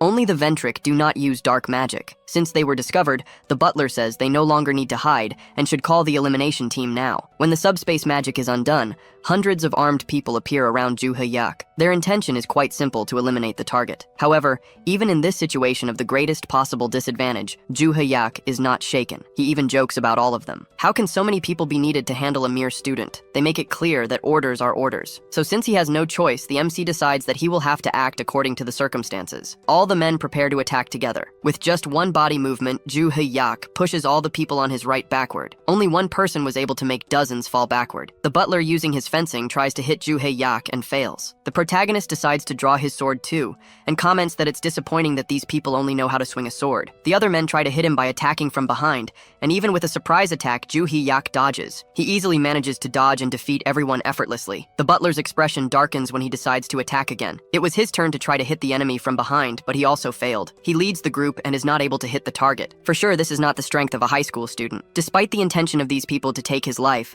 the protagonist does not use lethal weapons. He uses the hilt of his sword and shows how painful it can be to be struck in this way. When his blow hits, it seems like the man's soul leaves his body. Before he faints or maybe even dies, he can only think that he shouldn't have ignored his leader's concern and should have prepared more. After the defeat of the leader of the soldiers, Joo-hee-yak is happy to realize that the one responsible for this finally appeared. Adelia personally came to see the target. She looks at her fallen soldiers and includes her butler. She always made sure to recruit people stronger than average. This boy defeating all of them like this is frightening. Adelia draws her sword and says, Joo-hee-yak should be proud. Seeing the sacred relic of the Ventric family is an honor that common people could never receive. The MC laughs and says that a simple dagger like that is nothing. Moreover, seeing that this family prides itself on using so many people to attack a student is pitiful. Tired Tired of being insulted, Adelia attacks with her incredible dagger that she is so proud of.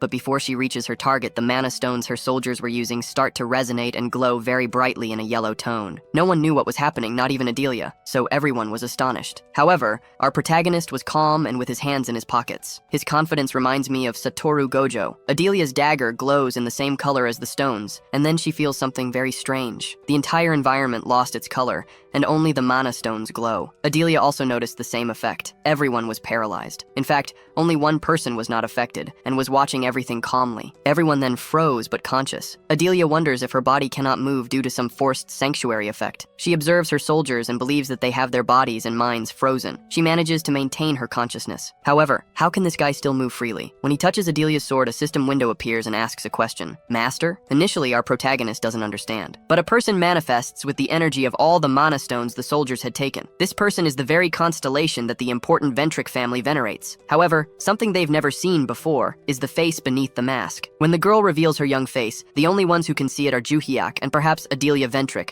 who still retains some consciousness. Initially, they don't say anything to each other, and the nervous girl waits for his response. Then, we are shown the girl's dark past. When she was a child, Juhiak found her in a similar situation. Back then, Hyun Kim wasn't the legendary hero, just an adventurer who encountered a slave trader, and the girl was one of the slaves. He recognized that her eyes reflected hatred for the world, and he understood. The little girl said he didn't understand anything and knew nothing about her. However, Juhiak admitted that he didn't know about her, but he revealed that he too had once been a slave. Juhiak shared that when he was young, he was kidnapped, and for a long time he carried the shackles of prohibition like her. This revelation left her silent, and then he asked if she didn't want to be free. His gaze was serious as he asked, but the girl angrily shouted that he must understand it's impossible for her to be free, so he should just leave. That wasn't a direct answer, so our hero told her a story about the two ways to remove the shackles. One is when the owner willingly releases you, and the other is when the owner dies, usually breaking the seal of prohibition. However, her owner had already died, so there seemed to be no way out. But there is one method that people don't consider, which is to use your mana to nullify the prohibition magic. He worked hard on this to gain his own freedom. Juhiak broke the shackles of prohibition and freed the girl,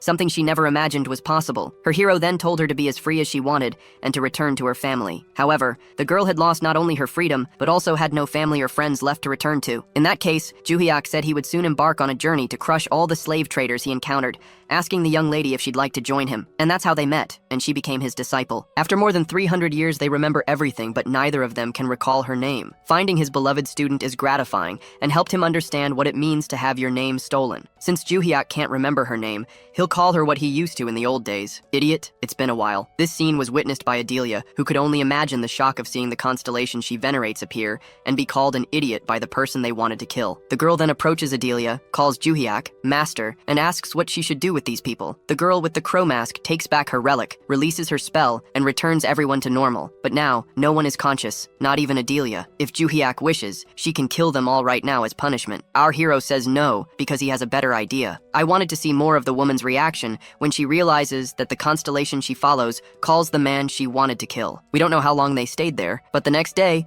the professor in charge at the academy saw that the Ventric family made a donation of 5 billion won to Valhalla to sponsor the student Kim Juhiak. It's worth noting that this sea of zeros converts to $3.7 million, which is still a fortune. So much money that the professor starts to go a bit mad. Instructor Sankyo went to see his colleague's reaction upon discovering this as well. He recalls that the first time Rakdo was accused of ordering Desira to eliminate the protagonist, the Ventric family donated a lot of money to hush up the matter, and Juhiak refused. That's why he believes the protagonist will refuse again. To confirm their theory, the student Juhiak is called to a meeting, and to the professor's surprise, the protagonist says he accepts the money. With the professor's surprise, he asks what reason to refuse $3 million as a gift. The professor then says that now Juhiak is a VIP student and will have to move to the premium dormitory. The protagonist admits that he has no complaints about his normal dorm, so they can discuss this later. Finally, the professor wonders what the difference is this time compared to when they tried to donate to quash the rumors about Rakdo before. Our legendary hero, while walking through the school,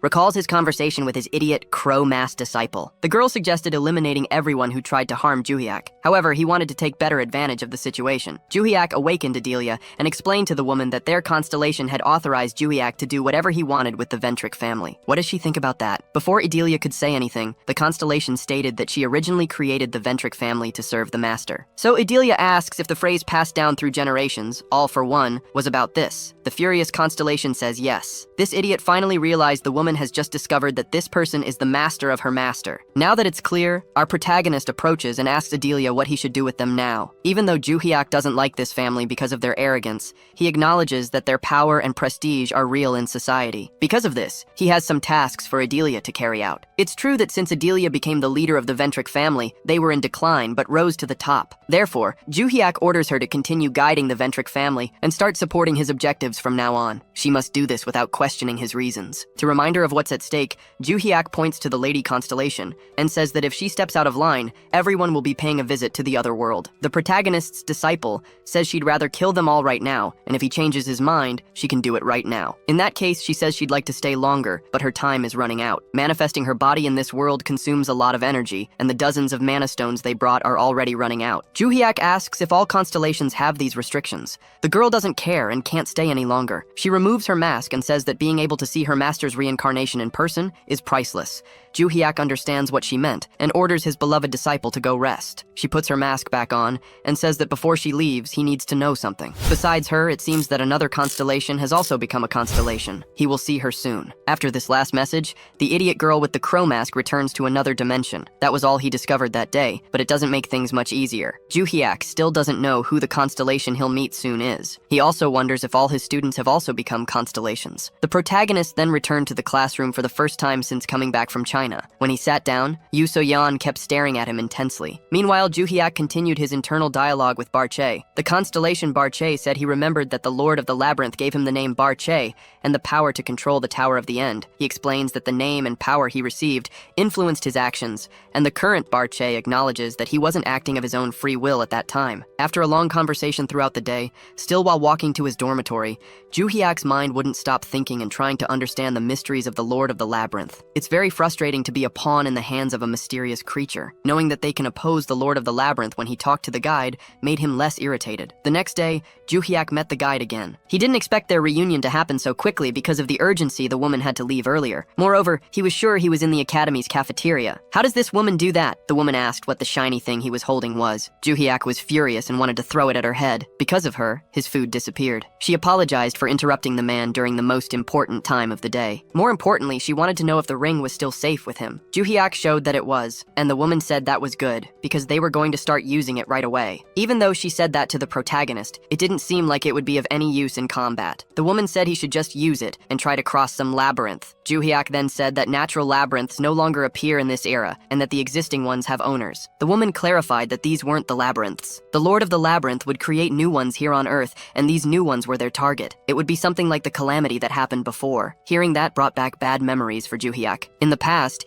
he became the legendary hero while fighting against the calamity. At that time, several of them broke and caused the greatest chaos in Earth's history. The protagonist then asked when and where these dungeon breaks would occur. The woman said they would start in about 3 months, and it seems there is a specific location, a country called Korea. She informed him as if she didn't know where this place was. But the protagonist said that was great because he lived there. She agreed that it was indeed convenient, but he should remember that this world, above all, is the Labyrinth Lord's domain. So why is he creating new labyrinths here? The protagonist said that the reason is that the Labyrinth Lord must be preparing other names to choose from. She said exactly, just like back then, he will create towers for new heroes to emerge so he can steal their names. People interpret this. The woman said that the labyrinth is created with a name, and the power of the name is concentrated in the labyrinth's boss. The protagonist's mission is to absorb the name given by the Labyrinth Lord in all the dungeons that appear. This will be the starting point for their counterattack. However, Juhiak questioned something. Stealing 1 or 2 names wouldn't make a difference against the Labyrinth Lord. The woman admitted that was true. Their plan was that when the Labyrinth Lord realized his strategy wasn't working, because the labyrinths were disappearing before they could be used to create a more famous name. She affirmed that the Labyrinth Lord would send countless names into the world at once, and that would be their opportunity. Juhiak must absorb several names and increase his strength. If the plan is to absorb names and turn that into power, Juhiak had another question. What's the difference between them and the Labyrinth Lord? The girl said that was unexpected. She hadn't imagined he would care about such a detail. The protagonist then said that if that's the case, she doesn't know him well. The red-haired woman explained that first of all, they haven't harmed anyone to obtain the names. Moreover, if the Labyrinth Lord steals a person's name, they will either become a constellation constellation, or reincarnate. It doesn't matter which happens. The person's body will be trapped in non-existence. Now, if the protagonist uses the ring and steals the names, he will only absorb the power, and the people will remain alive. Additionally, over time, this contract will weaken, and the people will be freed from it. She then said it was up to him to decide, and either way, he would get to know each person and could choose whether to do it or not. Joo-hyuk then said that when the calamity arrives, she will find out his decision. The red-haired girl told him he should also create a team to prevent the calamity. He questioned, so when they destroy the labyrinth, everything will be resolved. She explained that yes, but the monsters that escape from the labyrinth during this process won't disappear when the labyrinth is destroyed. Therefore, he must train people to stop the monsters that escape from the labyrinths. When her effect passed, he was back in the cafeteria line, leaving everyone confused. Where did this guy come from? Later, while heading back to his dorm, he thought that woman was a nuisance. At least she could have teleported him to a better place. And now he's pondering that request to form a team. Not that he's against it, because before he reincarnated, he also had disciples. As he was thinking about this, the girl from China appeared before him, confident. He then asked if she was another crazy person who liked getting beaten up. She said she thought a lot after losing to him and came to a conclusion. He was stronger than her, and that's why she lost. You're a genius for realizing that. But the girl said she thought she was similar to the protagonist, a person who had never experienced defeat. If that's what she thinks, Zhuge Liang told her she was completely wrong. He's someone who works hard to be strong and doesn't rely on talent. Yan Wang said that's what she thought. But now she understands that those fists were loaded with combat experience. And the difference between them is just that. She said she became much stronger after fighting him. So now she would stay here to continue fighting him. They would do it until she defeated him. Zhuge Liang already had problems with a crazy person asking him to teach swordsmanship. And now, he has a lunatic who wants to get punched to learn martial arts. Zhuge Liang told her to stay away from him, but the girl didn't want to give up. She came from China to Korea just for that. The protagonist then told her to spend her time learning her family's martial arts. This question shifted the girl's enthusiasm to sadness. She explained that she was only taught until she was 6 years old by her family. After that, she was excluded from training. Yan Wang said she didn't know why, so she started challenging adults to hone her skills, and that made everyone even more distant from her. After hearing this, the protagonist thought that this was different from what was told to him. This girl clearly has a lot of talent and loves to fight, and they said she distanced herself from training and isolated herself. Zhuge Liang asked if it was mandatory to stay isolated in the White Lotus Palace during training. Yan Wang said it wasn't. She stayed there because she was tired of being treated as a problem for the family and excluded by everyone. The sad lunatic girl's mood turned back to excitement, and she said it was fine because now she had found him. If she kept fighting Zhuge Liang, she could get stronger without needing her family's lessons. Of course, he refused to waste his time doing that, so Yan Wang begged, "Teach me martial arts." The protagonist continued finding it strange. If she was excluded from the family and confined to the White Lotus, why did Xiaoyan try to bring her back? If it's as the girl says, it would have been better for the family to continue keeping her locked up in the palace. The protagonist said that was fine, but then pulled her hands away. They would fight, yes, but they needed to go to the academy because fighting in the middle of the street is crazy. So in the academy gym, the two beautiful girls were training and the muscular guy was lifting weights. They noticed Zhuge Liang's arrival and the girl they had never seen before. Then Choi Aram teleported to the protagonist's side and called his name. Not even a great master could predict her movements. Choi Aram asked who this woman is. Zhuge Liang said that they met at the White Lotus and she came here to fight him. Choi Aram, upon hearing this, thought about this girl. Could it be what she's thinking? It could only mean one thing. Choi Aram asking why she came from so far away. The crazy ones seemed to attract each other. Yan Lang went to Choi Aram and asked if she wanted to fight too. Yu So Yan was also jealous in her own way. After everyone got to know each other and exchanged threats, the fight was about to begin. And the protagonist said that he remembered agreeing to a fight between him and Yan Lang. So why were there so many spectators here? Yan Lang didn't mind having people watch her fight.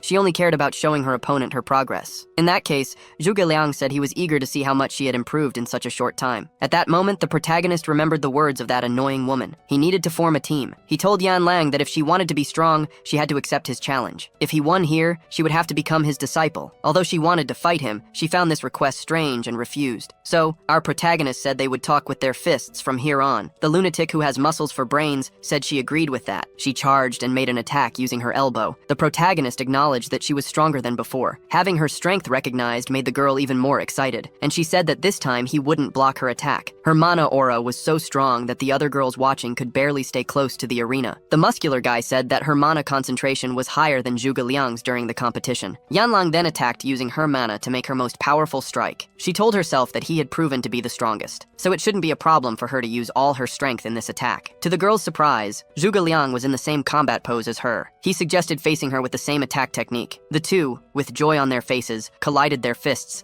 and the energy from the attack sparked, creating an incredible gust of wind. Yan Lang, using all her strength, recognized that she was being pushed back by him, but that shouldn't be possible considering she had more mana than him at that moment. He's even stronger than before. The protagonist said that now it was his turn to attack, and he would use this move against her only once. If she blocked it, the victory would be hers. He prepared a kick and aimed directly at the girl's defense. Although she defended against the kick, it wasn't possible to lessen the impact. Yan Lang was defeated with just one blow. With that, the protagonist said he had gained another disciple. After sleeping for a while, she woke up and asked what happened. She then felt pain in her stomach and said she must have lost. The protagonist said he thought she would sleep until tomorrow, so she woke up rather quickly. The girl asked if that was a compliment or an insult. He then told her to stop questioning her master. The girl said she thought of suggesting a fight without using mana, but it seemed the result wouldn't be different. She acknowledged the protagonist's strength and said she was proud to be his disciple. Yan Lang then asked if she was officially his first disciple now, but our legendary hero replied that wasn't the case. Besides, why is a high school student already taking on disciples? Cho Aram then told the girl with a cat tooth that he was telling the truth.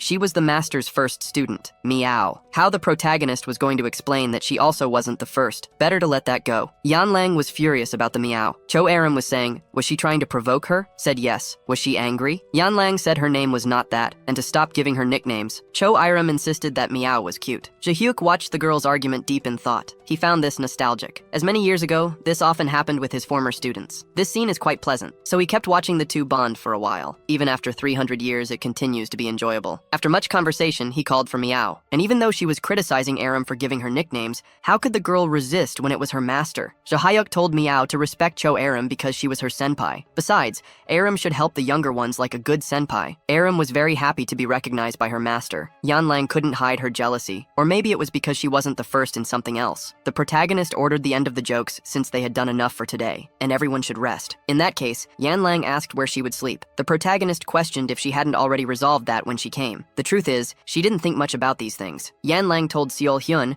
that she would come to Korea to fight and got on a plane without thinking about anything else. Jahyuk began to wonder if he had gained a disciple or a daughter to raise now. In that case, he said that the academy had decided to give him a new room, and Yan Lang would get that room. This made Aram jealous again, so she made a few more jokes with her new friend. After some more time watching the girls become better friends, he left. Despite not training much today, he felt more tired than usual. Thinking about his students, he was sure that Choi Aram and Miao would be his students. Seol Hyun was training her physique and was far from receiving sword lessons. Jahyuk had no interest and was just training on his own. His doubt was whether these two would be enough to help with the disaster in 3 months. While he was pondering, the phone rang with a call from Adelia. He answered, asking what matters she had to discuss with him. The woman was now completely different from before. Even over the phone, she felt fear of her new master. Adelia's call was to confirm that she had done everything he asked and to take the opportunity to inform him. Our protagonist then advised her to recruit contractors to fight because in 3 months, a disaster would occur.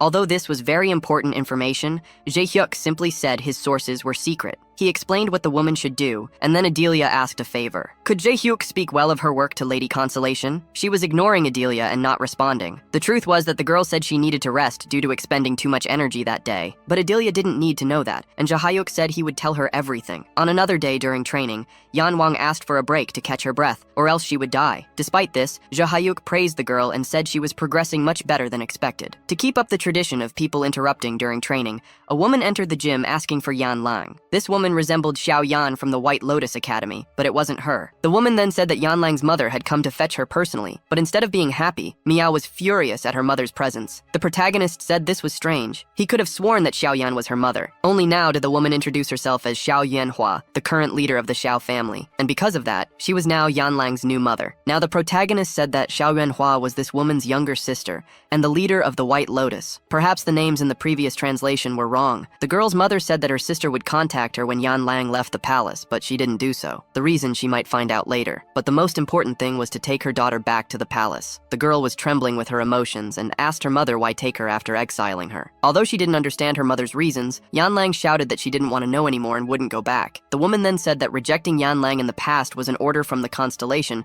and the daughter should know that. Despite this explanation, the girl responded that she had never heard that from her mother. It was a rumor that the maids spread. The girls argued with the mother, insisting that the constellation ruled everything, and that the new order was to bring Yan Lang back. And at this time, the constellation was willing to recognize the girl. This didn't make sense to Miao. She only came here because of an order. The mother confirmed this with great coldness. The girl was trembling, trying to control her emotions, and then she responded with a firm no. Although the woman didn't seem to accept a negative answer, the daughter insisted that this place was Valhalla Academy, and outsiders couldn't enter and disrupt the training. Xiao Yun had already expected this, and was aware that she would need to use force. The woman concentrated energy in her mana and struck her daughter. Despite the strength of the attack, the girl defended against it completely. Not even the girl expected this reaction from her arrogant mother. If she was willing to break the rules, Yan Lang said she wouldn't hold back and would forcibly expel her mother from the place. Even using her powerful attacks feared by the strongest adults, the woman defended herself with ease. She praised her daughter for getting stronger and threw her into the air, almost knocking the girl down. Mother and daughter engaged in intense combat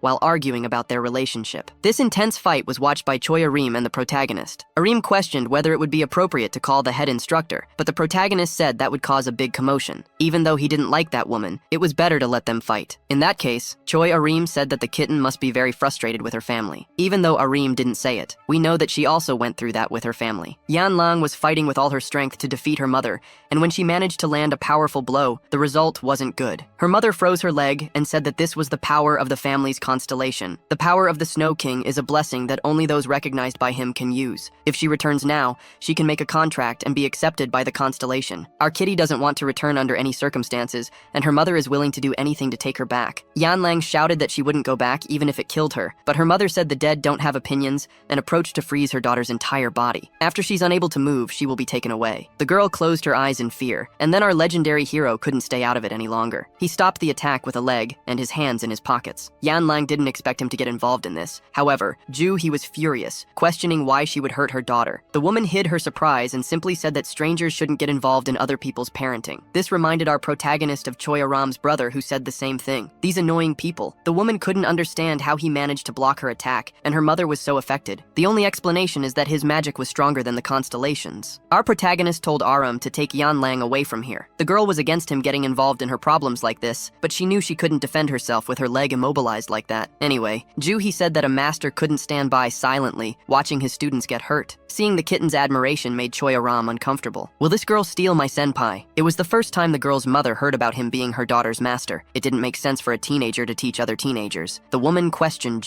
his motivations, but he simply said he didn't agree with the woman's methods. If they couldn't convince him with words, the woman decided she would defeat him and then take her daughter. The protagonist thought that despite her appearance, this woman was as aggressive as her daughter. Moreover, their attacks were too strong to block without spending a lot of energy, so the best option was to dodge them. However, doing so caused the surrounding equipment to freeze and be damaged by the cold. He first analyzed the effects of the attacks, and then said that she would have to pay for all of it before going back to China. She agreed to pay if he won the fight, and the protagonist decided that blocking was bad and dodging was useless, so the option was to do this. He kicked her arm with concentrated magic, dispersing the attack. Although it affected the woman, this was just to create an opening for the next strike. The next step was to create an opening in her abdomen with this, and the attack was so strong that something came out of the woman's mouth, and then she fell to the ground. Unlike her daughter, the woman didn't pass out from the attack, but it was enough to make our legendary hero the victor. Despite knowing her master's strength, Yan Lang couldn't help but be impressed. The mother felt the same way,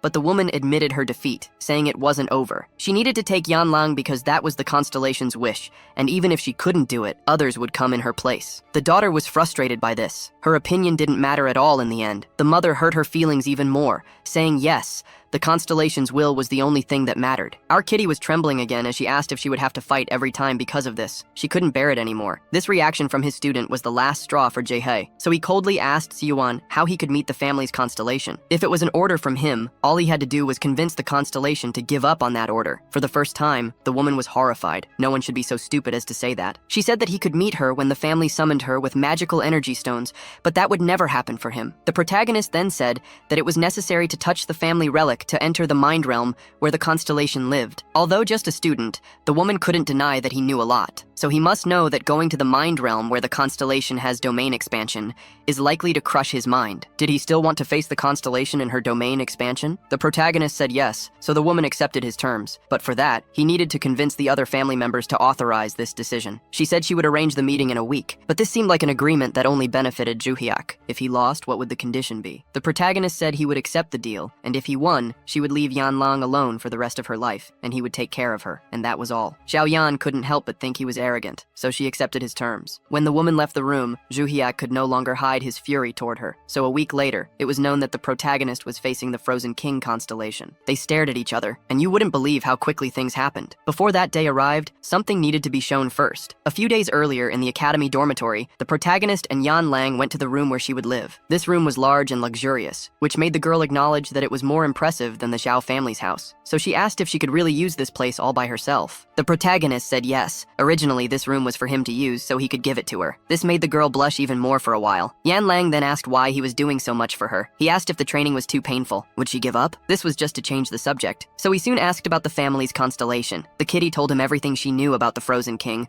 which wasn't much because she had spent many years isolated from the family. All she knew was that the constellation didn't interfere in the family's affairs. She heard that some members didn't even know the constellation existed. That's why it was strange for him to order her to be taken. Yan Lang asked again if he was doing all this for her, just because she was now his disciple. He said it wasn't just that. He really felt disgusted by the arrogance of people who use their status to pressure others. So that's why he got involved. Did it make her uncomfortable? Of course. She vehemently denied that she didn't mind. In fact, she had never received so much attention in her life. That's why she wanted to thank him. The protagonist questioned if there was any reason for the constellation to want Yan Lang, but even she didn't know the reason. In that case, all he could do was accept things and confront the Frozen King. His students should rest now and leave everything to him. He would need her as a guide when they went to China. When he left the girl alone, she realized that her feline heart was almost exploding in her chest, and she had no idea why. In his room, the protagonist called Adelia to inform her that he had fought against the head of the SEO family. Her surprise almost made her fall backward. Curious, she asked him to explain the reason for the fight. The reason for the contact was that he needed the equipment that was destroyed to be replaced. Could she do that for him? Adelia said she could do anything for him now. As for information about the SEO family's constellation, Adelia said that it didn't involve itself in any family matters. It was passive about any activities in the outside world. The protagonist also asked if his student had awakened from her rest. According to Adelia, she remained silent. For a moment, Adelia wanted to ask Joo-hyuk something suspicious. She wanted to know if he wanted to know about her constellation's condition,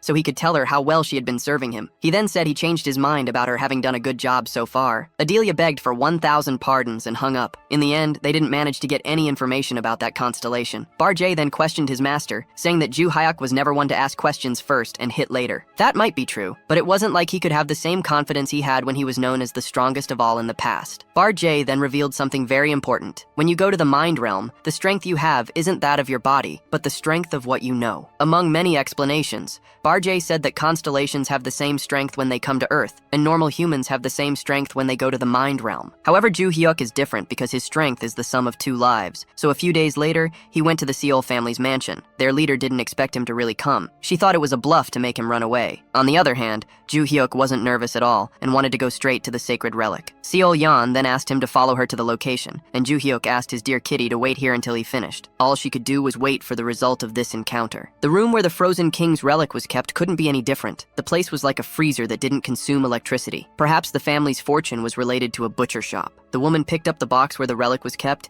and said she had been thinking a lot about what to ask for in return when Joo-hyuk lost. She suggested that he should become a slave to the family. Strangely, Joo-hyuk accepted and simply asked for the gloves. Upon touching the relic, he was transported to the altar of the Frozen King. Despite preparing for the meeting, the constellation had no idea he would have visitors. Joo-hyuk says that this man is not his disciple, but seems familiar to him and he wonders who he is. The constellation says, so it's him, a figure who is a threat to the Seoul clan. Joo-hyuk then wants to know who he is as well. The king readies his fist, saying that if he survives, they can talk. Joo-hyuk smiles and suddenly, gigantic ice stalactites fly straight at him. They fall to the ground and the king sees that Joo-hyuk is completely indifferent to the attack. He comments that this is impressive and that Joo-hyuk used magic to jump further. The king introduces himself as the King of the North, as his real name has been lost over time. The king explains that he has been known by various names over the years and is now called the Chaotic Ice Demon. He says this while creating ice pillars around Joo-hyuk to block any possible escape. The king prepares for another attack and punches Joo-hyuk as the ice flies towards him. Joo-hyuk says this will be troublesome and then draws his sword. The sword is familiar to the king, but Joo-hyuk breaks it and sends the ice back. The Ice King remarks that using his own ice is ridiculous since the ice and snow there are under his control. Joo-hyuk advances and tries to attack, but is blocked with the palm of the hand and asks if the previous attack was to obscure his vision. The Ice King says it was a good idea but lacked power. Ju Hyuk asks if that's really it, and the king starts to tremble. Ju Hyuk then punches him in the stomach, releasing mana and sending the constellation flying away right into its throne. The protagonist asks if it's satisfying to have a real fight. The Ice King grumbles and says that now he understands the magical attack and the sword, and asks if Ju Hyuk is the martial god. The protagonist confirms that it's a nickname given by his disciples. The constellation begins to chime and says it doesn't know him well, but it saw his power 300 years ago. We see a memory of him being attacked by many monsters. He managed to handle some but not enough, and was determined to take as many as possible with him before dying. Then the martial god arrived and cut through the entire army with one blow, leaving him in awe. The magical power felt is the same even though the appearance has changed. He is clearly the same. Ju Hyuk asks if the constellation is not going to attack him, and he steps forward. The Ice King says he wanted to fight him at least once to see how far he would go. In the waiting area, Yeon Lang is a bit worried and sees her family members all looking at her with disdain. She looks away, saying that this is why she didn't want to return to the family, but came due to Ju Hyuk's request to be his guide. She starts to think, and some of her relatives come in. Being introduced to her sisters Iren and Fin Seol, Yeon Lang asks if they came to fight, but they say they came to see her, and Iren says that if it were to fight, they couldn't win against her. Yeon Lang says that if it's just to see her, they can stay with the rest of the family. But Irene says there were some misunderstandings and wants to apologize personally. This makes Meow curious. She asks what she means by that, and Irene explains that after the fight with Yeon Lang, she never had a chance to talk to her and wanted to do so now. Even if it's late, the sister was apologizing, so Yeon Lang shouted furiously, saying she was only doing it because she was afraid of her coming back. But the brother asked her to wait. He said it wasn't true. What happened was a big misunderstanding. The guy explained that every time they tried to contact Yeon Lang, their mother prevented them. And it wasn't just that. He said that keeping Yeon Lang out of training was also their mother's order. In other words, she just discovered that her estrangement from her siblings wasn't due to their jealousy or hatred. They were simply victims of their mother. But it wasn't that simple. She admitted she had been envious of her, which was true. But her pride was even greater, as having someone so strong in the family was amazing. They explained that they thought that way, and it was when their mother called them in the past that she forced them to stay away from Yeon Lang and keep her out of training. They explained that their mother was afraid that other clan members would support Yeon Lang as the new successor to lead the family. So their mother planted the idea in everyone's head that Yeon Lang would be a threat and forced them to distance themselves from her. The siblings also mentioned that there was another issue. They never had any interest in becoming clan leaders. At this point, the mother meets the siblings and enters the room. I wanted to see more of Yeon Lang's reaction to this revelation, but instead, we see the protagonist's battle with the constellation. The guy was shooting ice arrows trying to hit his opponent. Obviously, he wasn't succeeding. Ju Hyuk managed to get close to the constellation, but before he could attack, the guy shot more ice arrows, forcing him back. However, they were fragile and easily broken, so he attacked again. For a while, he tested his enemy's attacks, but none were strong enough to cause damage. The constellation said it intended to freeze him completely, but the martial god didn't get his name for nothing. Ju Hyuk sincerely said he didn't expect to receive praise from anyone during the battle, but what he was really thinking was that if that person were so strong, he would remember them from his past life. So the protagonist speculated that he had gotten stronger while in this ice temple. Ju Hyuk thought this because if he had encountered someone with such potential, his past life would have been great for training him. These words made the constellation curious about what he meant. Our protagonist said it was simple. He was simply praising her. Therefore, he was worthy of seeing her sword in action. Being praised by the greater god was an honor, so in this case, she would reciprocate by fighting with her full power. The two exchanged blows to see who had the more powerful attack. The constellation said she intended to surpass him, but that was nonsense. She couldn't even scratch him. While our protagonist's mind was in another dimension, his physical body remained still in the other world. The woman thought he was taking too long. Maybe the constellation was playing with him before defeating him. As she thought about the ways the constellation was winning this battle, she was surprised to see him return. She was shocked to see why he had suffered so much mental damage, but his body seemed so unharmed. So she asked what happened, and he simply answered that he had defeated the constellation. The AI woman responded that she didn't know he was the type to make jokes, but before she finished speaking, the constellation sent her a message saying he had all the respect for Ju Hyuk. Of course, she didn't understand the meaning of the message immediately, so she looked at him and wondered if it was really possible that this kid had defeated the constellation. As she began to accept this reality, she gradually lost her balance. The world didn't make sense. My life no longer made sense if my supreme leader, who guides my family, lost to a 16-year-old kid. While she was thinking all this, the protagonist put his hand on her shoulder and said they had a deal before, and now she had to keep her word. But they needed to make some adjustments to this agreement. When Ju Hyuk went to meet Yeon Lang, I realized I had made a mistake. The first was that it was their aunt who came to them before, not Yeon Lang's and the other's mother. My second mistake was thinking that all four of these girls were pretty enough for me to date. Then I remembered that this isn't exactly my type. Back to the focus. The leader of the White Lotus Academy said it was a pleasure to see Ju Hyuk again, but the protagonist didn't feel the same. He hadn't expected to see her there. there. Yan Lang then asked if he had finished his business with the constellation. He replied that he had and would tell her about it on the way back. After all, it wasn't good to talk about it there with such hostile looks. Indeed, they didn't stay to chat. They simply left. And folks, on the way, Yan Lang lamented everything that had happened. Since he had been so quick in facing the constellation, he must have lost badly. She continued with a sad look and said it must have been tough for him. The protagonist said it was true. In other words, he didn't disagree with the girl and told her he had won. And for that, Yan Lang said he must now be a family slave due to that agreement. Yan Lang then realized she had wronged the only person who tried to help her in years. Ju Hyuk knew very well that she was mistaken and found it amusing to see her reaction. Yan Lang said she should have stopped him from risking so much to help her, and she heard from her aunt that her mother was a crazy and greedy woman who would do anything for power. Since she was young, she had been interested in becoming the matriarch of the family, which had always caused problems with her aunt. Even after becoming the clan leader, her greed didn't diminish. Her mother wanted to do everything to keep the position until the end of her life. She didn't want to maintain the tradition of passing the position to the next generations. That's why she kept the children under surveillance while manipulating everything from the shadows. Since she couldn't manipulate Yan Lang, she decided to distance her from the clan. She couldn't understand her mother's greed, nor why the family's constellation shared the same thoughts. Ju Hyuk listened attentively while Yan Lang recounted everything she had discovered. She found it funny how things had happened, since she had never been interested in becoming the family leader. After listening a bit more, Ju Hyuk interrupted Yan Lang, saying he wanted to let her talk until she revealed the truth, but it seemed she would never finish. The truth was that he had defeated the constellation. Yan Lang also commented that she hadn't expected him to make jokes, but our protagonist stated he didn't joke about such things. Moreover, he asked if she remembered that all the confusion started because the constellation summoned her after Yan Lang left the White Lotus Palace. She agreed. And then he mentioned that he found it very strange,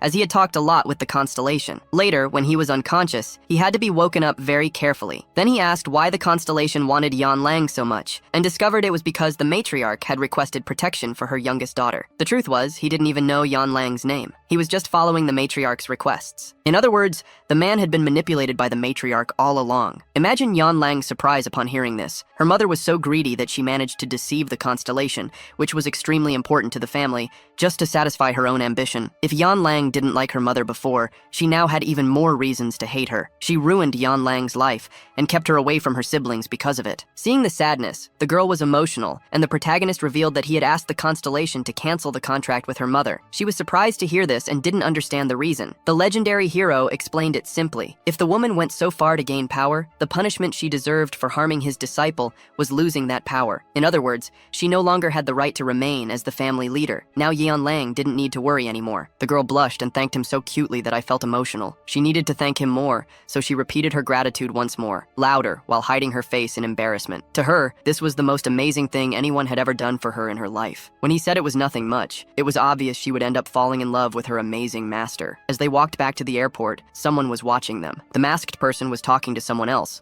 asking if they should continue following the two. The mysterious guy answered that it wasn't necessary anymore. Just look for this person's enemy. I wonder if this guy really thinks his presence wasn't noticed. They never learn. Then, another moment shows a hotel that seems abandoned. Several people gather for a meeting, and all appear to be from the same organization, judging by their attire. The meeting's topic is that their constellation ordered a change of plans. Previously, the target was that teenager, but now the order has changed to find the enemies of that teenager. The curious woman asks what kind of person Ju Hyuk is, since he was the only one to find him. The man explains that he followed and observed Ju Hyuk for quite some time, and he is definitely a strange guy. Initially, he gathered all the information he could, but none was useful. The only solid information he found was that he was an orphan and grew up in an orphanage, but there was no more information, and he can guarantee the information was true, because it came from reliable sources. The guy explains that he followed all the constellation's orders to track the guy. Later, Ju Hyuk defeated the leader of the SEO family in China, so after that, the order was changed from eliminating Ju Hyuk to finding Ju Hyuk's enemies and eliminating them. Then the constellation asks the men without the bloodstone if they are ready.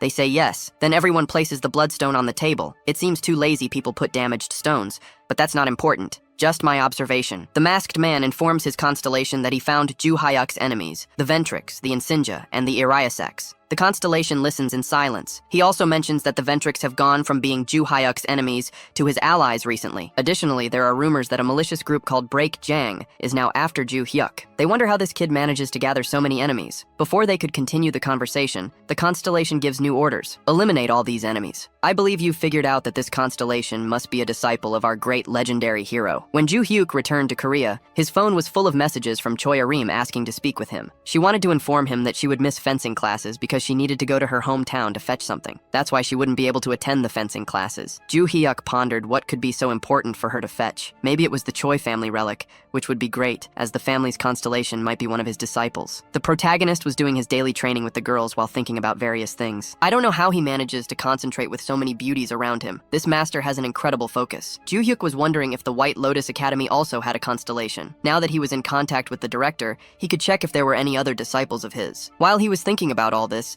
the protagonist was surprised by an unexpected visitor. He had never seen this person before, so he asked who he was and what he wanted. The guy said that first, there were many eyes watching, so they should talk in a more private place. In that case, the protagonist knew where they could have a secret conversation. As he went to the location, he instructed the two students to fight each other as part of their training. He left them there arguing about who was stronger and found it very entertaining. In the hallway, he told the guy to reveal himself. "Start talking!" The man with the cat mask got straight to the point and said he was there to deliver a message. "This is interesting. What does he have to say?" The guy then said to check the message itself. It was a letter sent by the real owner of the market. Ju Hyuk asked if it was the constellation known as the Ruler of the Shadows. The answer was yes, and this letter was delivered to several people. The constellation was looking for a specific person. If he understood the meaning of the letter and responded correctly, the constellation would be waiting for him. Ju Hyuk opened the letter to see what it said. Barjay, who lives in his sword, commented that he didn't recognize those letters. Ju Hyuk explained that they were letters he had created. Even his disciples knew these letters. Now I ask you, did anyone else think this looked like cat ears? I did. That same night, the protagonist was heading to the market. He had made an agreement with the white-haired teacher so that he could leave during the academy week. As he walked, his constellation asked why he created special characters and what the point of that was. He simply said it was part of his training or something like that. Then, he calmly went to the secret door and entered. There was the door leading to the market. Upon opening the door again for the second time, he thought the place was quite familiar. Maybe it was because of the purple sun shining in the sky. Actually, I think it's a moon. Our protagonist just said it reminded him of the sky 300 years ago. He was surprised by the masked man asking if he was there because of the letter. Ju Hyuk said yes and asked where he should go now. The guy asked him to follow him to the meeting place. The place was the market headquarters. The view from the top of the building is excellent. Those large windows are great. As he observes, he notices that the cat is not there, and moreover, there are very strange buildings ahead that all seem to be made of paper. He doesn't remember seeing that last time he was here. Finally, the cat approaches him and asks what the answer to the letter is. Ju Hyuk says it's not a question that makes sense, but what she must want is the answer. He then asks for a piece of paper and a pen. Up to this point, the cat mask thinks this is a joke. This candidate was called only on a whim. It makes no sense for a 16-year-old to be the person his master is looking for. When the protagonist delivers the answer, the man looks at it and cannot understand. It looks like the same writing, but he does not know the meaning of these words. Ju Hyuk then says that it means no. The constellation asks what his response was to saying no. Has he gone mad? The cat mask can barely understand his words. The guy says that the protagonist has been verified as the person the master knows, and for her sanity, he must meet her as soon as possible. In that case, they touch his staff. This is the constellation's relic. They know how it works. Just touch the object, and he will be teleported to the constellation's mental realm. I doubt you were expecting it to be a girl. What you might not have known is that it would be a different girl. She says that even though his appearance has changed, his magical power is still the same. How long has it been? Luminous. Everyone, look at this insane girl who here likes a crazy girl. The girl soon bows to her master, saying she is very happy to see him again. Even though she is crazy, she cannot help but show respect for the most important person in her life. Humbly, he tells her to rise. There's no need for so many formalities. She asks if he really remembers those words. And of course, our protagonist does not disappoint and says he could not forget something like that. He then recalls the first time he met the girl. Like the others, she was shackled. A slave. He and his first disciple found the girl. Looking closely, he realized she was not like anyone else. Her eyes showed a trauma deeper than anything he had ever seen. That girl did not know any kind of language or writing. She had never been taught. She didn't even know how to live in society. She didn't want or couldn't learn the world's language. So he created an easier alphabet specifically for her to learn. The girl is happy he remembers. It was thanks to that she learned to write and then managed to learn other languages. Then, he explains that the message said, "I miss the master. If you see me again, will it be to marry me?" And therefore the answer is no. The crazy girl asks, why not? The reason is that he doesn't have time for that. There are more important things to discuss now. The current world is as dangerous as it was 300 years ago. They need to do something about it. Ignoring his response, she asks if he saw the paper building outside. Oh, the money note building. I saw it. Why? The crazy girl responds that it is a gift for the master. He can live there from now on. Of course he refuses. And the girl questions the reason. No. She persistently asks why. Now, he remembers that she couldn't be left unsupervised for too long or she would go crazy. So, how must it have been to be alone for 300 years? He hopes she hasn't lost her mind. For moments like this, he created a special technique. Ju Hyuk extends his legendary finger and gives a legendary flick to Luminous's forehead, telling her to control herself. The protagonist asks her to keep calm and not get too excited. The girl asks if it's because he didn't like the gift. It was what he wanted before. He remembers he wanted a building full of money, not a building made of money. But really, in the past, while training the girls, he used to say he always dreamed of living in a building made entirely of money. His student, with a screw loose in her head, heard that back then and seems not to have forgotten. He even said it wasn't quite his dream. It was just because they were poor, so having money would be great. He told her that later, when there was peace in the world, living buried in a pile of money would be great for them, so they should train hard and strengthen themselves to bring peace to the world. At that time, the girl said she would fulfill his dreams, but he saw it as childish. So back in the present, Luminous said she couldn't fulfill his dream while he was alive, but she was fighting to fulfill it even after his death. The girl asks why he doesn't want to accept the gift she made for him. He ignores this and just asks if she knew he would reincarnate, and therefore made a building. The girl responds that she received a notification informing that the master would be reincarnated at some point. The protagonist begins to fear the girl's reaction as she starts to go crazy again, saying she couldn't wait any longer for this moment. He really feared her madness. She was crazy. He says again that it's not the time for this and asks her to calm down. After some time, they talk more and she returns to normal. He tells her about the threat of the destruction pie that might appear again. The girl gets nervous, saying it's frustrating. He explains that he is now a teenager and lives at Valhalla Academy, and therefore refuses to live in a building made of money. The girl is sad, as her master is rejecting her gift, but asks him to extend his hand for a moment. Even though he refuses her most important gift, at least with this, he should keep. This ring will grant access to the entire market, as if he were the owner of the place. After all, everything she did was for the master. He remembers that he has been receiving many rings lately. He bids farewell to the girl and leaves. Did Mr. Catmask expect this? While the meeting was happening, after some time, he received a question on his system window. Has that person left? He answers yes. He has returned to Valhalla Academy. The constellation was silent for a moment and then replied, "You must buy Valhalla Academy for me." Obviously, the staff wondered if the master was crazy. She gave the great ring of the constellation's owner to that kid, and now wants to buy the school where he studies. What could be the reason? He took courage and asked the constellation what her relationship with Juhyuk was. The girl promptly answered that he is her sky, which means he is everything to her. He knows shows another location, a mysterious island, where a man was beating up several people. The people losing their teeth were employees of a criminal organization, and the man doing this was named Logan. He was furious, destroying everything in his path and asking who was responsible for attacking his son. He asked questions and killed several men, eliminating them forever. Interestingly, the masked men were there observing as they were ordered to hunt down the protagonist's enemies, but ended up seeing someone else doing it for them. This is the great American hero, furious because his son was attacked during a test at Valhalla Academy. He was there to catch the leader of this organization, but it was too late as the man had already been abducted by a mysterious constellation. The guy was defending himself from the invader in his territory and ended up there without knowing how. He didn't even find out how he died. His heart was simply disintegrated. Maybe now he fits better with someone who harms others, someone without a heart. The Lion constellation is concerned about this mental space, ensuring that if the constellation wants, he will not die, for he said that dying would be too easy. The guy recognizes the appearance of this constellation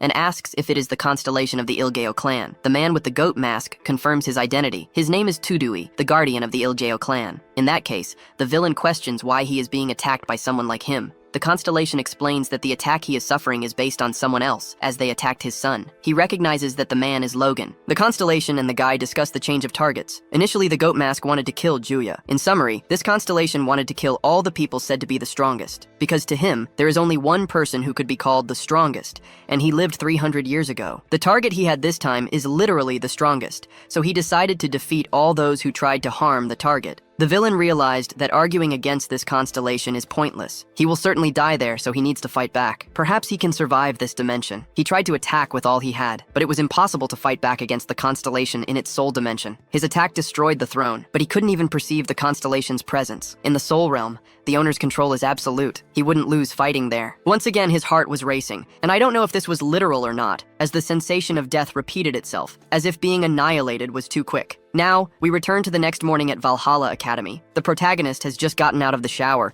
and while checking his phone, sees in the news that a criminal organization has been completely destroyed. Barcha asks if these people were related to the assassins who invaded the Academy's competition test. He agrees. It was that organization. It seems he won't need to look for these people anymore. He admits that he is only there because of the system, and when everything is resolved, he won't need to stay. Meanwhile, we see the headmaster of Valhalla Academy receiving an unexpected visit. The Cat Mask, a man from the black market, came to make a deal. He He is straightforward and offers to buy the school. The headmaster, who is also the owner of the academy, asks who he is, if he is really the owner of the black market. The cat mask confirms his identity and says he must be aware that the offer is real. The headmaster explains that he cannot sell the academy because the place was created for the benefit of the students, not to profit from money. The cat mask snaps his fingers, and a sum of money appears on the table. The man reiterates that principles are not above money. In the past, he was a fighter and saw the threat of monsters taking over humanity. After many years, he decided to create a school to train future defenders of Earth, and says he does not intend to change the academy's motto or the teaching system. The cat mask snaps his fingers again,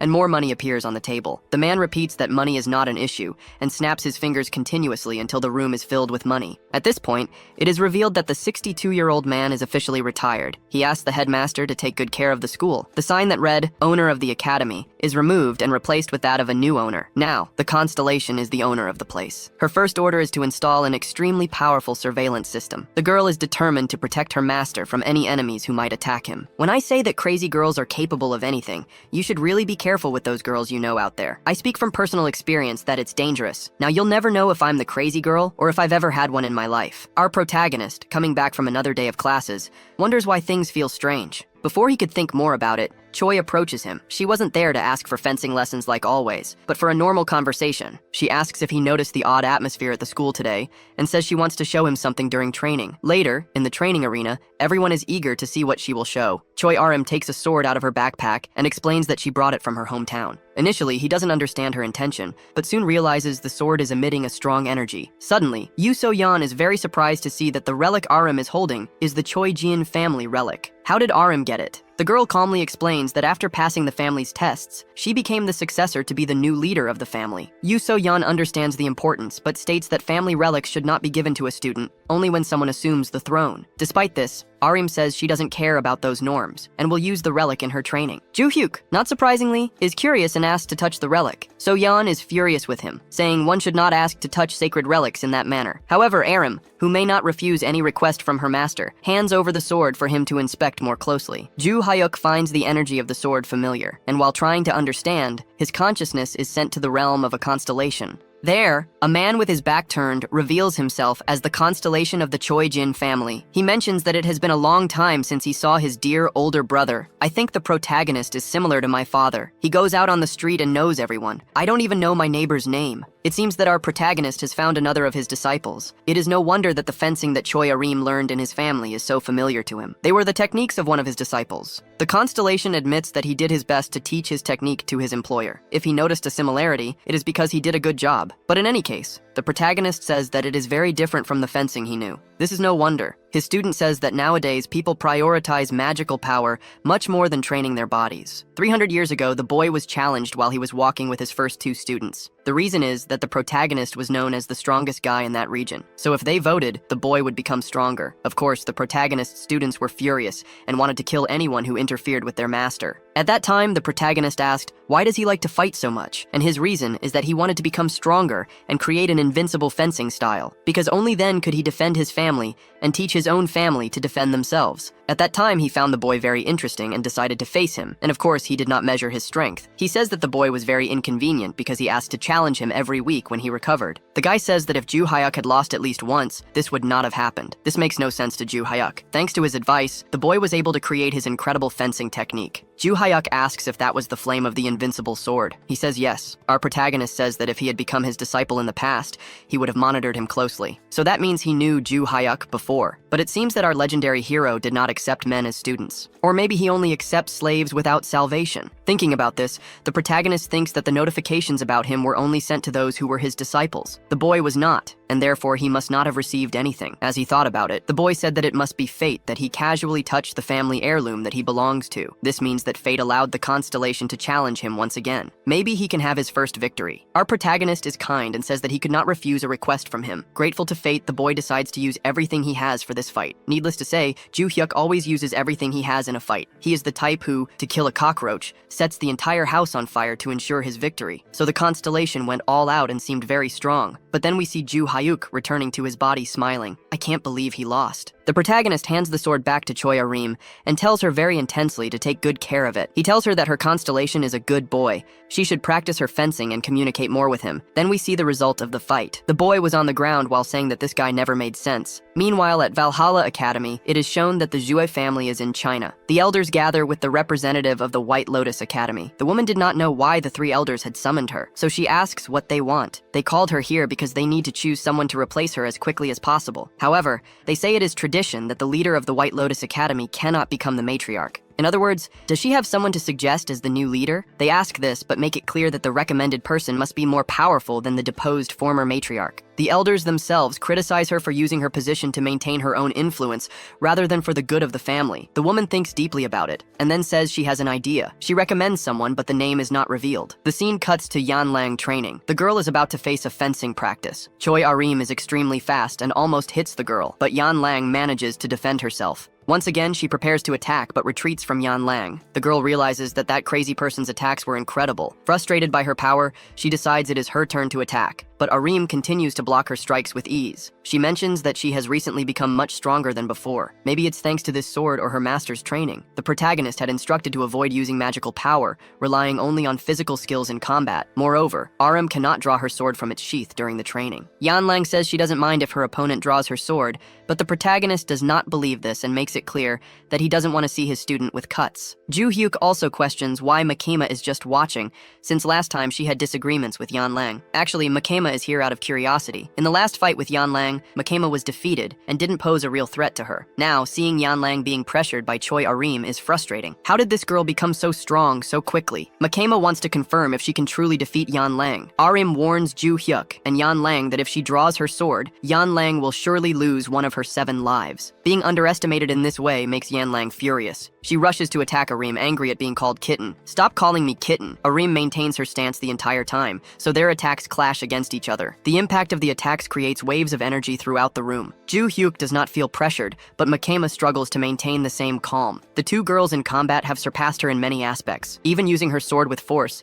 Yan Lang could not overcome Arim. Using her agile legs, she almost hit Choi Arim's face, but couldn't land a direct blow. Yan Lang couldn't hit Arim directly using only physical strength. All her attacks were blocked or dodged by Arim. Many thoughts crossed Yan Lang's mind. She had seen Arim fight several times with Ju Hyuk, and her moves weren't as fast and strong. Before she could think more about it, Arim attacked again with a precise fencing technique. Yan Lang managed to dodge, but it wasn't enough. Even being close to the attack caused pain in her abdomen. Choi Ahrin even praises Yan Lang, saying she is good at dodging. Despite her confidence and her absolute strength, Yan Lang admits to herself that she can't continue like this, or she will be defeated. She decides to prepare to receive the next strike and put everything into a counterattack. Arim then attacks directly at Yan Lang's shoulder. Yan Lang blocks the attack with her hands, and finally manages to get close to Arim. If the sword had been unsheathed, you wouldn't have done that, kitten. Yan Lang probably broke a few of Arim's teeth with her attack. It was a direct hit that even left a mark on her chin. Choi Arim was definitively defeated in the training. It was the end of the duel, and Yan Lang was panting after giving it her all. Even so, Arim was not completely defeated by the blow. She stood up, determined not to give up. Ju Hyuk then ends the duel, making it clear that the training is over. He made it clear that both were injured and should not exceed their limits during training. Jo Hyuk seems proud to see how Arim has progressed.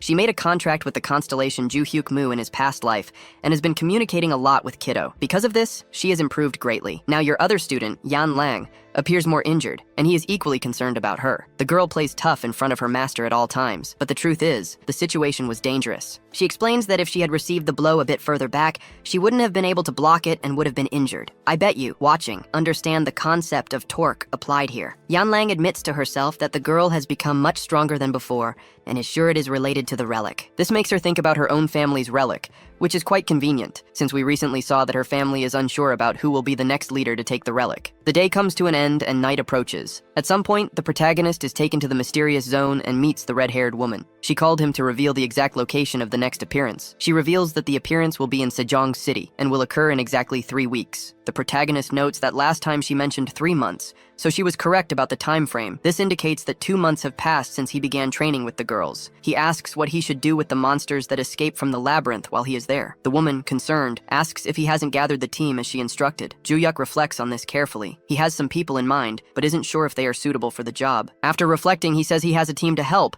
but he doesn't seem very confident. They discuss strategies and the best way to destroy the labyrinth as quickly as possible. Ju-hyuk asks if they should send more people in advance. The woman clarifies that he should focus only on destroying the labyrinth's boss and nothing else. He disagrees with this and decides to use the ring to focus on destroying the labyrinth as quickly as possible. After discussing further, she takes a purple stone and gives it to the protagonist, explaining that it is a disposable teleportation crystal. If he imbues the crystal with mana, he will be teleported here. This leaves Ju-hyuk in doubt. Why to this location? Can't she just call him here whenever she wants? The red-haired woman confirms but explains that there are limitations to knowing what happens outside this location. She plans to keep all her focus on the labyrinth's movements, so it would be good if he had a way to escape. It's not clear why she is giving him this, but having an extra escape route is not bad. She snaps her fingers and says they will meet again in 3 weeks. The next day, we see the protagonist walking down the street, pondering what to do. He wonders if he should contact Adelia Ventrick and ask her to send contractors to the location in advance. Additionally, he needs to get a day off for the disaster. He calls Professor Lilia to request the day off,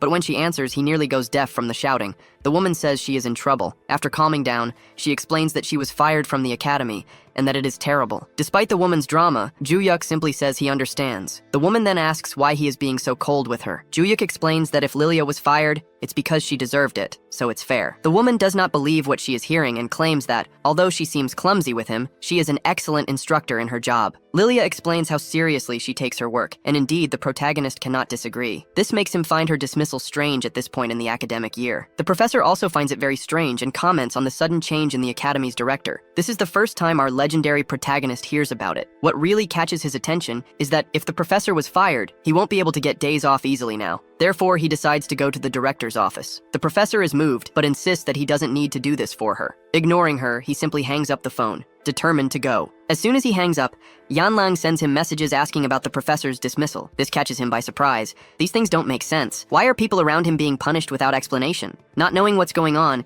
he decides to go to the academy director. When he arrives, he is surprised by the situation. The masked man bought the market. The man explains that he actually bought the market, but that everything is controlled by his constellation, to which he is devoted. So why did he expel Yanlang and Professor Lilia? Ju-hyuk asks. The man explains that it was an order from his constellation. It commanded him to identify any problems and expel those people from the school. He identified these women as problems for Ju-hyuk and expelled them. Furthermore, he also plans to expel someone named Choi Arim. Ju-hyuk agrees that she is a problem for him too. The protagonist says no and asks to have everyone brought back to the academy, explaining that he doesn't want these people to be punished because of him. It is surprising that Luminous accepts the request, given that everything will be reversed. Ju-hyuk then asks why the cat bought the academy. The man explains that it was another order from his constellation. Additionally, the protagonist refused to live in the money market. So Luminous decided to buy the academy where he lives to connect it to the market. Now, he can have access to the place he always wanted to give as a gift to him. Basically, he connected one of the rooms of Valhalla Academy to the black market, allowing authorized people to access it. Despite how bizarre this may seem, the protagonist reflects on the matter and asks if the director can do anything in the school. Since the answer is yes, he would like to ask a favor of the director. Then we see that 3 weeks later in Jejiang City, things have heated up. Monsters have invaded the city and are destroying everything. Goblins are attacking people and destroying vehicles, while stone golems are even more terrifying. One of Valhalla Academy's students lives in this city and was there on vacation. I can't believe even monsters are committing crimes. Things are bad even in other worlds. Ju-hyuk saves a girl from a goblin attack and defeats the creature with a powerful punch. The woman is grateful to be saved, but he doesn't seem satisfied. The weight of the creatures is real. He feels that things here are scarier than in training. Despite the fear, he will face it and save as many people as he can. While deciding what to do, 2 crazy girls pass by him, competing to see who can cause more destruction. We return to an earlier moment, still at the academy. The new president has introduced himself to the girls. Makema, the most experienced, asks why such a drastic change in the country's most important academy was not reported. For him, the answer is simple. He simply did not want it to happen. The reason for revealing himself now is that the Black Cat expects to work with Makema in the future. The protagonist explains that he is there to suggest the creation of a new department. It is a special class where students will have the autonomy to engage in external activities, without the need to follow the traditional classroom instruction. The question is, do they want to be the first people in this special class? Yanling says it doesn't change anything for her, as she doesn't attend normal classes. Ju-hyuk acknowledges this and still wanted to invite her. As a request from her beloved master, the girl cannot refuse. Choyaram didn't think much about it and immediately accepted. Makema is the only one with a bit more critical sense. She wanted to understand things better before accepting. First, is the director, the Black Cat, the same owner of the black market? The answer is simple, yes. So why is he interested in buying the academy? It doesn't make sense for the owner of a clandestine market to be the president of such an important institution. How did he get the approvals? How did he manage to do all this? She has many doubts about this man. Additionally, she wonders how this man has so many important connections without a powerful family. Our protagonist gets straight to the point and asks if she will join the special department. The answer is obvious. She likes to think things through, but she also cannot refuse his request. She just needs to understand better what she is getting into. The director explains the conditions for forming this special department, which offers more freedom to this class. They will be exempt from normal classes for being more advanced. However, they will have to participate in tests and exams that require public exposure. Initially, our protagonist was not satisfied, but the man explained that this was necessary to ensure all the privileges he requested. There are a few more criteria, the most important being that the students must be strong enough to be recognized by other students and teachers. He explains that placing the strongest students in this special class and not having them attend classes would be a loss. Therefore, they are required to participate in some public activities that promote the academy's image to society. In the end, there were several conditions they must meet to get what he wants. After explaining all of them, Joo-hyuk asked if the girls had changed their minds, and none of them refused, of course. In this case, the special class of the protagonist girls is now formed. Back in the present, we see the special combat class and training at Valhalla. Joo-hyuk did not expect to find Si-hyuk here. He hadn't seen Si-hyuk at the academy for a while. The boy explains that he came to the city for the weekend because his family is from there. He was enjoying a nice weekend when suddenly chaos erupted. Si-hyuk also has questions. Why are the academy students in this city at this moment? The protagonist does not answer directly. He orders Choi Arim and Yen Lang to get ready, and they understand that it is to demonstrate practically why they are there. The two girls and he move towards the creatures while the other two observe. The monsters patiently wait for people to prepare for the fight. The only problem for the monsters is that this cannot be considered a real fight. When Joo-hyuk swings his sword,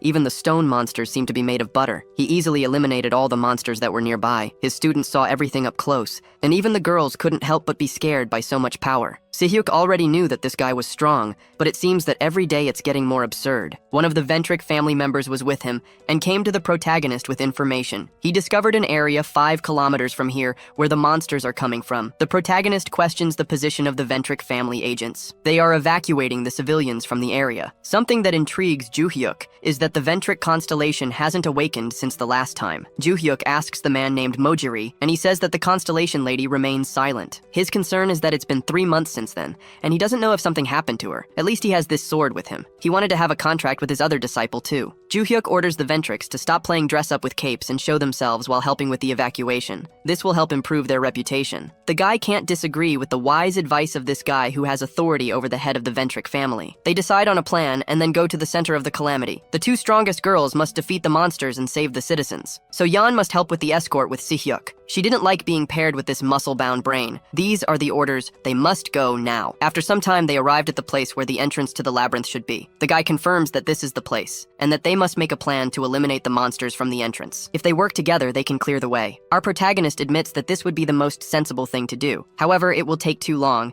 and so he has a better idea. He will jump right from here and defeat everyone. Mojiri even tries to stop the MC from doing this crazy thing. As strong as these monsters are to the people of the time, our protagonist is simply the real monster to these monsters. The creatures have no chance to retaliate against his blows, as they are all fatal. He jumps into the air and in less than a breath he cuts through the air. The power of the attack sweeps away all the demons in front of him at once. Moriji can't keep his mouth shut when he sees this guy. There is no logic for a teenager to be stronger than a constellation. Our protagonist made a contract with a constellation for the first time. Luminous gave his abilities to him. It wasn't difficult for him to clear everything in front of him and reach the entrance to the labyrinth. Joo-hyuk also can't forget that he needs to wear this ring when entering and defeating the boss of the labyrinth. In that case, it's better to put it on now so he doesn't forget. And that's how he entered the labyrinth. Something so significant was happening on the other side of the world. And meanwhile, at the Ventric house in England, Adelia was comfortably in her office. Her heart was racing as she confirmed that Joo-hyuk's information about the calamity was true. Not even the South Korean government had noticed the situation in time. She no longer doubts Joo-hyuk's decisions. If he said he would face the calamity alone, she cannot disagree. However, she is worried. What if her constellation awakens and finds out something bad happened? To Adelia's surprise, her constellation finally awakened and made contact. The first thing it wanted to know was how much time had passed since it had fallen asleep. Amazing constellation? Adelia recounts that about 3 months have passed since that moment. The constellation reflects on this and then asks, "Where is my master?" It's always shocking for Adelia to hear that her master's master is Juhyuk. She informs that he is on the battlefield now, fighting against a mysterious calamity. Inside the labyrinth, the protagonist was fighting casually, so Barch asked what style of fencing he was using with that sword. His response is that he wasn't doing anything special, just attacking without thinking too much. But Barcha says that this is a style of combat that his former disciples used in the past. It's called wishing. For the protagonist, it's strange to think that his disciples even turn this into a fencing technique. More importantly, Juhyuk says that this dungeon is larger than he expected. He then uses his magic to locate himself in the area. It's a mana detection ability, and he hopes to find the dungeon's core with it. Normally, the core of the dungeon is in the same area as the boss, and as he expected, it seems to be in that direction. He mentions that it would be much faster if he did something like this. He channels energy into his sword and makes a cut in the ground. The structure begins to collapse, and as it completely cracks, he falls down to the lower level. As expected, this monster with cockroach antennae is the dungeon's boss and was on the lower level. The dungeon boss looks furious and prepares to attack. Unlike him, the protagonist remains calm and confident. His weapon, a spear, offers an advantage in long-range combat. He also notes that he needs to destroy the dungeon core, and to get there, he has to go through this monster. He opts for a counterattack rather than trying to win with a direct blow in a skill-based fight. The monster facing him decides to attack. With the spear aimed directly at his heart,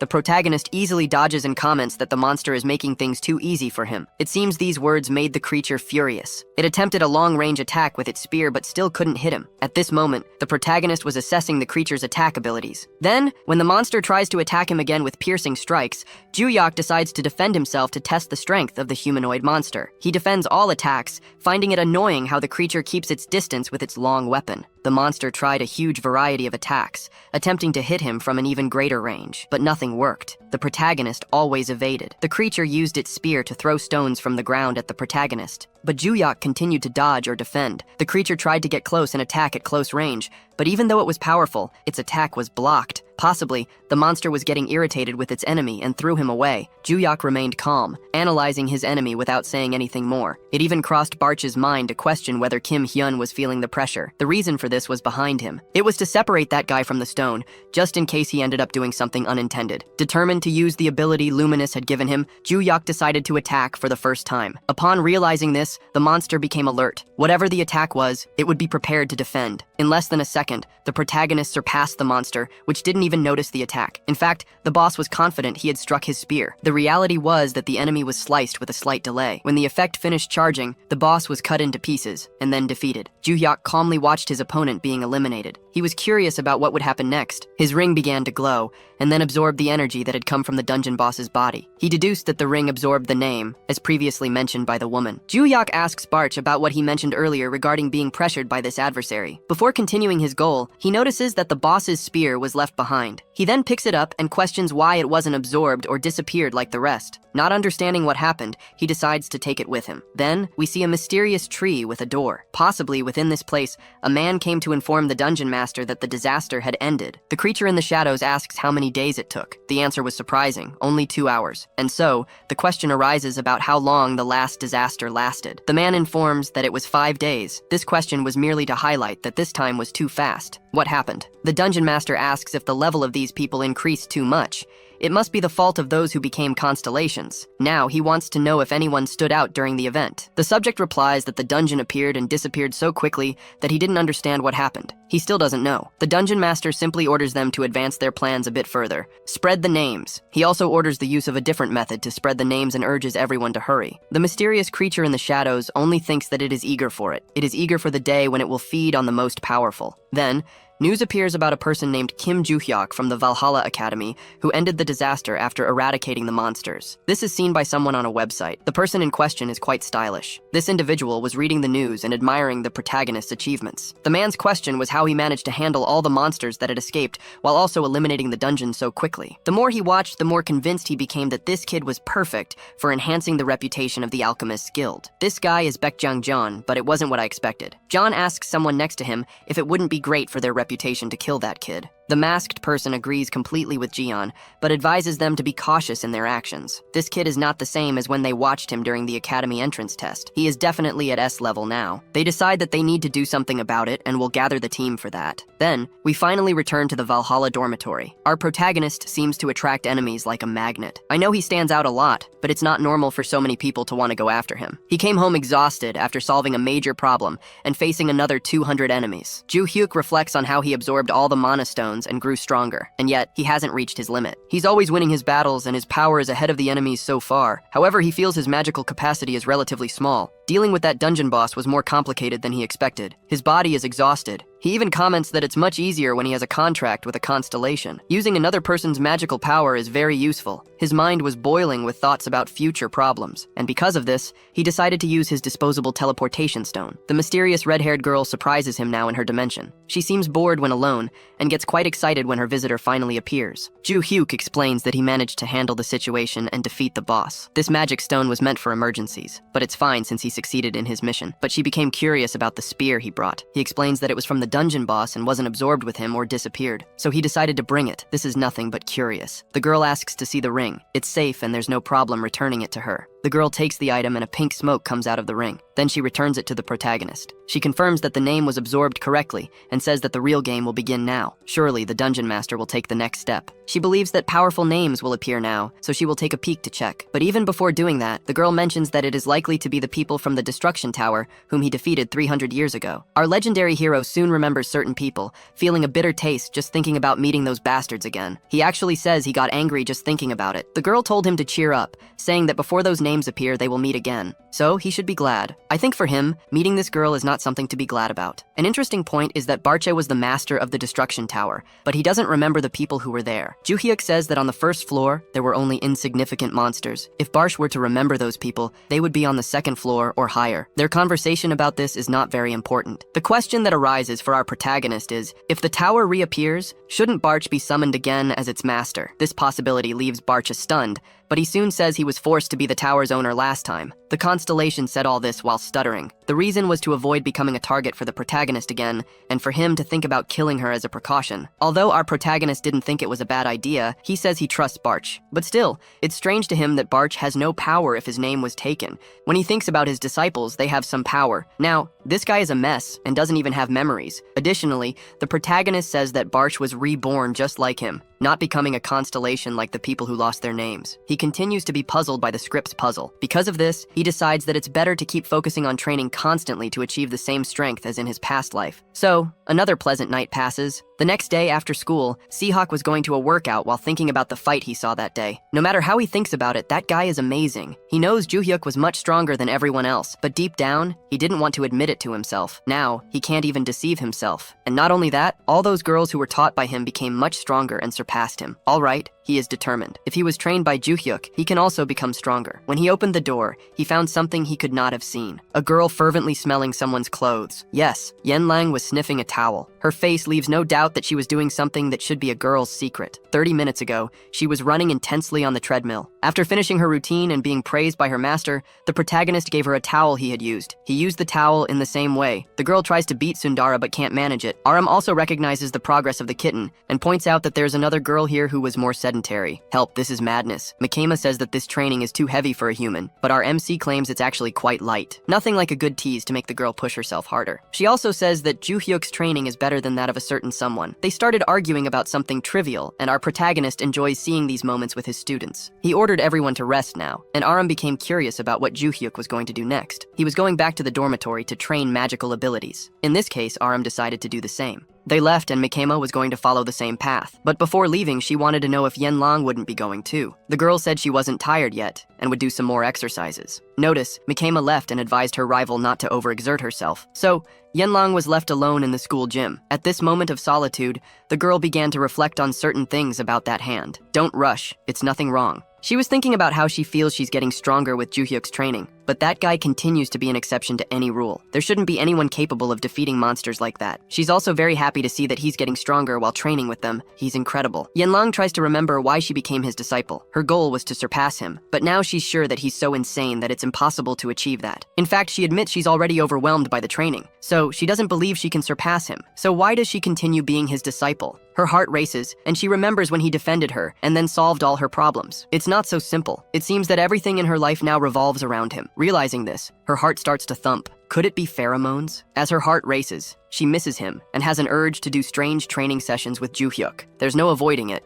She's thinking perverted things about him. There's no stopping those thoughts now. Maybe that helps. She looks at the towel he used. Is this something strange? It doesn't matter anymore. She picks up the towel to wash and return it to him. That idiot forgot it, so I can't avoid it. What's this smell? My heart is trembling and my body feels strange. Maybe no one will see this, right? So just a little. Please help me reach 3,000 likes to bring the complete work with all the chapters to you. Spicy things are coming. What the fuck? Yeonlang was caught with his nose in the wrong place. Ju-hyuk just wanted to find the protagonist and asked to be trained too. But now that she saw Yeonlang's weaknesses, she decided to eliminate the witnesses. With that punch, he must die or lose his memories. It was really a big gratuitous scam. The girl didn't expect to be caught in such an embarrassing moment. She actually cried with shame. Meanwhile, our protagonist was in his room training his mana control. He was very concentrated and was interrupted by the cell phone ringing. It was late, so he answered, curious if it was an emergency. Adelia found herself calling so late, but it's important. Mrs. Constellation is awake. That's great. He thanked Adelia for the good news and asked her to reserve her time. He was eager to see his students face to face. More important than that, we see the black cat terrified when he sees his master furious about something that happened.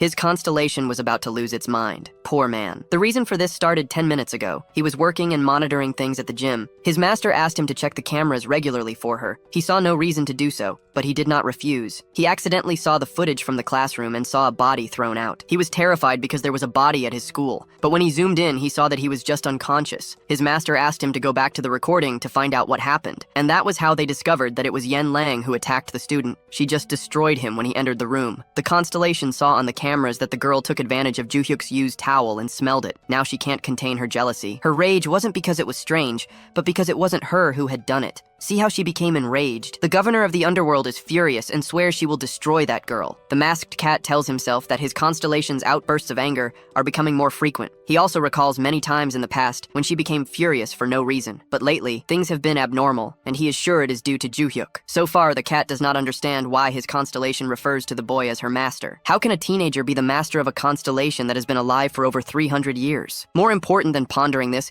is finding a way to calm his constellation as she is going insane. At that moment, someone calls for him. Whether by coincidence or not, it is the protagonist. He enters the room and asks if he was speaking with Luminous just now. The cat, startled, replies that yes. More importantly, the protagonist says they will use the black cat's abilities to go to a faraway place. Ju-hyuk says they are going to the United Kingdom now, somewhere else. A meeting is shown in a rather luxurious mansion. People gather around the table and wear masks. The man who appears to be the leader asks if everything is planned. This is Baek Yang, the leader of the alchemists. One of his men says yes and reveals that there are about 200 sealing magic circles blocking intruders in Valhalla, and that about 100 of them are installed in the dormitory where Ju-hyuk lives.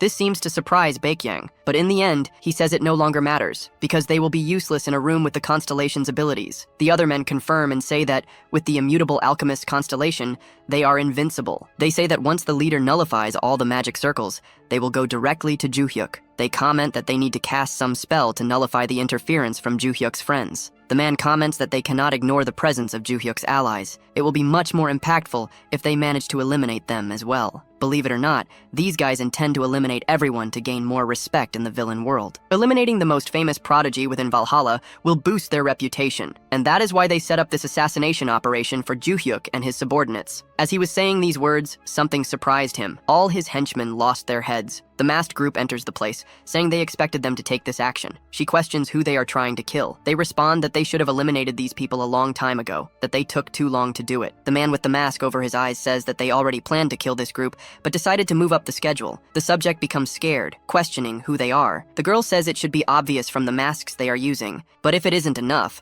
she shows the tattoo on her neck, which is the mask of the one-horned god. The leader of the alchemists didn't expect this absurd sect to be after them. They say that until now he didn't matter, but that has changed. One of the masked people jumps from behind, trying to finish off the target, but he is surprised when he defends himself. With a shield around his body, he completely blocks the attack. The masked person says that this level of defense should not be enough to protect against his attack.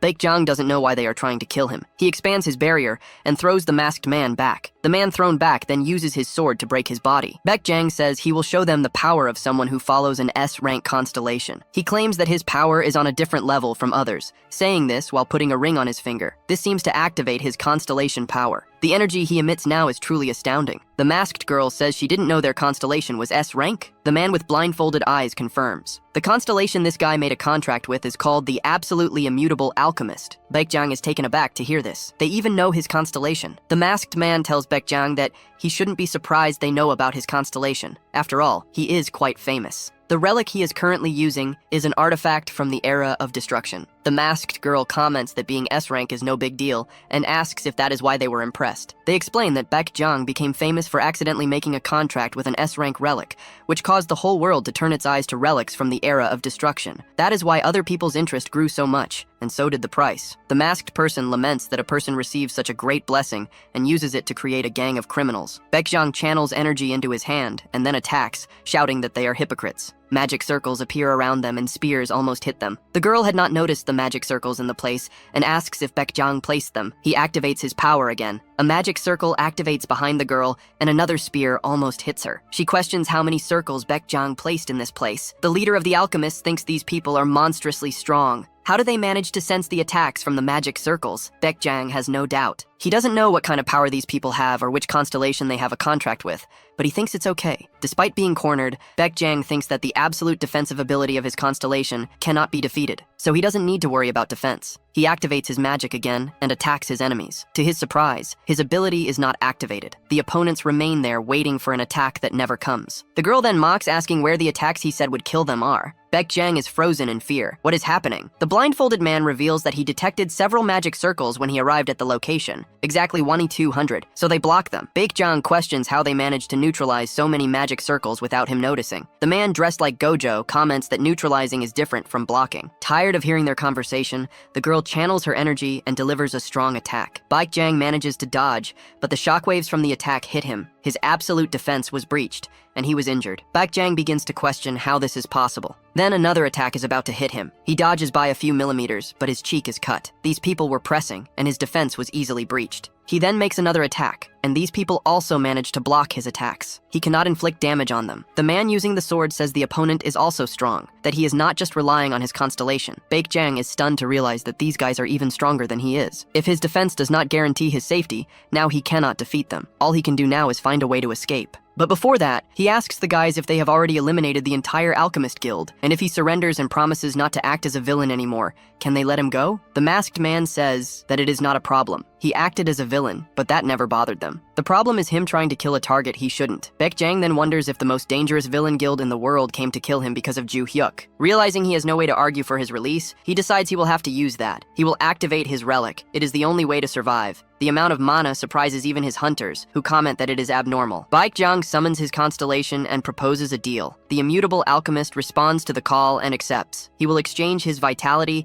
and lifespan for the full power of his constellation. It is as if the alchemist himself were manifesting personally now. At the same time, the masked subject says he hates to disturb an alchemist during their summoning, but he has a message from the sacred constellation Dugui. The message is, "Alchemist, this bastard tried to harm our benefactor, the god of war." Hearing these words makes one of the alchemist's eyes twitch in surprise. Then he questions his contractor. Is it true what they are saying? The subject, terrified, says no. He only tried to kill a person named Kim Ju Hyuk. It's unfair of him to ask this. The constellation says that it is unfair for him to be so stupid. The alchemist constellation interrupts its manifestation. Then it warns that the contract with Baekjang has been cancelled. He is completely lost with the situation. The masked subject says that now their constellation has declared it will kill him personally. Why do I say personal, lady? Look at that hair in the back. I'm sure it's a girl. Then we return to our protagonist. He has arrived at his destination. He went to England to speak with Adelia Ventric. The black cat said that what he is asking is impossible. There is no way all constellations can meet at the same time. Then the protagonist asks, to summarize briefly, if it is impossible for all constellations to meet simultaneously in the same place with him, except through sanctification. He agrees that yes, but this method does not solve everything, because each contractor has to reform the sanctification with their own constellation,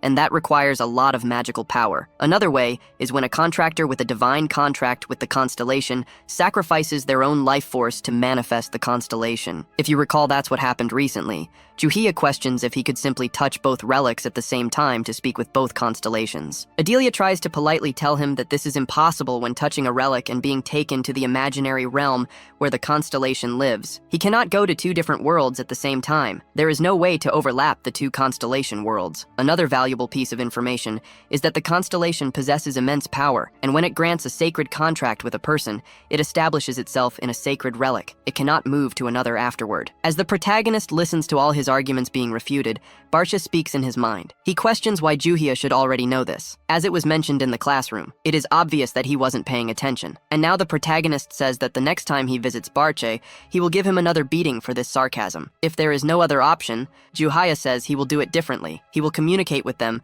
and they will exchange information. Both the Black Cat and Adelia say they have a problem. Since Juhia arrived, their constellations have not stopped talking, and they cannot interrupt them. Luminous is affectionately talking to her dear friend, saying that it has been a long time since they last met. Her rival says the same for her. The protagonist hoped this would have changed after a long time, but it seems they continue with the same attitude as when he was their master. And he said he really wished they were getting along now. He tells both of them, stop for a moment and listen. The Black Cat and Adelia are startled to see how their constellations obey blindly. Juhia says that the person who made them become constellations and lose their bodies is trying to act again. The last disaster was his work. Juhia says that something even greater than a disaster might happen soon. Because of this, until he regains his original power, he hopes to use their power a few times. Is that okay with them? Adelia's constellation says it will be a pleasure. The Black Cat's constellation says it is ready to give its all to help the master. He is very pleased to have the girl's approval to make a contract with them. Juhia thinks that now he just needs to find 3 more disciples. He needs to find them before the Lord of the Labyrinth acts again. Then, the protagonist orders the Black Cat to connect the Ventric Mansion with the Valhalla Academy through a passage. He will come here very often from now on. They came after a portal, and this will make things easier. He is leaving now. Juhia leaves Adelia and the Black Cat behind, suggesting that they should stay and get to know each other better. Adelia is curious and wants to ask something first. She questions if he owns the market. He confirms that he does, and due to certain circumstances, he is now also the owner and director of the Valhalla Academy. Adelia is curious about the reason for his involvement with the academy in this way. The cat suggests it is probably for the same reason the Ventric family serves Kim Juhia. It took few words for them to understand each other. We are taken to another location in the world, where it is already night. The masked sect gathers for a meeting with the constellation they follow. The crystals begin to shine, and then the constellation makes contact with them. They report that the enemies have been neutralized. The constellation says that, in that case, they should proceed to the next task. Here it is revealed that it is a woman. I think our protagonist only took female disciples, and this is one of them. Their mission now is to protect Juhia and order directly from the constellation. The masked man questions how exactly they will do this. How should they follow him? Should they present themselves to the protagonist? The constellation responds that they should just follow him discreetly. In this case, the masked girl questions how they will do this without being noticed. The constellation ponders this question, and then tells them to reveal their identities when a certain word is said, which is not clear to us. I think we will only find out when the time comes. The next day, we return to the Valhalla Academy. Juhia has just arrived to train and find someone strange. In fact, it is the condition of this guy that is strange. Si-hyuk asks Juhyuk to make him his apprentice as well. This takes our protagonist by surprise. The guy repeats again, pleading to be his disciple as well. Juhyuk, surprised, says he does not want to. Being rejected so quickly leaves Si-hyuk speechless, and he comments out loud that the rumors must be true. This, of course, makes Juhyuk curious. The rumors were about Juhyuk accepting only female disciples to create his own harem of girls. The protagonist warns Si-hyuk that if he says that again, it's over for him. Additionally, Juhyuk says that these 2 girls follow him of their own free will. He has only one person he has made a disciple, and that is Yonglang. Unless he wants to die, never mention such nonsense about creating a harem again. Juhyuk also mentions that he is already taking care of 3 people. He doesn't have time to train another one. This is a good argument, and Si-hyuk agrees that it makes sense. However, the protagonist thinks it's a pity. He is really short on time lately,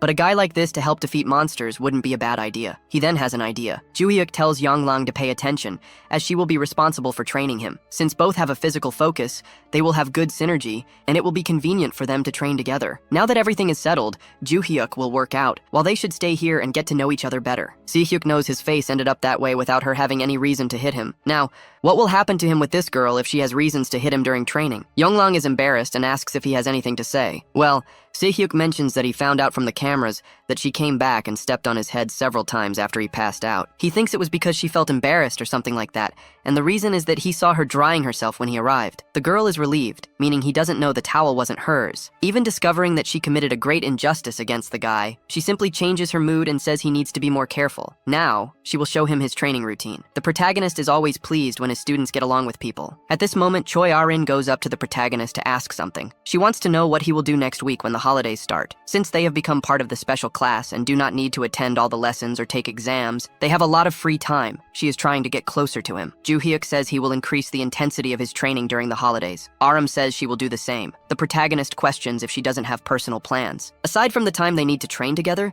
she can do whatever she wants. He wanted to tell her to use her time and effort however she likes, but Choi Aram says with a smile that she wants to train and become strong like him. That's her wish. Alright, in that case, it's fine. Yoo So-yeon says she will come to train during the holidays as well. A week later, at the Hero Academy in the United States, the Academy president, called Beck, was staring at a sword with a strong energy. He had been observing the item for some time while thinking. He remembers that it was brought a few days ago. When he entered this room, he found his friend Logan, the destroyer, there. Logan made a surprise visit to tell that he dealt with those people who messed with his son. Logan exterminated the entire group of villains called the Shinja. He mentions that they were a group of weak people in the end, but something was very strange. When he got to the leader, the man was already in pieces. Beck questions if it was an internal fight or something like that. Logan doesn't really know what happened since he intended to get answers only from the leader. He also says there's another reason he dealt with those guys. He's still investigating the whereabouts of the group called Black Lion. This criminal organization was responsible for killing his father. He came here because he found this and couldn't ignore the artifact. Its name is the Sword of Light. Since he invaded that place,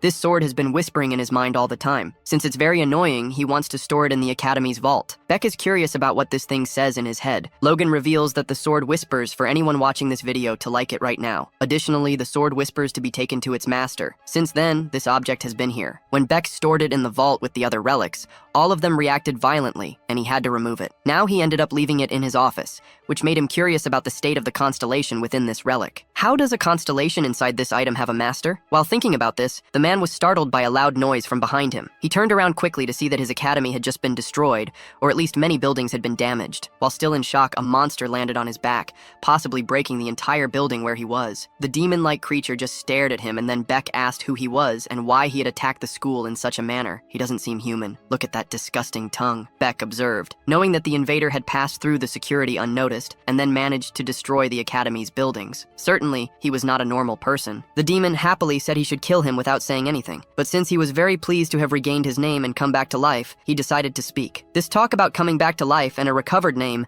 made no sense to Beck. The demon said his real name is Hong Wai. Beck responded that this name is uncommon in this country, so he would introduce himself as well, since the demon probably didn't know who he was. Your name is Beck, the president of the Hero Academy, and at your peak as a hunter, you were known as Beck the Bomber. He said this while delivering a powerful blow to the demon's stomach. A strong green energy emanated through the creature's body. Beck hoped to defeat him with just one hit, but in truth, it had no effect on this creature. The demon, excited, said he also had a similar ability. While Beck thought this attack would be fatal for any human if it hit in that way, the demon then charged his attack and struck Beck in the chest in the same manner. His attack, upon contact with the body, released a sort of lava and burned the area, and then the building exploded with the man being thrown away. With this attack, Beck felt he was going to faint. Before he had the chance to lose consciousness, the creature moved in again and landed another powerful blow, throwing him down. Just receiving a kick like that is painful, so crashing to the ground like this should have killed Beck. However, the man was tough and still alive, but he wouldn't last long if it depended on the creature in front of him. Hong Wai mocked him, saying that the guy was quite resilient. The surrounding worms were not like him. They couldn't even withstand the impact of his arrival at this place. It was only then that the president noticed the academy staff scattered on the surrounding floor. The man was furious to see this,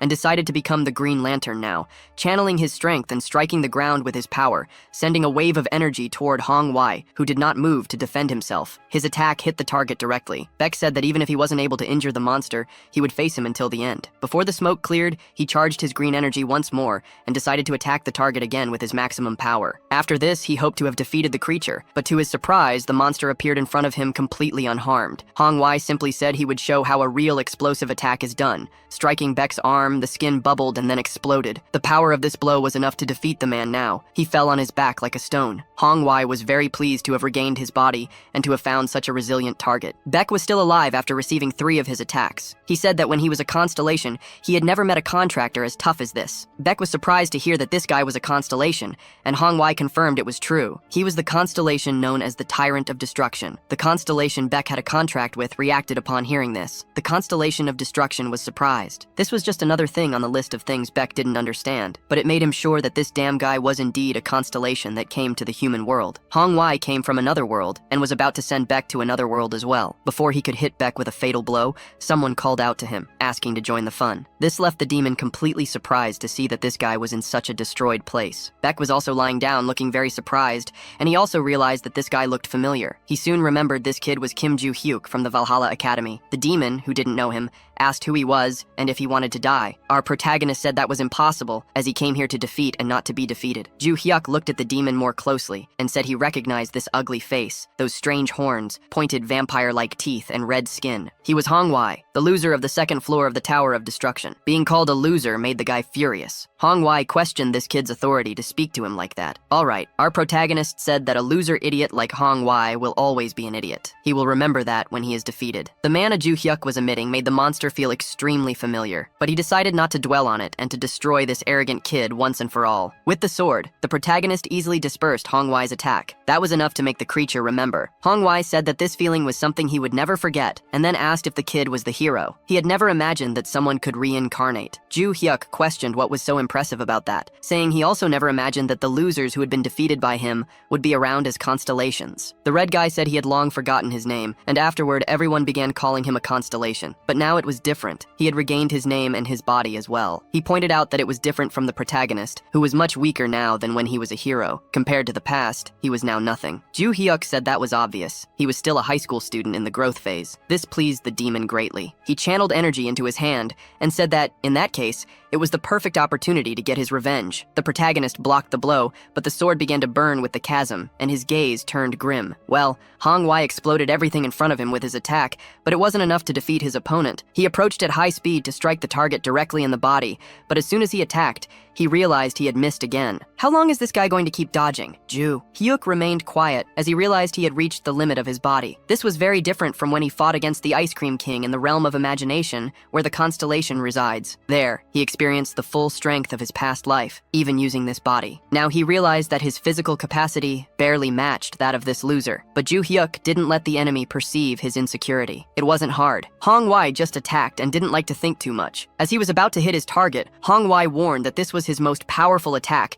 and that blocking was impossible. When everything exploded in front of him, he was sure he had hit the target. Bike was still lying on the ground like a stone, watching the fight. He said that the demon had only been playing with him until now. This attack was several times stronger than what he had received. The atmosphere of the fight changed when a confident voice declared that Hongwei should be less stubborn and accept the help of his disciples, and quickly attacked Hongwei. His right arm and horn fell. That was scary, thought Hongwei. The demon couldn't contain himself and screamed in pain and despair. Confused, he questioned how he had escaped the explosion. He shouldn't have been able to. The protagonist's answer was simple. He hadn't tried to escape. He had just cut through it. This is absurd. Hongwei didn't understand how this could make sense, but something was clear to him. That sword carried the power of someone else. And now, in his current state, defeating this damned hero was impossible. The demon then ran to escape. Hongwei told himself that his pride didn't matter when his life was at risk. It was better to flee today and take revenge tomorrow. Our legendary hero commented that the scene was pathetic. Hongwei had come here, killed everyone, and now fled when his life was at risk. That's why Hongwei is a loser, said our incredible protagonist. Furthermore, he also mentioned that it was quite nice to rid the world of this red demon once again. With the same attack as before, he cut quickly. Hongwei, who tried to flee, turned his back for just 2 seconds and felt his mind slowly fading. And for a moment, he felt the same fear as before. Ju-hyuk, as a true protagonist,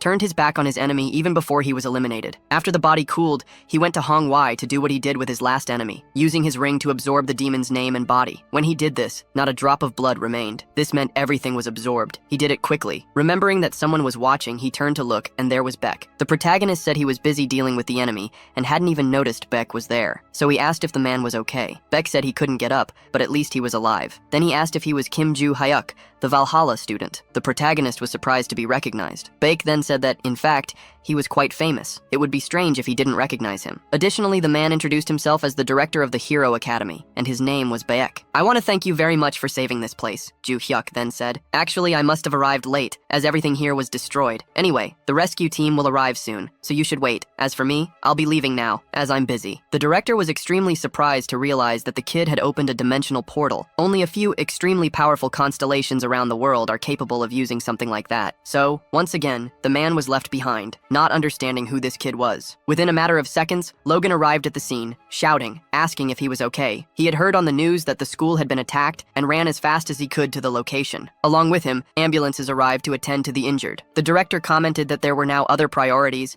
and that he would explain the details later. It may have been a few hours or even a day, as everyone involved was in the hospital. And of course, the director was no exception. He was also there. The man couldn't stop thinking about how the protagonist arrived at the scene so quickly, and of course, how he defeated that monster so swiftly. Damn, this guy doesn't give me a moment's peace, he thought. After a while, Baek had explained everything he saw to Logan, and surely, this left the hunter extremely suspicious. It didn't make sense for a constellation to manifest in this world, but being able to defeat Baek was proof that it could be true. However, it made the story even stranger when a kid managed to defeat this monster. Logan speculated that it was a low-level constellation, and that it must have manifested through a contract, as it didn't make sense for a 17-year-old kid to defeat a powerful constellation. Since he even knew the age, Baek asked if he knew Ju Hyuk. "Of course I do. It was this kid who saved my son in a competition back in Korea." He also became famous for capturing several villains. Logan continued, perplexed by the fact that, despite being famous and powerful, it didn't make sense for him to defeat a constellation. Baek said he had a suspicion. He felt a very familiar energy when the kid fought. It's likely that the kid had a contract with a powerful constellation. And even more incredible, he said that the kid was very used to using that power. Baek also commented that,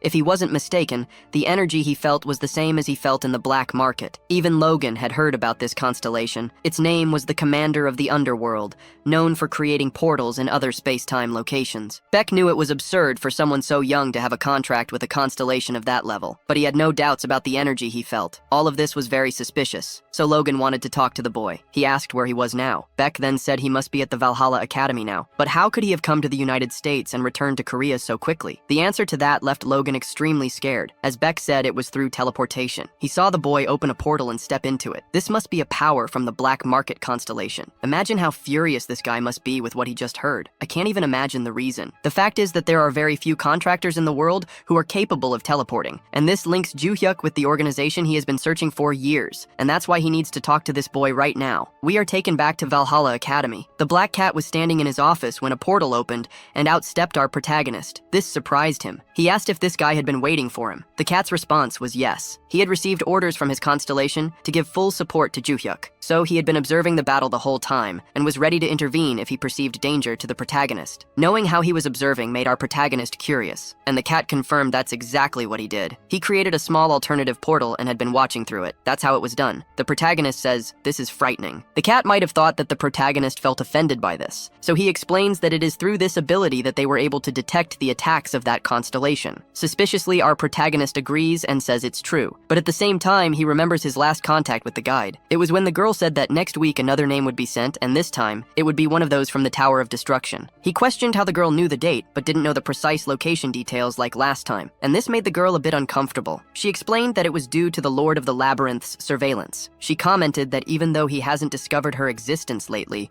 he is more cautious about information leaks. They talked a bit more that last time. She said it would be harder for them to meet next time. The reason for that would be the Lord of the Labyrinth's surveillance? Our protagonist questioned. She said, as always, he is very smart, and the answer is yes. She will have to stay hidden to raise fewer suspicions for a while. Now that he has the name, she will explain to him how to use the absorbed names for this ring. She commented that there are two ways to use the ring. The first is to have a name and your own power. The second is to use a skill of the name as you wish. The disadvantage of the first method is that you can only use part of the absorbed name's power, not the total power like the Lord of the Labyrinth can. The second method also has a disadvantage. You can use a skill that the target had, but you cannot enhance the skill. This means that the most you can do is use the skill with the same power the person had. If it is weaker than you, it won't be as powerful an attack. Now, how he will use the name's powers depends on him. This information wasn't satisfactory to our protagonist, leaving him thoughtful. He was thoughtful about it all week and now had a new name to test. He decided to use the ring and absorb the name of the demon he just absorbed. Those abilities were really bad. After completing the absorption, the energy stopped being emitted by the ring. The protagonist wonders if that was it. He isn't feeling anything different now. While thinking about this, the black cat called out to him, "Say what you want." The black cat questioned the technique he used to defeat Hongwei, the spatial cut. He confirmed that it was indeed that technique he used. If that is the case, the black cat asks the protagonist to show the technique. Juhia questions it. Since he has a contract with the same constellation, he can't use the technique. The black cat admits he is embarrassed to admit it, but isn't as skilled with that ability as he would like to be. Therefore, he asks the protagonist to teach or demonstrate how to do it. They then go to a more open place for the black cat to observe. They head to the mountains behind the academy. Juhia explained that the spatial cut is quite simple. Just follow these steps. First, gather magical power in your sword, twist your waist and release the skill. Juhia performs the spatial cut, and now the effect of the attack goes beyond the trees that were in front. The black cat says that's roughly how it works. The result was truly frightening, an unbelievable strike. However, the black cat couldn't help but think that, just like his constellation, he was very bad at explaining how to use the technique. Juhia described it the same way. It seems that his master really learned from this guy. Both are terrible at explaining. The protagonist questions if the black cat needs him to show it again, or if he has understood. Additionally, he looks around and notices something very strange. The mountain was cut by his attack. That wasn't supposed to happen. He had measured his energy so it wouldn't go beyond the trees. How could this have occurred? Moreover, this attack shouldn't have been that powerful. At that moment, he realizes that this might be the influence of the magical power he absorbed. Although he didn't feel any difference in his body, it seems that the difference is noticeable in the attacks. And of course, this leaves the protagonist extremely excited. He then says goodbye to the black cat and says he needs to leave now. But if necessary, he can show it again another time. Juhia is very excited to see the effects it has on him now.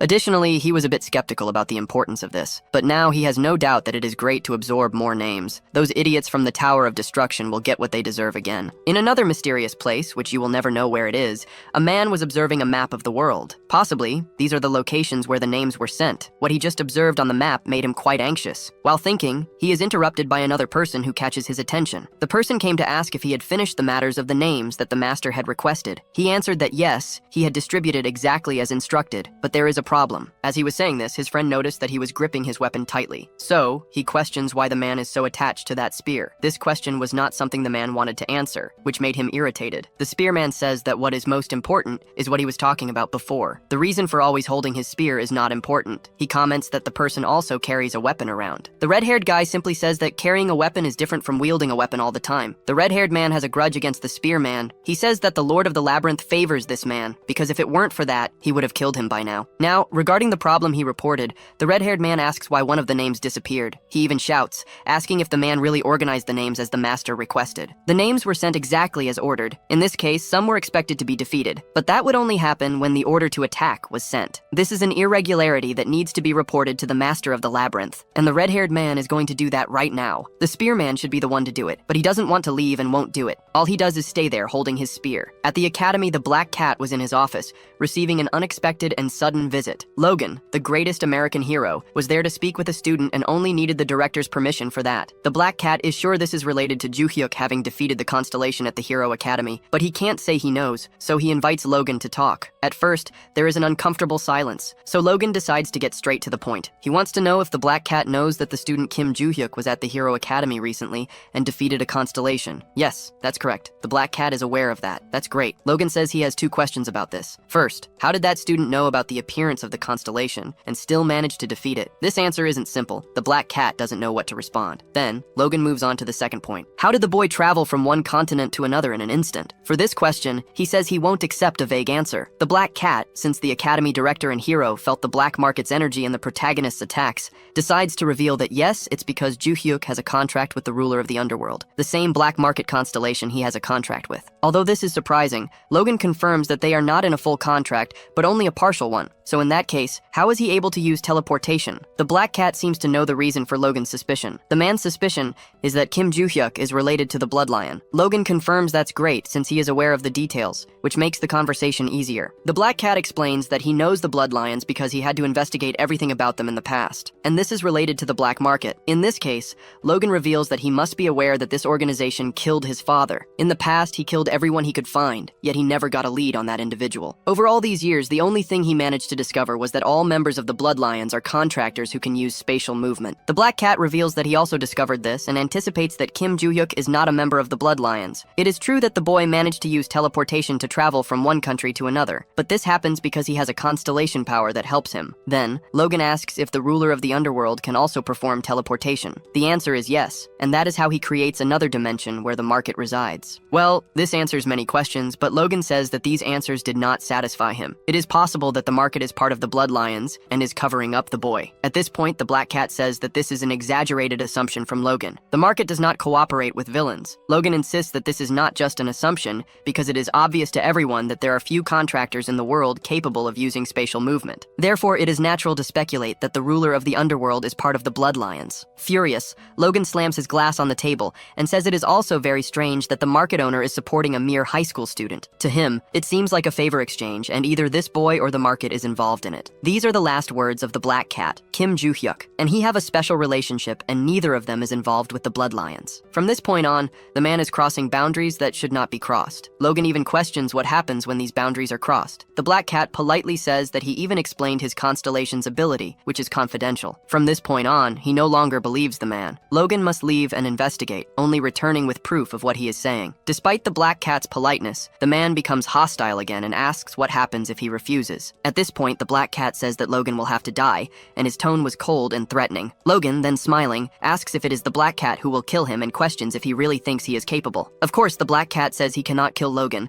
as he would never have the power to do so. But if Logan continues crossing boundaries, the constellation itself will kill him personally. These are the words of the constellation communicating through him. If Logan keeps provoking, it will kill him. Additionally, the constellation has a message for Logan's constellation. You better take good care of your contractors, you idiot. Logan was irritated to see this, but soon a notification window appeared beside him. The man's constellation was telling him to leave immediately without causing a commotion. Logan acknowledges that, from his constellation, the person could not be ignored, no matter how strong he is. Constellations are absolute. So, the man said he would leave it as it is for today and return another time. Next time, he would not come empty-handed. He would have proof for everything he said. When the man leaves the room, the Black Cat feels exhausted. Now, he needs to go to Adelia to report this. Meanwhile, let's go to another location, the student dormitory. The protagonist was using the new cultivation method he learned at the beginning of the story. He says he could not use this in his past life, and now realizes how effective this method is. The result is 30 times faster than his old cultivation method. The truth is that, at this point, his limiter is his body. His magic is far beyond the limit his body can withstand. Even though his training is entirely focused on increasing his physical power,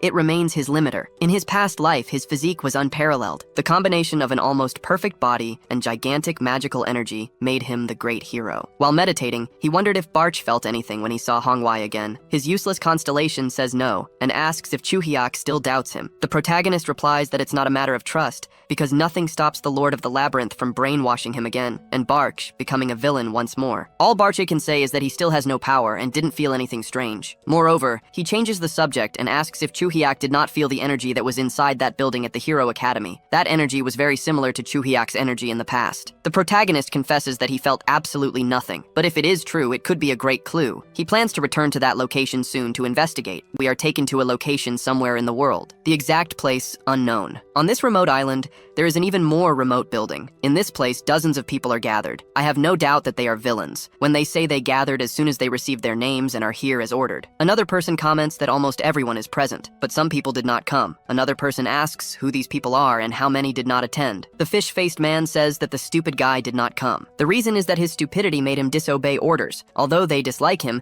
they question if there should be anyone in modern times capable of defeating that individual. All they know is that this idiot probably underestimated his opponent and was defeated, and that any of the returns who died here will wander for another 300 years or so. The person says they were sent here on a mission to cause destruction, but they must wait for the signal to start. In this case, the fish-faced guy questions who the other person not present is. They answer that it is the guy named Watcha, the corpse collector. All the fish has to say is that he hopes he hasn't died while showing off like an idiot. If he has died, it will be a bad sign. Watcha did not come to the meeting but sent them a message. He said he would definitely cause a big stir in the global competition. Then we returned to Valhalla Academy. Our protagonist was doing his training, pushing himself to the limit when he noticed the place was very crowded. Even during the vacation, everyone was here training hard, except for his only official disciple, Yan Lang. The reason for this is that the girl had notified that she would visit her family in China and would be gone for a few days. He questions the reason, as she had cut ties with her family. The truth is, he was concerned for her well-being. After some time, he tells everyone to take a break now. He was worried because, since she was not here, he needed to guide the training of the others as well. Aram came to him and asked where Yan Lang went since she is not here for training. Ju Hyuk explains that she went to handle family business, and it is not a problem. For Choi Aram, that is not true. The girls said they agreed to train together, so she is missing the training. Well, Ju Hyuk remembers that Aram also misses training sometimes to handle family succession matters. So, if this is a complaint, she is not being fair. For now, Aram should guide the others in their training. When the girl goes to explain the situation and say that she is the new master to them, Ju Hyuk cannot help but be happy to see this scene. For him, it is always enjoyable to see disciples getting along. Ba Che comments that his master is unusually prouder than usual. Ju Hyuk says he is right. But still, it is disappointing that his former disciples are not able to reunite again. He wishes he could have a comfortable conversation once more. At this moment, Ba Che comments about something he saw many years ago. He reveals that there was a time in the past when the constellations gathered. This happened a long time ago, when suddenly a door appeared in his imaginary realm. Curious, he could not resist, and opened the door to see what was behind it. In that place, all the other constellations seemed to be gathered, and from their expressions, everyone was surprised by this fact. Ba Che says he left the place quickly because he was worried that someone would recognize him as the former master of the Tower of Destruction. As he was weak and powerless, if someone recognized him, they could easily kill him. He mentions that after 2 days, the door disappeared and never returned. This was something he had never heard of before, but knowing that this possibility had happened in the past left him quite excited. Then, we are taken to China, where Yen Lang's family lives. I was surprised to receive the girl's visit as it was unexpected. The girl says she is there for a reason. She wants to see the family relic if possible. S.E. Orion is temporarily under the family's control, and for her, it is not difficult to take Yen Lang to see the sacred family relic. It was quite simple. They soon went to the palace where the relic is kept. On the way, Yen Lang had a bad feeling while asking about what happened to her mother. Her aunt reveals that Seo Yeon Hua was expelled from the family due to her actions. Moreover, after the constellation canceled the contract with her, she could no longer be the clan leader. Yen Lang did not know that this had happened, only that her contract had been canceled because Ju Hyuk had exposed the truth to the constellation. Ryan says it was thanks to Ju Hyuk that everyone discovered how Yan had been suppressing the evolution of clan members who could take her place as leader. While thanking the protagonist for saving the clan's future,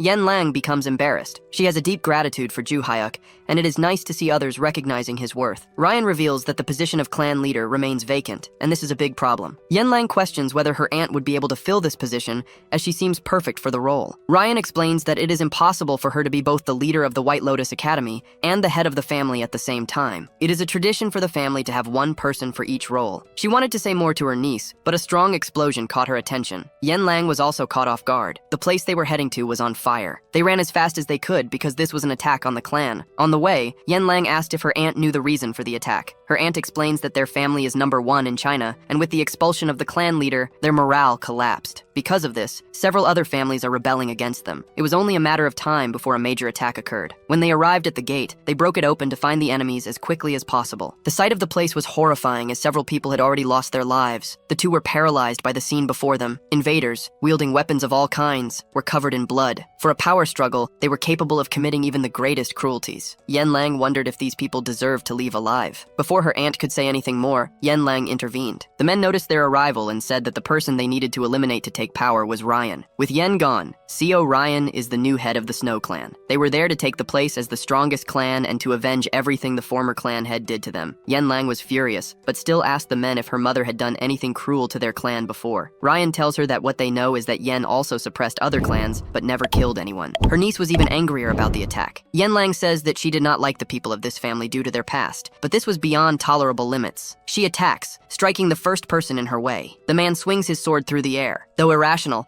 he seems to be struck by the sword with his own fists. The girl blocks the attack and wins the power struggle, throwing the man onto another person and knocking out both at the same time. The bald man was impressed, as with just one attack she defeated two of his strongest. While he was thinking, Yen Lang moved behind him and delivered the strongest kick of her life. If the bald man had any hair left, he would be bald after that attack. With just one more blow, she defeated two more people. Her aunt had doubts whether she killed them with this blow. Additionally, she was much stronger than before. How monstrous must the training she did with Ju Hyuk have been? To leave no doubt about how powerful the woman is, someone Someone attacked stealthily. She did not even need to pay attention to the person. With just a hand movement, she defeated him. The woman was now much more interested in her niece's performance. The truth is, she was determined to make her niece the new head of the clan. Showing the scene further inside the palace, Yanlang's sisters were also fighting against the invaders. In fact, the two were resisting as much as they could. All others had been defeated, and they were reaching their limit. They knew that the absence of a leader would make the family a target. No matter how terrible the situation was, they were determined to protect the clan with their lives, but they could not help but think it sucked to die this way. Their heroic moment was interrupted when Yanlang reached them, plowing through all the people in her way with her fists. Besides her, Surian was relentless with her ice magic. The fight drew the attention of both the invaders and the victims. This brought hope that they might survive. The two strongest of the family came to help. Yanlang made it clear that the priority at the moment was to destroy the invaders. The girls, happy, could not disagree with their sister's words. Additionally, the sister who seemed like a man was now calmer and began to attack as well. Her more beautiful sister also got excited to retaliate and drew her sword, sending more enemies to the other world. She was fighting with all her strength to defeat the invaders and, without realizing it, was also about to be sent to the other world. Yanlang saved her sister and approached her again. This was a gesture to show that she had made peace with her past. The kitten even calls the girl little sister. These words warmed the girl's heart. Or perhaps it was the surrounding fire that did, but you should get the point. Obviously, the invaders felt intimidated by the presence of Ryan and this unknown girl. It was then that their leader approached and asked if they had the right to feel fear or hesitation. The man said that those who show fear are useless in this battle, and as punishment do not deserve to survive. He crushed the skull of his subordinate, and what happened next should not be shown. Notice from the girls' reactions. Ryan tells the girls that she recognizes that person. He is the leader of the Jiama family, named Zhai Huang. Now that he has been discovered, the man says it's useless to continue with this uncomfortable masquerade. He confirms that he is the head of the Jiama family and is there to become the #1 family in China. Yanlang takes the lead in the discussion and argues that the man makes it seem like the crimes they are committing there are trivial. Ignoring the girl, the leader says he has a proposal. If the Snow family becomes their vassals, they will allow them to survive, but the condition is that all of them become his slaves. Yanlang's condition is that if the man survives, he continues to talk nonsense afterwards. The bastard couldn't resolve everything with a good conversation, so he tries to resort to the second option. He decides to eliminate this girl first, and then do the same with Zhao Rian. Yanlang reacts and attacks in the same way, but notices something surprising while striking the enemy. To her, it was as if this guy was moving in slow motion, given how slow his attacks seemed. In reality, her movements were too fast, and her perception even sharper. She was able to think all these things during the fight and still felt even happier for becoming Ju He's disciple. She struck the man so quickly that he wasn't even able to see what hit him. It is said that his heart exploded instantly from that blow,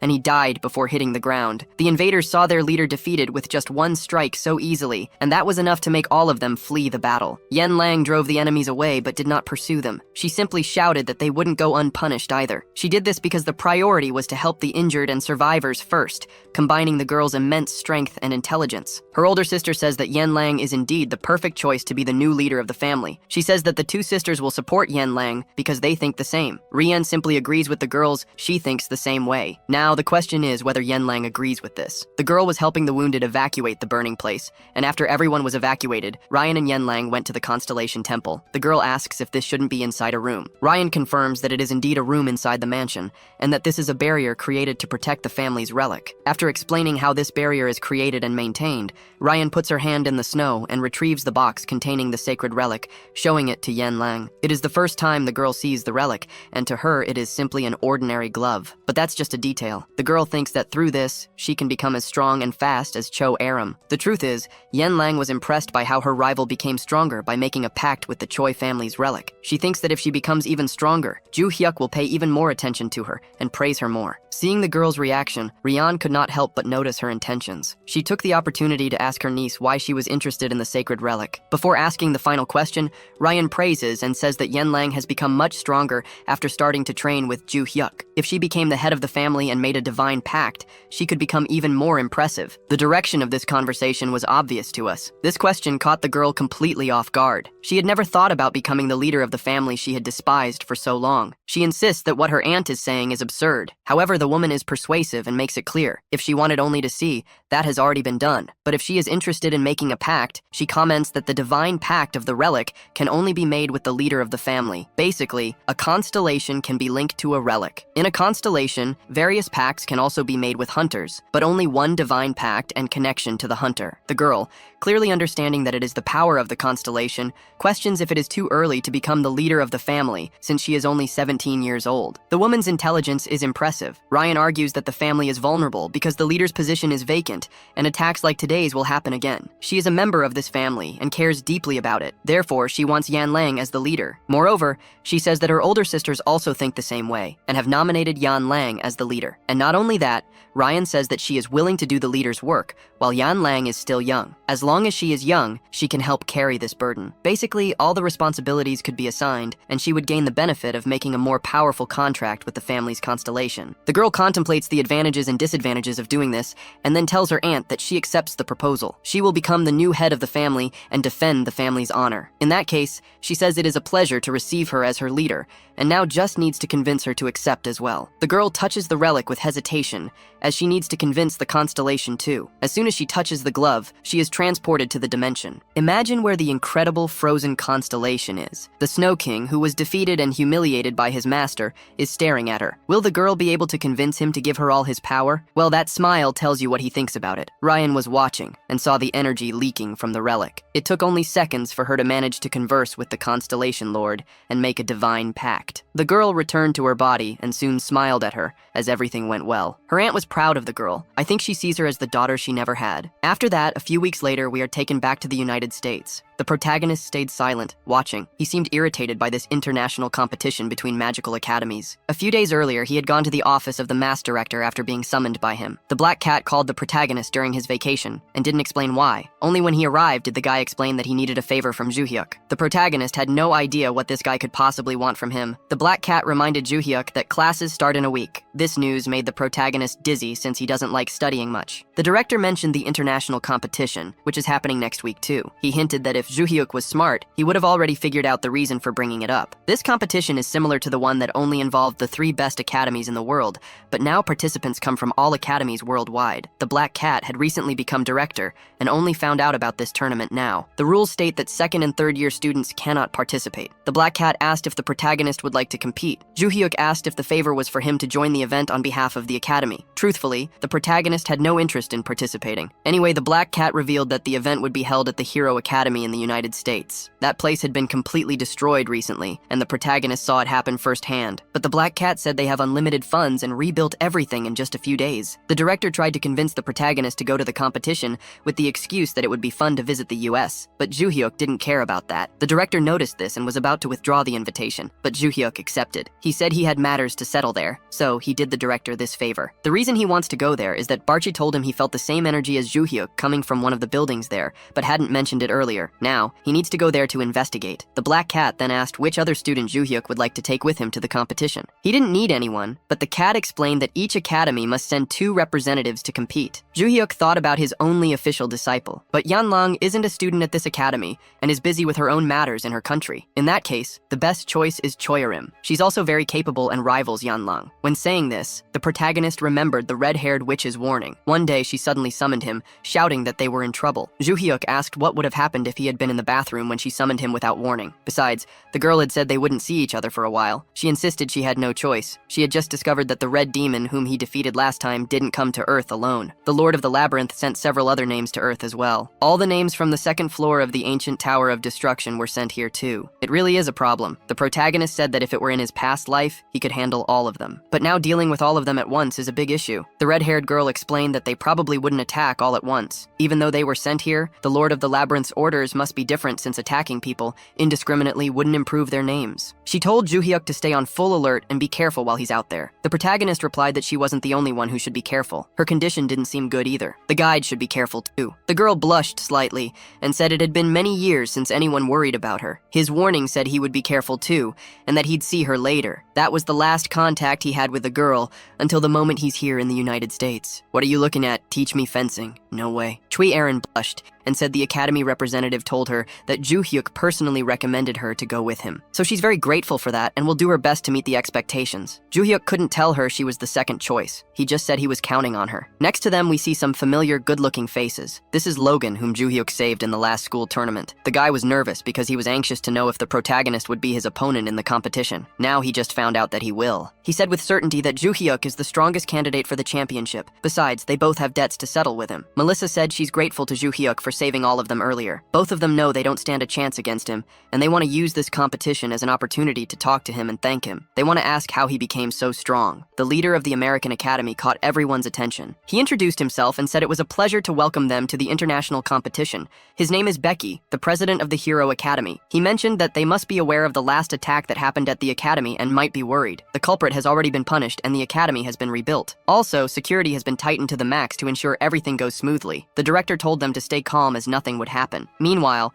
our protagonist watched deep in thought. He finally listened to the explanations about the competition, which will last 2 days and 1 night. The first task will be to complete a labyrinth in a set time. While he was giving all the explanations, someone was watching from the security room, Logan's father, who was determined to uncover the truth behind Ju Hyuk. While he was nervous watching the protagonist, someone called his name. A woman named Lania from the Contractors Association appeared. They were old acquaintances, so Logan asked what she was doing there. She explained that the academy requested her company to handle security, and she works for that company. He should remember this because she insisted a lot that he should work in the private sector. Logan understood his friend's situation and said he was there because he was curious about a participant. It was bothering him. Then the woman asked if it was Logan's son, but he replied, the person he was interested in was Kim Ju Hyuk. But before he could say the name, an earthquake occurred, grabbing their attention. The woman, who worked in security, rushed to check what was going on. It only took a few seconds, but when they reached the window to see outside, they were shocked by the sight. Hundreds of monsters suddenly appeared, and the sky had turned reddish. These grotesque creatures, shining with malice, were hunting for their prey. As they watched, unsure of what was happening, the woman's radio crackled. She yelled at her subordinates, saying they should have warned her when danger was approaching. The agents were aware of the situation, but the problem was that the monsters hadn't approached. They just emerged from the ground. This was totally unexpected, outside the protocols they had planned for. She landed on the spot and signaled to Logan that she was going to defeat the zombies and protect the area. The girl was tough. She jumped from the building, facing the zombies, calling them to battle, determined to take them down. The zombies, on the other hand, were determined to lose. She delivered her fastest strikes, so fast that there was a delay in the attack. Several monsters were defeated with a single blow. She shouted to her men, telling them these monsters had very low defense and they shouldn't be afraid. However,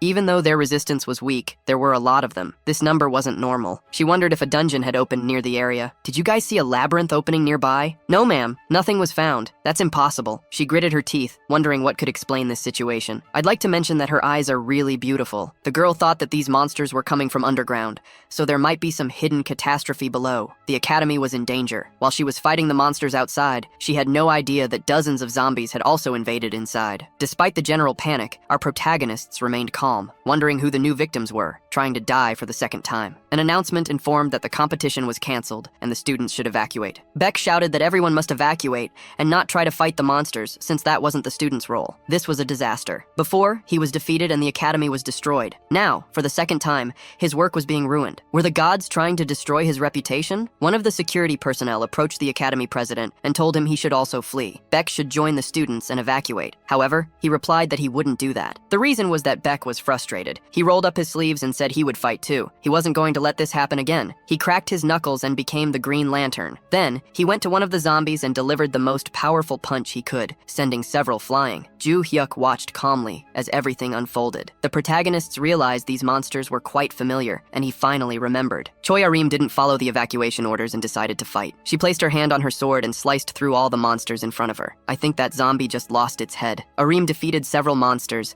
then paused to think. She had already taken down so many, but their numbers kept growing. She then asked the protagonist what he had to say about it. Ju Hyuk told her to save her strength, as there was no point in wasting energy fighting them. The reason was that their numbers were infinite, so the best option was to do this. He struck his sword against the ground, and a yellow light radiated in all directions. The monsters looked at it, confused, not understanding what was happening. Maybe those bastards didn't didn't even know how to think. They started to melt. Maybe their brains were already liquefied. This sight of the protagonists caused the zombies in the area to start melting, and the reason for it was one of his disciples' abilities. He thought that idiot had an excellent skill for dealing with crowds. Meanwhile, the director was giving it his all to defeat the monsters around him, and before he realized it, the creatures were melting. He hadn't done it and didn't know what was happening. Looking around, he wondered who was responsible. Then, he saw the protagonist, and immediately deduced that it could only be that monster defeating so many others. Once again, the boy was saving his skin. The protagonist told his friend that this was just a temporary solution, so don't overdo it. It was to conserve energy. Aram was curious about what he would do in this situation. Joo-hyuk confidently said he was ready to take down the bastard responsible for this incident. Now, someone was watching the events unfold. This strange and despicable being used puppets to observe the battlefield. As the pieces of the game fell, he realized something was off. The masked monster saw his zombies being defeated in a way that shouldn't have happened. In fact, they had enough materials, but the zombies weren't respawning. He wondered if there was a powerful contractor there because with these numbers, even the strongest shouldn't be able to do this. Immediately, the monster got excited, thinking that if this guy were killed by his hands, his name would shine, and consequently, he would look great too. As this creature plotted, someone crashed through his ceiling, breaking everything. The protagonist entered, smashing through calmly, as if it was nothing unusual for him. The demon looked frightened, and even with its eyes, you could see the fear. Why? Was this beautiful person coming for him? The protagonist landed like a comet. The masked demon didn't know who he was and stood there, mouth agape, only to take a punch straight to the chest, sending him flying several meters back. The creature didn't have time to think. It placed its hands on the ground and summoned as many zombies as it could. Joo-hyuk swung his sword while smiling with a slight motion. The zombies were wiped out. The monster, not understanding what was happening, couldn't believe what it was seeing. Then, the protagonist raised his sword in front of him, but didn't aim at the monster's face. Instead, he struck where the puppets were. As the monster stood terrified of the human before him, the protagonist smiled, saying it was great that he had dodged. "I'm glad, Watcha." The monster was terrified again upon hearing his name, and wondered how he could know his true name. At that moment, he had an epiphany. The horrifying creature realized that this person, using that strike and presence, could only be the god of war. Joo-hyuk confirmed he was right in his guess. Then, with incredible speed, he struck the monster's face directly. The monster tried to block the sword but couldn't defend against the attack. His hand was turned to pieces. The creature wanted to say something, but it couldn't react. It had never expected to see the one who defeated it in its previous life. Joo-hyuk was smiling, clearly excited about the situation. He prepared his attack and then delivered it with a grin scarier than the demon's own. The attack struck the monster's shoulder, and soon after, the shoulder and arm were severed from the body. It was almost funny to see the demon squirming in fear, panting heavily. It didn't seem like the same being that had been hunting humans on the surface with puppets. Now cornered, the protagonist said he would keep attacking like this. If the demon wanted to be reduced to pieces, Joo-hyuk could make it happen, and it wouldn't take long for him to meet the same fate as the red demon. The masked creature asked if Hongwai's disappearance was because the god of war defeated him. The protagonist calmly replied that the demon was right once again, even calling him smart. These last words infuriated the creature, and it summoned one of its strongest monsters to attack. The size of the creature was intimidating, but Joo-hyuk remained as cold as an iceberg. The masked one explained they had come down to the planet just to follow orders, and killing the former god of war wasn't part of those orders, so this fight was unnecessary. Even so, he attacked the protagonist with his puppet, but Joo-hyuk simply dodged. Joo-hyuk activated his magic relic and asked if the demon really thought facing him was pointless. With a light swing, his sword turned green, glowing with a ghostly aura. The masked demon realized that Joo-hyuk could use multiple constellation powers at once. The effect of this last strike caused the demon's body to start melting, and the creature fell into the disgusting goo of his own zombie. The demon had no time to think. He looked at his melted monster and tried to understand what had just happened. Joo-hyuk smiled, countered, and said it was a terrible time to get distracted. The strike hit the creature's neck perfectly, severing the head from the body. Even separated from the body, the demon's head could still speak, boasting that the god of war wasn't as strong as before. If these words were meant to offend the protagonist, he didn't care. He simply replied that the monster was just as resilient as before. The puppet demon then said it didn't matter how many times he was defeated, his name would rise again. One day he would return, along with the first red demon that Joo-hyuk had killed. Joo-hyuk asked if the previous words, claiming the fight was pointless, were because the demon believed he would be reborn. Then, with his most malicious expression, the protagonist asked if the demon thought the red demon would return. That wouldn't happen, not for him or any of them, because now they were all trapped in that ring. Their weapons had been transformed into power for Joo-hyuk to use. The creature then realized that the protagonist had the ability to absorb the names of the villains that were attacking. Joo-hyuk explained it was just an imitation of the absorption technique the Lord of the Labyrinth used, but that didn't matter. What was important was that they wouldn't return to cause harm again. The head on the ground was consumed by terror. realizing this would be its eternal end. The protagonist began absorbing its energy, while the head screamed not to be absorbed. Unfortunately for the villain, the pleas of a monster are never heard. Within seconds, all the energy was completely drained into the ring. Joo-hyuk was pleased that another one of those bastards had met the fate they deserved. This battle took place in secret, but it was observed by two of the protagonist's servants, who could watch thanks to a relic he possessed. The black cat asked Adelia what she thought of the fight she had just witnessed. The girl, who had never seen Joo-hyuk in action before, realized just how incredible he was. So incredible that it made her feel a certain way. Seeing her reaction, the black cat asked what part she liked the most. The black cat was informal, and she told him he could call her by her first name. She asked if the black cat noticed how Joo-hyuk masterfully used the technique of their constellation. The ultimate ability of each constellation, the secret no one reveals. But since they were allies, they had shared it with each other. Adelia wanted to understand how he could use the ultimate technique of her constellation when she, the owner of its relic, couldn't. She explained how the poison he had just used worked. It was the secret weapon of her constellation, which transformed magic power into poison and melted the opponent's body. The black cat was curious and asked what would happen if a normal level contractor used this ability. She explained that it was necessary to directly touch the creature for it to start melting. Even she, who was above average and had a direct contract with the constellation, needed to touch the opponent's organs. Joo-hyuk was melting the monsters without even touching them. Adelia's point was that melting the monsters like that was an unimaginable level. It wasn't even supposed to be possible. They were even more in awe of the protagonist's powers. She remembered that he had made a temporary contract with her constellation, which granted him minimal power. Still, he could use far more than she, who had a stronger contract. After the shock passed, she admitted that, honestly, she was impressed with the protagonist. This was the first time she had seen him in action against other monsters, and now she had no doubt that he was incredible. After she said that, the constellation spoke to her, saying that it was obvious. The constellation explained that even though the poison was a unique power of hers, it had been a master who helped train that ability. In terms of application, Joo-hyuk was superior to her in her own skill. Adelia still couldn't believe that this boy had trained a constellation she had admired all her life. So, she simply agreed with her constellation statement. Adelia told the black cat that when the protagonist returned, she wanted to ask him a favor. She wanted to be trained by him as well. While the two were pleased, we returned to the United States. The invasion site was a disaster, with everything destroyed around it by the creatures that had been summoned. All the security team and officials could do was fight the monsters without ever identifying their source. The leader ordered them to search for any injured or hidden people. She remained curious about the cause and couldn't accept that there was simply no explanation. Using her brain power, she considered Logan's words and how the protagonist might be responsible for the disappearance of the zombies. At the moment she was fighting the creatures, using all her strength, she realized her energy was draining because the monsters had no end. Even though she was the most powerful, she wouldn't be able to defeat all the creatures forever. They kept multiplying. While she was thinking about what to do next to stop their appearance, she noticed that the protagonist had stepped in front of all the zombies, with one hand in his pocket. She didn't know if it was due to distraction or if he had simply appeared without her noticing. All she could do was scream in desperation for him to flee and not get killed, but that smile surprised her. That damn student struck the ground with his sword, and then a green energy spread across the area. The creatures started melting around them. That energy, that aura, she couldn't understand it. It simply disintegrated the monsters she hadn't even been able to defeat. It was absurd. She didn't hear it directly, but she was certain that it was Kim Joo-hyuk. The protagonist had resolved everything, but she couldn't stop thinking that the monsters attacked as soon as he arrived at the scene. She was deep in thought when Logan approached, calling for his friend and asking if she was okay. He also wanted to know if everything had been handled inside the academy. Logan assured her that all the students were safe,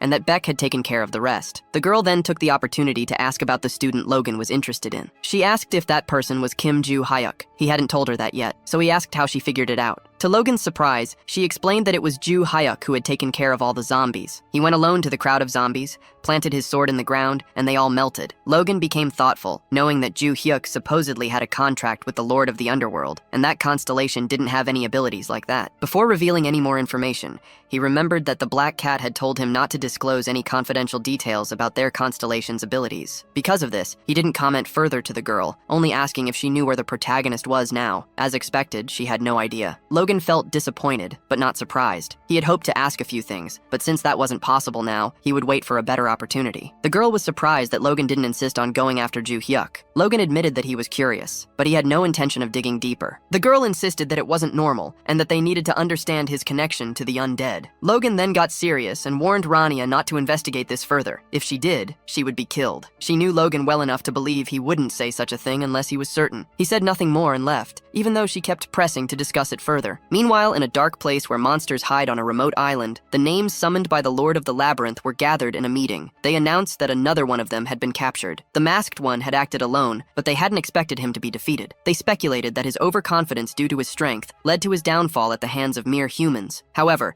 the fish-headed man said it didn't matter whether they liked those people or not. They had died too quickly, and that wasn't normal. Two other demons then suggested they all cause chaos together to ensure their safety. The scene cuts to the next day. Our pair of protagonists was walking through the city. Aram lamented that the tournament had been cancelled due to the monster attack. It was a shame to have to leave after coming such a long way. Joo-hyuk didn't stay with her until the end, so she asked if there had been any problems after he left. Aram said no. After he left, she had managed to defeat all the monsters, and then suddenly they stopped appearing. She wondered if he was responsible for the monsters disappearing. He humbly said that. Yes, you could say that was the case. Without going into details, Joo-hyuk mentioned that the monsters were familiar to him, so he went after the one responsible, already knowing who it would be. The girl asked how they could be familiar to him. The protagonist didn't think much before speaking. How could he explain that he knew the one behind the monsters from a past life? He simply told her to forget about it. Then the girl asked where they were heading now. Normally, they'd take a bus to the airport. Joo-hyuk explained that it would take too long since the tournament was canceled, and everything would be crowded. He knew a much better way. All he had to do was head in that direction, and the magic would happen. As they strolled through the streets of the United States, he found a passage. This was confidential information. Only he had access to use that door, and when he opened it, the Black Cat's passage was functioning. Aram didn't recognize the place. She only noticed it was an old warehouse. The protagonist said the location didn't matter. He remembered the Black Cat's explanation. The market in Korea could be accessed from various places around the world. There were doors that led to a location, which then gave access to the black market. Back then, the protagonist had been amazed by the possibility of crossing great distances in just a few seconds. That day, the Black Cat explained that it would be a good alternative for him to enter through the warehouse and then head to the central tower of the market, where he could use a door to go to the United States. He had to use the door in the tower so that ordinary people wouldn't see students walking through the black market, which would be bad for their credibility. The Black Cat had even connected Valhalla Academy to the black market. They walked through the old abandoned warehouse until they reached the magical door, which indeed worked. The warehouse was just a cover to hide the door. Joo-hyuk then asked her to step inside and see for herself. That last door simply led to another dimension. I think I explained it poorly. This market exists in another dimension, and these doors connect the worlds in different places. It didn't take long for them to walk through the door and find themselves back at the academy. Joo-hyuk wanted to report what had happened to the academy director,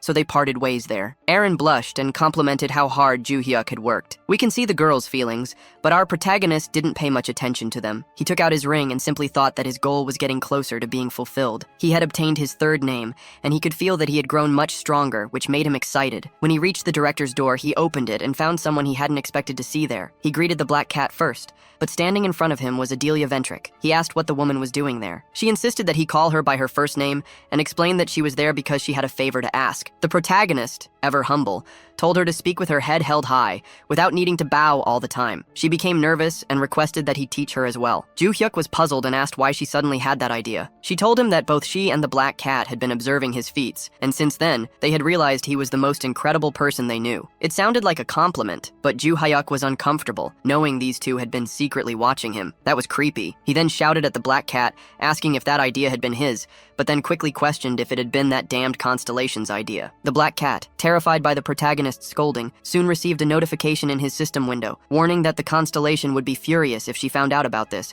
and might even kill him personally. It seemed the two were trying to keep their request a secret from their constellations. Adelia changed the subject, saying she was impressed by how he used the Constellation's poison, and that she would love for him to teach her. Joo-hyuk scratched his head, remembering that the Black Cat had asked for the same thing before. Couldn't you both learn from Luminous and Balkwon, the rightful owners of those techniques? Joo-hyuk questioned what difference it would make for him to teach them instead of the constellations themselves. He remarked that they should have naturally learned these abilities since they had contracts with the constellations. The way to use the skills was identical. There was no difference. But he pointed out that the only difference was that he didn't rely on borrowed mana from the constellation to use the technique. He enhanced the abilities by adding his own mana when activating any technique. He commented that young people today only train to increase mana but not to control it, which causes a deficiency in that area. Even if he taught them how he did it, it would leave them exhausted. The two didn't understand how he could speak about young people without including himself as one. Adelia then insisted and asked him to teach her his technique, even though she didn't have the necessary mana capacity. Joo-hyuk said that he had been very busy lately and didn't even have time for his own students. However, since they were the contractors of his beloved disciples, he agreed to dedicate some time to the two of them. He said the most important thing was physical training, so they should head to the training room the next day. Also, he wanted to talk directly with the Black Cat after the session. The reason was that he had gone to the US, but didn't manage to investigate the building with the familiar energy, so he wanted to go back and have another chance to look into that place. As night fell, the scene shifted to America, specifically to the Contractors Association building. On the upper floors, Logan was reviewing Kim Joo-hyuk's file. He still couldn't figure out the mystery surrounding the boy, and nothing explained how he was so powerful and involved in various attacks in different parts of the world. Then, Logan remembered that the protagonist spoke as if he knew his constellation. He asked his constellation if it was familiar with the ruler of the underworld, since the ruler himself seemed to know him. The destroyer of all and penetrator of everything gave a simple response: yes. The constellation then warned Logan to be cautious of the fanatics of the Silent Moon. Logan wasn't surprised by the answer, but he didn't know who these fanatics were. He searched for information but found nothing useful, just as no one knew much about the protagonist either. It was amusing for Logan to think that every time he tried to investigate the protagonist, it felt like wandering in a labyrinth without finding any answers. While he was trying to figure something out, a sinister voice called out, asking if this place was the Contractors Association. "Guys, does he want a job?" A monstrous creature was standing outside the building, speaking to him through the glass. Despite its imposing appearance, Logan showed no fear and asked what it was and what it wanted. The monster complimented his courage, noting how he didn't flinch at its appearance. The creature gripped its club tightly and attacked, saying that this guy really was the #1 hunter. The attack shattered the building's glass, but Logan calmly defended. He was thrown back but landed smoothly on the ground. Despite the marks on his arm, he remained composed. His hand was trembling, revealing the strength of the attack. This creature could speak, which meant it had higher intelligence than expected for monsters. Logan realized he couldn't underestimate it, so he prepared to strike back. The bald, toothy monster laughed, saying it was funny that a human was actually trying to attack him. Logan, feeling underestimated, told the monster to honestly try to block his next attack. He struck directly at the monster's club, and Logan came out on top, sending the monster flying backward. Even after this exchange of blows, the monster laughed, saying Logan wasn't bad at all. Logan approached seriously and said to save the compliments for after the fight. He delivered another powerful attack that completely destroyed the floor of the building. The whole floor lit up from the impact, and it seemed like the building might collapse soon. Rania was in her office and heard the impact that shook the entire place. At first, she thought it might be an earthquake, but it came from the top floor where Logan's office was located. Back at the fight, Logan realized he had hit the creature as he felt the impact in his hand. The strike had been strong, but he couldn't see where the monster had ended up. In the next moment, the creature's attack was about to hit his ear. As expected of the #1 hero in the US, Logan blocked the attack, even though it was so close. He was thrown against the wall, and these attacks had left him pretty beaten up. He could barely stand. He thought that this creature wasn't ordinary. Maybe it was a reincarnated constellation or something even stronger. The bald monster mocked Logan, saying he didn't expect the #1 to be so weak. Sweating, Logan told him to shut up, saying he hadn't even used half of his power yet. Maybe that wasn't a lie, as Logan thought to himself that if he used all his power, the building would collapse. That couldn't happen. His only option was to touch the opponent's body directly and activate his maximum power, but he couldn't get close enough to touch him. While he was thinking, someone arrived. It was his friend Rania, along with other hunters. She had rushed over as soon as she felt the tremors. When she saw who was responsible for all the destruction, her jaw dropped. That bald, ugly creature was some kind of special class demon. On the other hand, the bald vampire seemed pleased to have more victims to toy with. He shouted that he would finish them all at once and charged to attack. Rania ordered the weaker hunters to stay back and not interfere. She clenched her fists and gathered her mana to counterattack. She launched the same super speed punches she had used before, but the bald demon dodged all of them with ease. Fear crept through Rania's body. She was sure she had targeted the exact path the demon was taking. She tried to land a direct punch on the bald monster, and her fist even touched its skin, but in an instant, the monster vanished. She felt like she had punched thin air. Confused, she didn't notice the monster above her, readying a fatal strike. The bald demon attacked with full force, but at the last moment, Logan stepped in, blocking the attack with his arm and saving his friend. She knew this attack would damage his arm, but Logan said it was nothing. He explained that this monster wasn't dodging their attacks. What they were hitting were mere illusions. The demon only revealed its true body when it was attacking. With a wicked grin, the monster thought to itself, "Is this human smart? He figured out my Jinjutsu ability." The demon quickly decided to hide in its illusions again for another attack, but was caught off guard. Logan stomped on its foot, preventing it from moving. He mocked the creature, asking why it wasn't moving now. Indeed, Logan's foot must have been heavy because the monster felt pain and couldn't escape. Now, with confidence in his eyes, Logan told it to defend against this next strike. He shouted that this would be his most powerful attack. The blow was about to land, but then suddenly stopped. His entire body froze. Another demon joined the bald one, saying that no matter how inferior the opponent, Bakuya had been careless again. This newcomer commented that if it hadn't been for his petrifying eye ability, his friend would have a hole in his stomach right right now. The two demons chatted casually in front of the humans, not even caring about them. Logan and Rania stood their ground, wondering if this other demon had been hiding there the entire time. The purple-skinned, bald demon smiled and asked the humans which of them should die first. He paralyzed both of them and let his friend Bakuya choose who would be the first. Bakuya, savoring the moment, didn't even notice the presence of someone who split his shiny head into two perfect halves, Juhiak. The protagonist had personally come to teach these demons a lesson in swordsmanship. Logan and Rania were stunned by the sight. Juhiak had appeared once again at the impossible moment and saved their lives. He calmly finished off one of the opponents, while the other bald demon, standing behind him, was terrified. Did he know that guy? He then asked who he was. The bald demon's response was interrupted by Logan, who loudly asked if it really was Kim Juhyuk. They soon realized their bodies had been freed from paralysis. The protagonist didn't bother responding to Logan, only muttering that these guys had been a problem since back then. Juhyuk said that ever since that time, Haki always used the assassin's eye while Bakuya tried to club his opponents. That's why he killed Haki first, and then asked Bakuya if he remembered that time. The bald demon, terrified, couldn't understand what Juhyuk was talking about. He asked if the boy was crazy and how he knew their true names. Besides, it didn't make sense for him to claim he had killed them before. Logan interrupted, thanking Juhyuk for saving his life and introducing himself as Logan. Immediately, the protagonist remembered the Black Cat's words. Once, a guy named Logan had come to Korea looking for him. This left our legendary protagonist deep in thought, as he didn't think he had any business with this guy. The bald demon grew impatient, tired of waiting for two humans to finish their conversation, and decided to attack. Even with his enemies distracted, he managed to miss his strike with a club. In the midst of the battle, Logan asked the protagonist if he knew these guys from somewhere,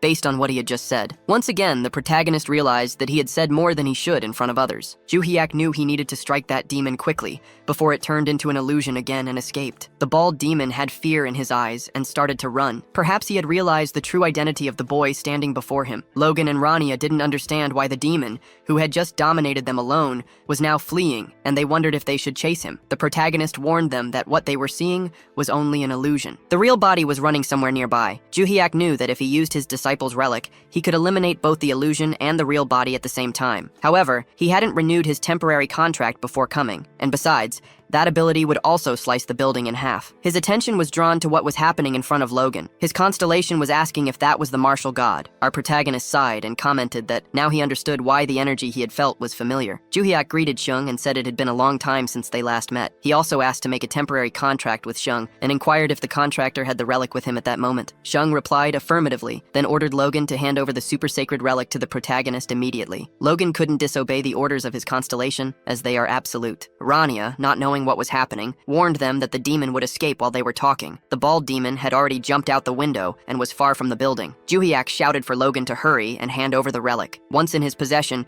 he placed it on his fist and smiling said it was perfect. Meanwhile, the bald demon, who had been relieved to have escaped, didn't understand how his partner had been eliminated so easily. He didn't want to believe the reality that it was the martial god he had just encountered. His goal was to find the others and warn them that the man had been reincarnated. But right behind him was none other than Juhyuk. His ability made his punch so powerful that the energy struck the demon like a Kamehameha. The bald ogre fell to the ground, burned by the power of the attack. Only then did he realize that the martial king was behind him and responsible for the blow. The two left behind watched everything from the top of the building. Rania asked Logan if that was the secret attack of his constellation. He replied that it wasn't, but it carried the same power as his constellation. The fact that Juhyuk could use such an ability with a temporary contract made just seconds before was unheard of. That attack was enough to defeat the creature, and the situation was resolved. Soon, authorities arrived at the scene to tend to the injured. Logan received first aid, as did Rania. The protagonist told Logan he was leaving, explaining that he didn't want to stay and attract media attention, so he asked him to keep his identity anonymous. Logan was curious and wanted to ask a few questions, but the protagonist wasn't interested. Juhyuk wanted to finish everything and leave. However, he remembered that the Black Cat had mentioned that Logan was the #1 hunter in the association. Talking to him was inevitable,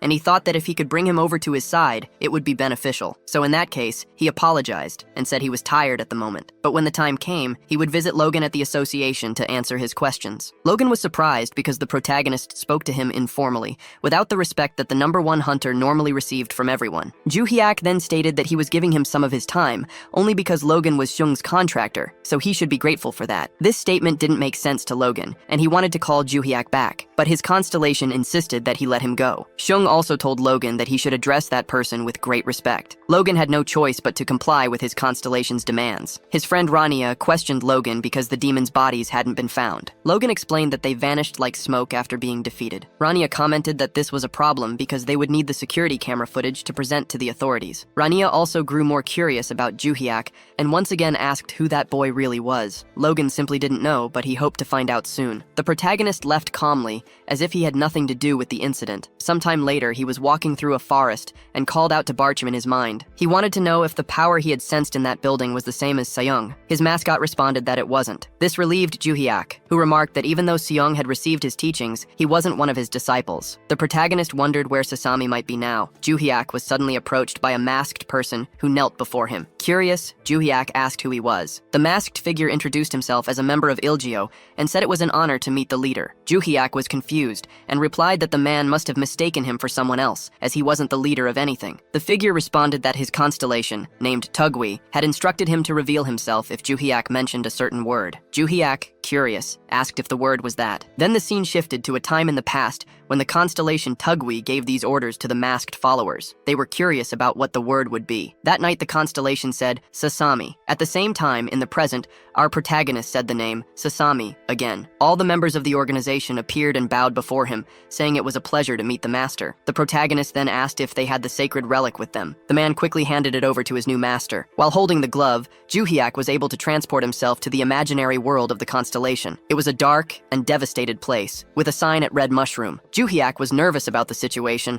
but soon calmed down and spoke to Sasami affectionately. The person sitting behind the throne couldn't hide their blush, even through the mask. Juhiak called Sasami again and asked her to reveal herself quickly. The constellation stood from the throne and knelt before Juhiak in a gesture of respect. Our protagonist was gentle and asked her to rise. Juhiak remarked that Sasami's mental realm was identical to their martial arts school from 300 years ago. The girl, who had been nervous, calmed down and replied that Mushroom wasn't just a martial arts school, it was their home. Juhiak should have known how much she loved that place. The protagonist remembered his life from 300 years ago. Back then, the world was in chaos. Everywhere was surrounded by battles. Humans, when not fighting each other, had to deal with the hundreds of monsters that roamed the earth. During that time, they devoted themselves to protecting people and eliminating the threat of demons and monsters. Juhiak and his disciples had been incredible long before he became the martial god. In that chaotic world, as powerful as they were, they never lacked rewards. So even in a world of war and misery, he had nothing to complain about. However, even though he had enough money to eat, things still happened that he couldn't ignore. 300 years ago, people were sold and traded as slaves. To him, that was as terrible as the demons ravaging the earth. That girl who was about to be sold,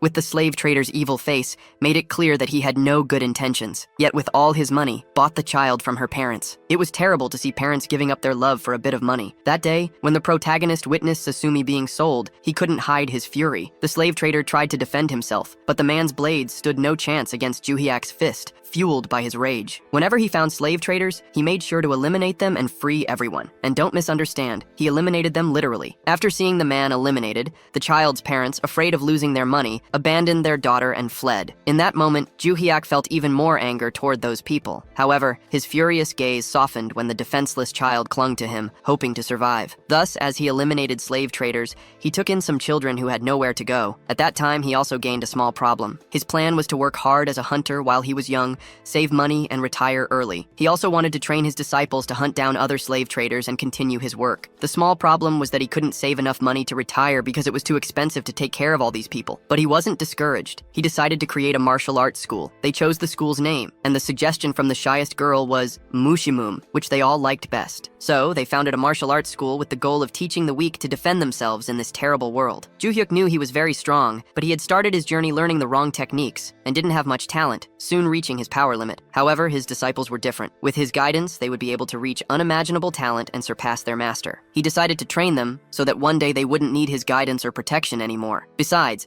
if they became powerful, Juhyuk could take a cut of their profits, which would be a perfect retirement plan. Unfortunately for him, just when his plans were about to come to fruition and they could expand their influence, that damn tower of destruction appeared. They understood that the protagonist was the strongest, but soon his disciples would surpass him. On that day, he died to destroy the tower. His students survived and became the strongest people in that world. However, the Lord of the Labyrinth, who the planet Earth itself, stole the names of all of them and other incredible people. These people became the constellations that humans now idolize. This makes Sosami visibly nervous, but Ju Hyuk simply bids her farewell, telling her that he will invite her contractor to a gathering with the others, and they can all talk there. A few days later, at Heroes Academy, Ju Hyuk stands in front of Logan, surrounded by all of his contractors. Seeing so many high-profile contractors gathered around Ju Hyuk makes Logan feel extremely uneasy. Once everyone is settled, he begins the meeting by asking if they all know what he does. The question catches everyone off guard. Adelia answers, saying that he is the master of their constellations. Ju Hyuk confirms this,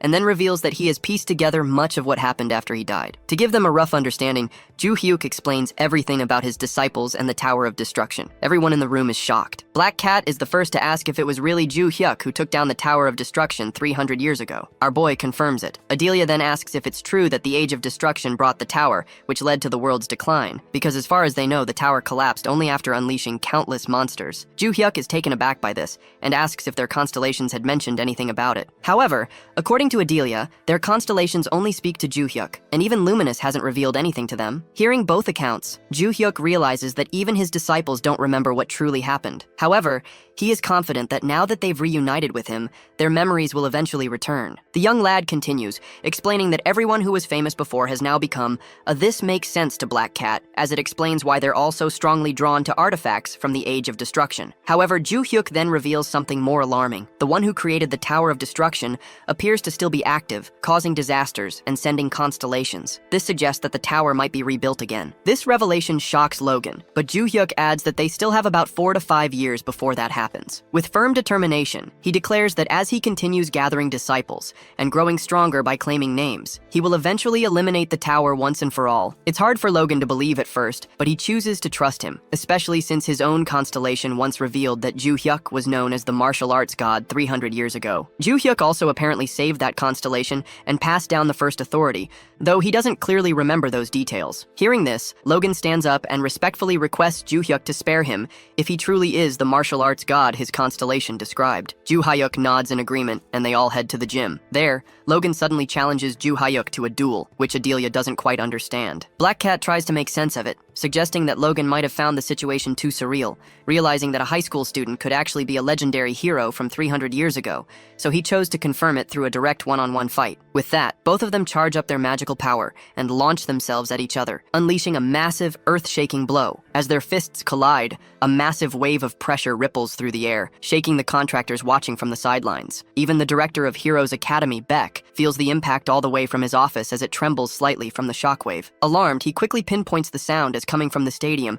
and immediately grows nervous, suspecting it might be another attack. However, he suddenly remembers his earlier conversation with Logan. That morning, Logan had informed him about inviting guests to the academy and advised him not to panic if he heard loud noises. Recalling this, Beck regains his composure. He trusts Logan, yet the power behind that sound and aura still feels far beyond normal. Back in the gym, Ju Hyuk is visibly excited after the clash of fists. Logan, on the other hand, is trembling, realizing with shock that he's being pushed back by a high school student. At that moment, it dawns on him that the boy has survived battles with monsters by channeling his own raw power. Surprised, Logan finds himself being overwhelmed and instinctively begins to concentrate his mana into his elbow for a counter-strike. Ju Hyuk, however, blocks it with ease using an arm block. Though he absorbs the attack, even our boy is slightly overwhelmed by the force behind it. Ju Hyuk understands his advantage. He can wield an enormous amount of magical energy thanks to the constellations, but physical strength, which develops with the body, is something Ju Hyuk is still lacking. Still, Ju Hyuk grows even more excited knowing he's facing Logan, a constellation-level contractor. It's a rare opportunity, and it feels like the perfect challenge. As Logan charges toward him with all his mana concentrated into a final blow, the young boy decides it's time to end the fight. Just as Logan swings, Ju Hyuk sidesteps with precise timing and counters with a swift strike from his back, sending him flying across the gym. The attack appears deceptively light, but Logan feels its full force ripple through his entire body before crashing to the ground, unconscious. Sometime later, Logan regains consciousness in a panic, only to find himself resting on a couch. Confused, he looks around and notices Ju Hyuk and his contractor standing nearby. Ju Hyuk explains that Logan had fainted, so he carried him there for safety. Grateful, Logan thanks him. After a long pause, Logan, deep in thought, asks if Ju-hyuk is a reincarnated individual. Slightly surprised, he reminds him that he had already shared that detail before, though he understands it's hard for most people to believe. He then reveals that Logan's own constellation shares a similar personality. Now, having experienced his overwhelming power firsthand, Logan nods in agreement and decides to join him as a disciple in the mission to stop the Tower of Destruction. Ju-hyuk, thrilled by that, lights up with excitement. Meanwhile, the first cult member observing them finds the combination of powerful, high-ranking contractors, forming a team to be both unexpected and fascinating. Ju-hyuk then surprises Logan by asking if he has seen anything at the Heroes Academy that resembles one of his disciples, perhaps a relic or artifact. The main reason Ju-hyuk had suggested meeting at the academy was because he sensed a familiar magical presence there. However, now that the area is saturated with powerful mana from their earlier clash, it's become much harder to pinpoint the exact source. Given the sheer number of relics stored at the academy, identifying the one he's looking for is nearly impossible, unless it chooses to reveal itself. Logan suddenly remembers a relic that once spoke, asking for its master. This memory leads him to Beck's office. There, Beck is visibly anxious and immediately questions Logan about the identity of his mysterious guest. Logan reveals that it was Our Boy, but when Beck presses further, Logan cuts him off, explaining that he can't disclose more information at the moment. Instead, he asks Beck about the radiant sword he had previously given him. Beck, already troubled by the sword, admits it has been giving him severe headaches. To demonstrate, he presses a hidden switch that opens a concealed compartment within the office. Inside lies the radiant sword, emanating an overwhelming amount of dark mana. The pressure is so intense that the surrounding area is visibly cracking, unable to withstand the energy it radiates. Seeing the damage, Beck begins to regret keeping the radiant sword in his office. The surrounding walls are beginning to crack, and it's clear the weapon can't be stored there any longer. Logan stares at the destruction in disbelief, unable to comprehend how the sword alone could be the cause. He questions why Beck didn't store it with the other relics, where magical suppression fields are in place to contain such artifacts. Beck reveals that he had planned to do just that, but something unexpected happened. When he attempted to place the sword in the sacred relic chamber,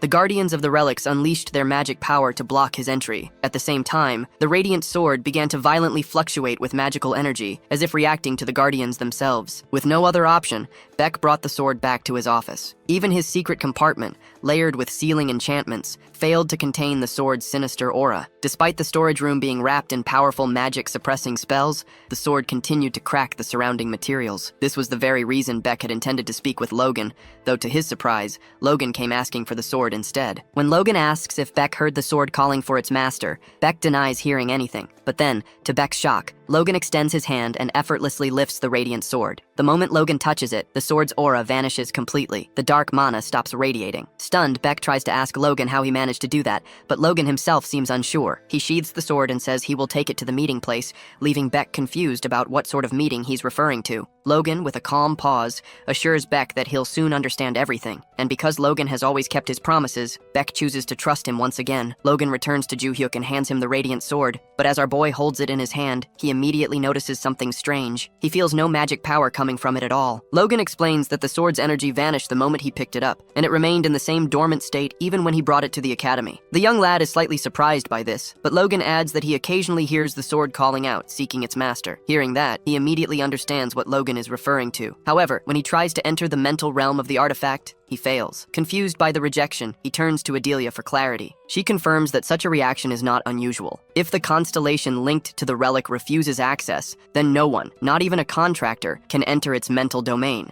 This information catches Ju-hyuk off guard. To investigate further, he asks Barsh if he senses any familiar magic from the sword. Barsh responds that the aura is faint, but the scent of familiarity is undeniable. Our boy then wonders if there's any alternative way to gain access. The Tower Master quickly recalls something he had mentioned before, the mysterious door that appeared in the realm of imagination. Ju-hyuk remembers it clearly, a massive door where all constellations once gathered. Barshi further reveals that it wasn't just one door, there were multiple. Each constellation had a door, possibly leading to a realm tied to their essence. According to the Tower Master's assumption, those doors might allow access to other constellations' realms. The idea makes sense to Ju-hyuk, but when he asked his other contractors about the doors, none of them seemed to know anything about them. Barshi speculates that, since the event was brief, there may be constellations who weren't even aware it happened. Ju-hyuk suddenly recalls someone who might know more. Holding on to that thought, he decides to end the day's discussion and suggests they return. Before leaving, he turns to the first cult member and asks for his name. The cult member reveals that he doesn't have one, and that Ju-hyuk is free to name him as he sees fit. After a moment of consideration, Ju-hyuk appoints him as the former protector. With that, he orders former protector to begin meeting the other contractors, as their constellations might also be interested in meeting each other. With the matter settled, the group leaves the academy behind. A few days later, Ju Hyuk meets the guide at a secluded house deep in the forest. As she tries to greet him, he gets straight to the point, declaring that he plans to absorb all the second-tier constellations once he finds them. He thanks her for the ring, acknowledging that it made him stronger. Then, shifting to the real reason for his visit, he asks if she knows anything about a door where constellations gather. The guide recalls something similar, an ancient space known as the arena. She explains that shortly after the Labyrinth Master created the constellations, he also formed the arena, a place one could enter through constellation doors. According to her, the arena was designed as a battleground for constellations to fight among themselves. Over time, while the original names of the constellations were forgotten, new nicknames were earned through battle. These nicknames carried significance, each imbued with a fragment of their identity, granting additional power that the arena itself amplified. However, the arena didn't unfold the way the Labyrinth Master intended, and it was eventually sealed away. Ju Hyuk presses further, asking if there's any way to reopen it. The guide responds that the arena could only be opened by a constellation acting on the command. This revelation stuns him, but she isn't finished. With a knowing look, the guide reveals why she called him. She has located the very constellation he seeks, along with all of the second-tier constellations. Ju Hyuk's eyes widened with excitement, and now he wants to know everything. Somewhere in a secret hidden meeting place of the constellations, the one known as the Key Keeper rages furiously at the others for their repeated failures. He accuses them of simply waiting to die, clinging to the futile hope of reclaiming their former names. With seething anger, he reminds them of the torment they endured, wandering for 300 years stripped of identity, reduced to mere fragments of existence. They had no physical bodies, only drifting consciousness, endlessly circling a single tree. For reasons still unknown, these wandering spirits were eventually transformed into fruits of that very tree, trapped in an endless cycle with no escape. The Key Keeper himself had narrowly avoided that fate. Though he too had wandered for centuries without form, he had finally regained a body. And now, after all that suffering, he couldn't understand why the others were so willing to fade again without resistance. His fury sharpens as he mentions the twin ghosts, the two constellations who died without accomplishing anything. Just a few days earlier, the green-horned constellation had delivered the grim news of their deaths. The announcement shocked the others, especially the fish, who always believed the twin ghosts were among the stronger ones. The green-horned one confirmed their deaths, but also warned of something even more concerning. He explained that all of them, those gathered in this very place, were constellations who once regained names and were sent to Earth. As long as they remained isolated and avoided unnecessary conflict, they could survive by passively absorbing ambient magical power. But gathering in large groups as they were doing now created a dangerous situation. In such close proximity, their individual magical reserves would begin to drain at an accelerated rate. Though they once knew power and identity, their current state was fragile, and unity, ironically, could lead them to destruction. So the Labyrinth Lord instructed everyone to gather on an island, where a large floating magic stone lay buried beneath the surface. Upon hearing this,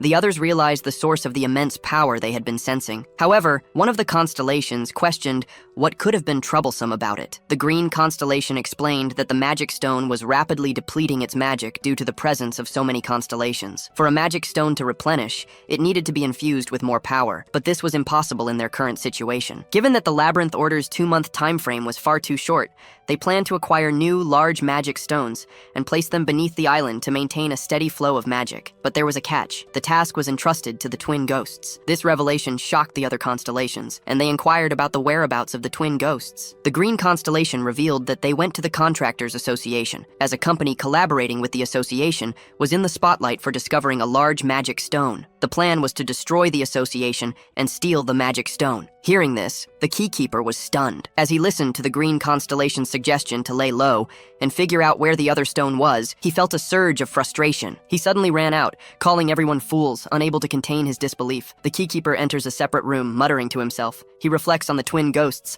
calling them weaklings who were killed while searching for the magic stone. He knows this means danger for them all. He knows that if he stays in the room any longer, he'll lose his power and eventually disappear. Though it feels like the right decision to leave, just as he's thinking it, a portal opens in front of him. To his shock, Ju Hyuk steps out and calmly asks if he is the Key Keeper. Shocked beyond belief, the Key Keeper panics and bolts, thinking that this person must be the one who defeated the twin ghosts. However, to his horror, Ju Hyuk reappears in a flash right in front of him, questioning why he is running. Terrified, the Key Keeper begins pleading for mercy, claiming that he hasn't killed a single soul since becoming a constellation. As Ju Hyuk is about to strike him, he hesitates, realizing that the situation is far more dull than he expected. The Key Keeper's existence as a constellation feels almost trivial to him. For this encounter, our boy didn't even want to wear the ring, as absorbing him seemed insignificant. Ju Hyuk then confirms, asking if the Keykeeper has killed anyone before. The Keykeeper admits that he hasn't, revealing that in the past he merely opened a door to the imagination realm and did nothing else as a constellation. Hearing this, Ju Hyuk assures him that he won't kill him, at least not until the door is opened again, specifically to the arena. However, the Keykeeper is unable to open the door on his own. His magical power is too insignificant. To create and connect doors to the various imagination realms of constellations,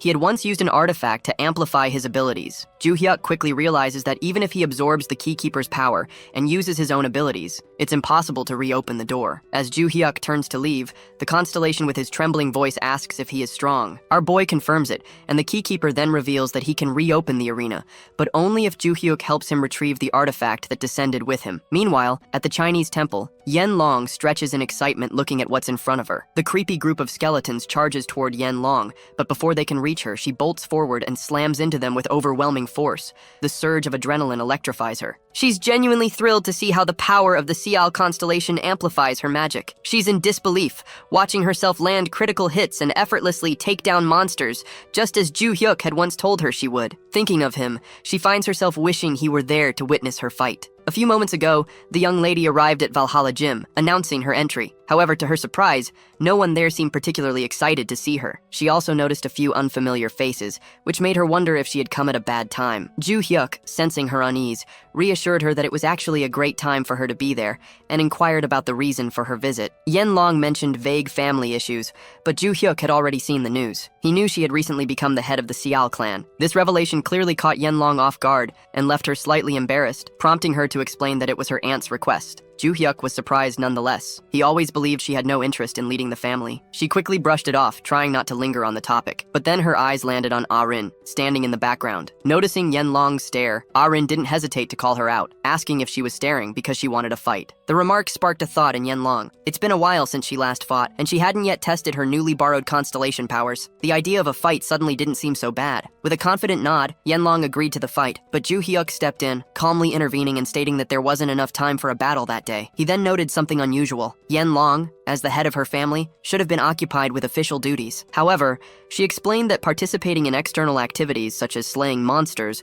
brought honor to her family. Besides, her aunt was already handling other responsibilities. With everything settled, Ju Hyuk shifted the conversation to the real reason for his visit. He needed their help to destroy the labyrinth. He asked Yen Long if she had tested her abilities after forming a contract with her constellation. She denied it, prompting Ju Hyuk to reveal their current strategy. They planned to move in pairs to handle the labyrinths. However, based on her current level, he believed she could manage one on her own. He already sensed a significant surge in her magical power, something that surprised even Yen Lang, who hadn't kept track of her own progress. Ju Hyuk explained that magical attacks proved far more effective against labyrinth monsters than physical ones, making her a strong candidate for the mission in China. He advised her to start using her constellation powers to become more familiar with them. He also informed her that she would find a labyrinth stone within the area, and possibly a relic hidden inside it. She was to extract the relic and bring it back to them. Yen Lang agreed, though a trace of jealousy lingered beneath her composed demeanor. The thought of Ju Hyuk teaming up with one of the other girls while she was away didn't sit well with her. Back in the present, Yen Long is wreaking havoc on the monsters using her newly awakened constellation abilities. With a single punch, she tears through their ranks. Consumed by rage,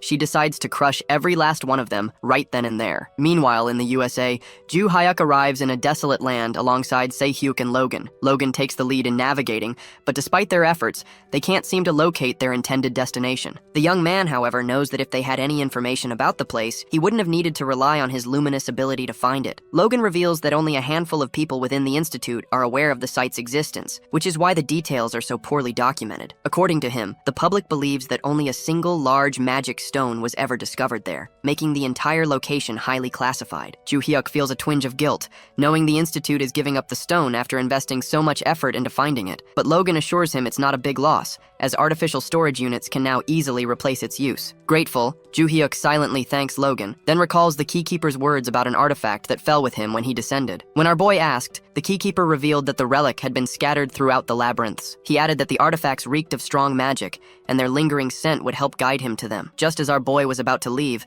the keykeeper stopped him and mentioned one more thing. He needed Ju-hyuk to retrieve the large magic stone as well. Ju-hyuk was already aware of the stone's existence, but the request puzzled him. He asked why the keykeeper wanted it. With a solemn tone, the keykeeper explained that an immense amount of mana was required to open the ancient door, and the magic stone would provide exactly that. Despite his knowledge and power, the keykeeper admitted that he was afraid. Sensing his fear, he gave him a reassuring nod, and with quiet determination, promised to bring back not just one, but 2 magic stones. Back in the present, Ju-hyuk regrets making the promise to the keykeeper, as acquiring even a single large magic stone seems like an incredibly difficult task. His thoughts are abruptly interrupted when Logan announces that they've finally arrived at the location. As Ju-hyuk snaps back to focus, he's startled to see a massive golem, a towering monster standing directly in front of them. The golem is massive, and both Logan and Se-hyuk can hardly believe their eyes. They wonder how in the world such a creature could exist, and why it's here. As they process this, the golem suddenly slams its fist toward them. Both Logan and Se-hyuk dodge by jumping back, but Logan is left in shock as he watches the enormous crater left by the punch. The sheer power of the attack is terrifying. The golem loads up for another strike and swings its massive fist again. Logan braces himself, preparing for a counterattack. Shouting at the monster, he intercepts its fist with his own. The 2 fists collide with explosive force, and to Ju-hyuk's surprise, Logan's punch not only shatters the golem's arm, but sends the creature crashing to the ground. Se-hyuk watches in awe, amazed by Logan's power. He realizes that they're with the #1 contractor, someone who can shatter a golem with a single punch, and can't believe he's here with them. Even more unbelievable to Se-hyuk is that someone as strong as Logan follows Ju-hyuk with such respect. Despite the shock, Se-hyuk feels a sense of pride to be with both of them, ready to witness the power of these living legends firsthand. However, despite the golem's defeat, Logan senses something isn't quite right. The monster, despite being thrown to the ground, doesn't appear fully destroyed. It remains in relatively good shape. Ju-hyuk, considering the golem's enormous size, theorizes that the impact might not have reached its core, which could explain why the creature is still intact. Saying this, Ju-hyuk jumps onto the fallen golem and drives his sword into its body. However, to his shock, even his powerful sword fails to pierce the creature's tough exterior. As he processes this, the golem suddenly awakens, rising to its feet with an overwhelming surge of power. It gathers its strength and unleashes a powerful punch at him. The fist lands with immense force, and while our boy manages to block the attack, he's sent skidding back by the crushing pressure. Ju-hyuk realizes in that moment that the golem has likely absorbed the large magic stone. This revelation shocks both him and Logan. Our lad then asks if he placed an anti-magic spell to block the stone's presence. Logan confirms this, but Ju-hyuk, still processing the situation, reveals that it should be impossible to block the presence of the stone using any kind of magic. Logan, although not sensing any magic himself, listens intently. Ju-hyuk explains that the magic spell blocks human senses, preventing them from detecting the stone's presence. However, it's different for creatures born from magic, and the golem, being such a creature, is able to detect even the faintest trace of magical energy. The golem must have sensed the residual magic and channeled it to the magic stone. Ju-hyuk surmises that the lack of other monsters suggests the golem may have killed them all to absorb their energy. Despite the golem's immense power, Ju-hyuk is surprised that simply absorbing residual magic from the stone has made it this strong. This leads him to believe that the stone itself must be incredibly powerful. He now realizes that he should have brought his disciples with him if he had known the situation would escalate like this. Thinking about it, Ju-hyuk turns to Logan and asks him to hand over the artifact, eager to demonstrate the true power of one punch. In a labyrinth in England, the Black Cat and Adelia are working together as a team to clear the monsters. Adelia seems exhausted from all the fighting, as her family usually handled such tasks, leaving her unaccustomed to the toll it takes. The Black Cat, acknowledging her fatigue, admits that he's also sweating. It's been a long time since he's fought monsters himself. Feeling the heat, he removes his mask, revealing a strikingly handsome face beneath it. Adelia, stunned by his appearance, can't help but marvel at how attractive he is. Thank God it's nothing like the nightmarish dream's face reveal. Black Cat notices Adelia's flustered expression, but feels confused by how shocked she seems. Thinking he might have made her uncomfortable, he quickly apologizes. However, Adelia assures him that it's fine. Curious, she cautiously asks if what he just did is even allowed. Black Cat nods, explaining that since they're not in the black market, there's no issue, and besides, they're alumni in a way, so he believes it's acceptable between them. This only flusters Adelia further. When Ju-hyuk had asked her to accompany Black Cat into the labyrinth, it hadn't really excited her, but this moment seems to be making up for it. Hesitantly, she asks, almost suggestively, whether Black Cat will be showing his face more often from now on. He confirms he will. Suddenly, Moron, Adelia's constellation, and Luminous Black Cat both call them out for flirting and sternly remind them to focus on the mission. Embarrassed, the two quickly snap back to clearing the labyrinth. Meanwhile, back in the USA, Ju Hyuk and his team are locked in a fierce battle with a colossal golem. As they dodge its thunderous attacks, he channels his constellation's power into his fist. He tells Logan to watch closely. The golem swings a massive punch at him, but our boy counters with a strike so powerful that it doesn't just obliterate the golem, it erases the entire mountain behind it. The sheer force of the blow stuns everyone. Even Ju Hyuk himself is impressed. It's been a while since he's thrown a punch that devastating, and he silently acknowledges the immense power of Logan's constellation. Logan watches everything unfold with shock, finally beginning to grasp the true potential of the destruction skill. As Ju Hyuk returns the bracelet to him, Logan remains deep in thought, wondering about the sheer force behind that one punch. After a moment, he asks Ju Hyuk if he would be free after this mission to train him in that very technique. Our boy, wearing a confident smile, agrees on one condition. They must secure one more large magic stone. Logan quickly suggests that a company affiliated with the association possesses one, and they could potentially use it. Hearing this, the young boy lights up with excitement, declaring that he'll return if things go smoothly. However, Logan hesitates slightly before revealing that in order to take the stone, they'd need to replace it with an artificial storage system. Ju Hyuk, unfazed, immediately orders his team to dig into the pit the golem had been working on earlier, suspecting the real magic stone might still be buried there. A few days later, at a secluded site, Ju Hyuk arrives with a massive artificial floating magic stone, stunning the keykeeper with its presence. But that's not all. Instead of just bringing the required 2, the young lad surprises him by bringing 3 just in case. 2 were sourced from Logan, and the 3rd was obtained from the constellation Sosami, used by the first cult's contractors to receive their orders. As if that weren't enough, Ju Hyuk also hands over several powerful artifacts, leaving the keykeeper in utter disbelief. According to him,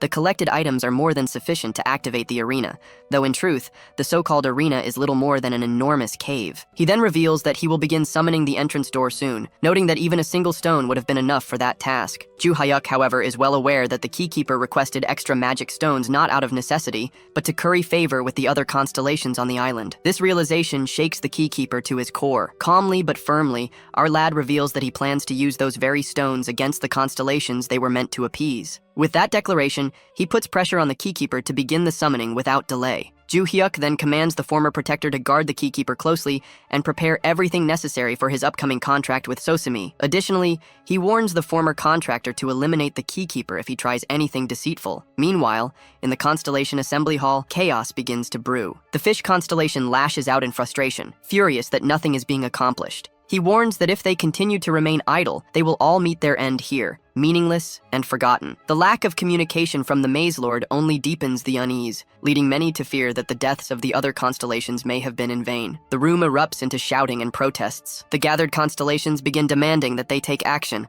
that they storm out and kill everyone in their way. But just then, their voices are abruptly silenced. Ju Hyuk's voice cuts through the tension like a blade. He has been standing there for 10 minutes, silently watching them yap. A manic smile spreads across his face as he declares his intention to be the one to plunge them into disappearance, rather than let them wait for a natural death. The fish constellation fails to recognize Ju Hyuk, while the vampire comments that he hadn't sensed any magical power earlier, explaining why none of them noticed his presence. However, the vampire grows furious, enraged by his bold and arrogant entrance, and issues a warning. Our boy, unfazed, doubles down on his stance. He states that they were all too busy spouting nonsense, while he had been concealing himself right there among them. As he speaks, he casually swings his sword, issuing a chilling warning that they'll understand everything once he beats the living daylights out of them. His overwhelming presence and sheer arrogance leave the constellations in shock. Then, in a sudden fluid motion, Ju Hyuk spins in a full 360-degree arc with his blade. The green constellation shouts for everyone to duck, but it's already too late. With that single devastating swing,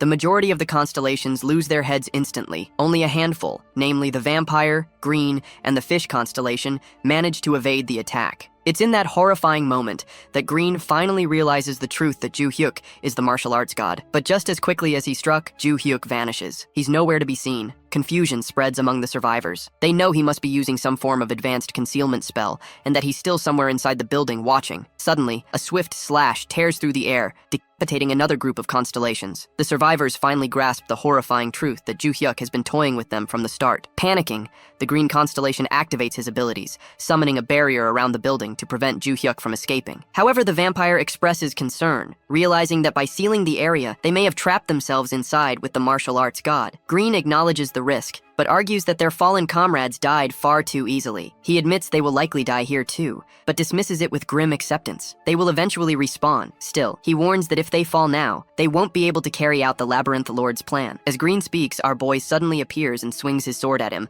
Reacting quickly, Green blocks the attack with his bare hand. In that moment, he makes a crucial realization. Joo-hyuk isn't using concealment magic, but is actually invisible. The barrier, now active, will trap him within the building. He alerts the others, noting that Joo-hyuk's power seems diminished in this new body. The fish constellation also notices the change, speculating that Joo-hyuk may have undergone reincarnation. The vampire agrees, pointing out that since their heads are still attached, the martial arts god's strength must be weaker than before. As they assess the situation, Joo-hyuk silently reappears, this time behind the vampire, and slashes his face. But the attack lands on a blood clone. The real vampire had used the clone to lure Joo-hyuk out. Now that Joo-hyuk is fully revealed, all the constellations launch a combined assault, unleashing a devastating barrage aimed at obliterating the ground beneath him. However, despite their overwhelming attack, he is nowhere to be seen when the dust clears. Without warning, he reappears behind Green, gripping one of his antlers. Mocking him, Joo-hyuk remarks that even with all their intellect, they must now realize they're destined to fall. With cold assurance, he promises Green a painless death,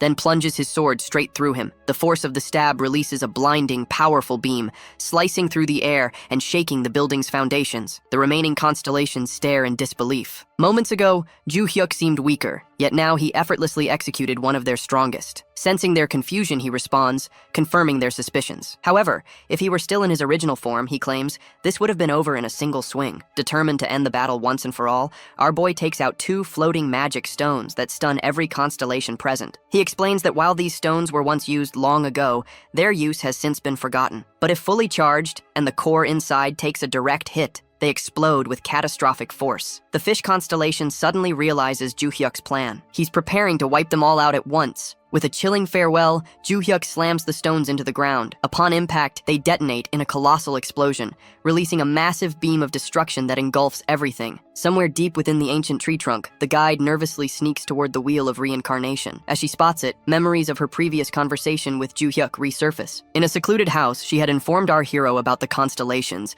especially the keykeeper gathering on the island. Though she wasn't entirely certain, she believed the location was accurate. Upon hearing this, Joo-hyuk immediately prepared to leave, but the guide stopped him, asking to borrow the absorbed names. Without hesitation, he handed her the ring, explaining that he had already used most of the names as soon as they were absorbed, though there might still be some left. Curious, he asked why she wanted them. The guide absorbed the lingering names from the ring, revealing her intent to use them to obscure the Labyrinth Lord's vision, allowing Joo-hyuk to massacre the constellations undetected. Back in the present, the guide approaches the wheel of reincarnation and exhales a cloud of black smoke over it. With this act, she becomes confident that they've successfully masked the names from the Lord's surveillance, at least for a while. As she contemplates the next steps, the Spear King suddenly appears, catching her off guard and holding her at spear point. She tries to calm him, assuring him that nothing has truly changed. The Spear King calls her out for appearing in a restricted area and declares that he will take her to the Labyrinth Lord to explain herself. This puts the guide in a difficult position, as confronting the Lord now would likely result in her actions being restricted. In an attempt to slip out of the situation,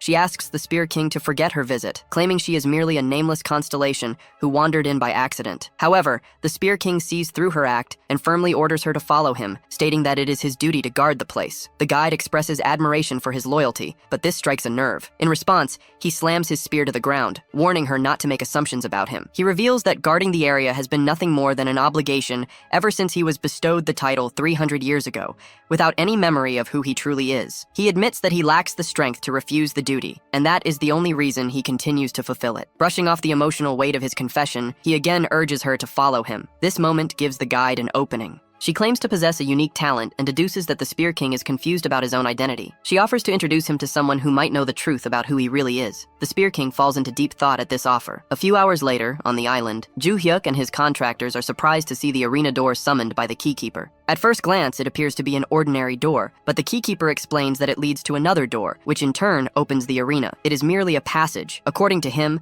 there is no way to connect directly to the arena. This revelation frustrates everyone, but the keykeeper defends himself by revealing that the arena space created by the Labyrinth Lord still exists. However, its location is now up, in the realm where the Labyrinth Lord resides. When all the constellations were there, in the imagination realm, they could access the door directly. But now, after descending, they require a connection to the Great Hall. The Keykeeper claims that with the floating stone sand and his artifacts in hand, he now possesses enough power to open the passage door. Doing so will also open the corresponding door in the constellation realm. Upon hearing this, Ju-hyuk urges him to proceed quickly. But before the Keykeeper can act, he issues a warning. There are many monsters inside. Before he can finish, our boy already understands that the constellation wants an escort. Ju-hyuk agrees, which brings a rare smile to his face. As the constellation prepares to begin, he instructs his contractors to inform the constellations not to open the door if they see one on their end. With that, the Keykeeper inserts his key and unlocks the passage. Looking inside, Ju-hyuk realizes that the interior is dark and eerie. He suggests the Keykeeper stay close if he doesn't want to die. With that, the two charge into the unknown. Inside, they are immediately confronted by monsters, but Ju-hyuk effortlessly slashes through them. The Keykeeper, on the other hand, appears visibly nervous. Our boy urges him to keep up if he doesn't want to die. With that, he pushes forward, cutting down monsters left and right,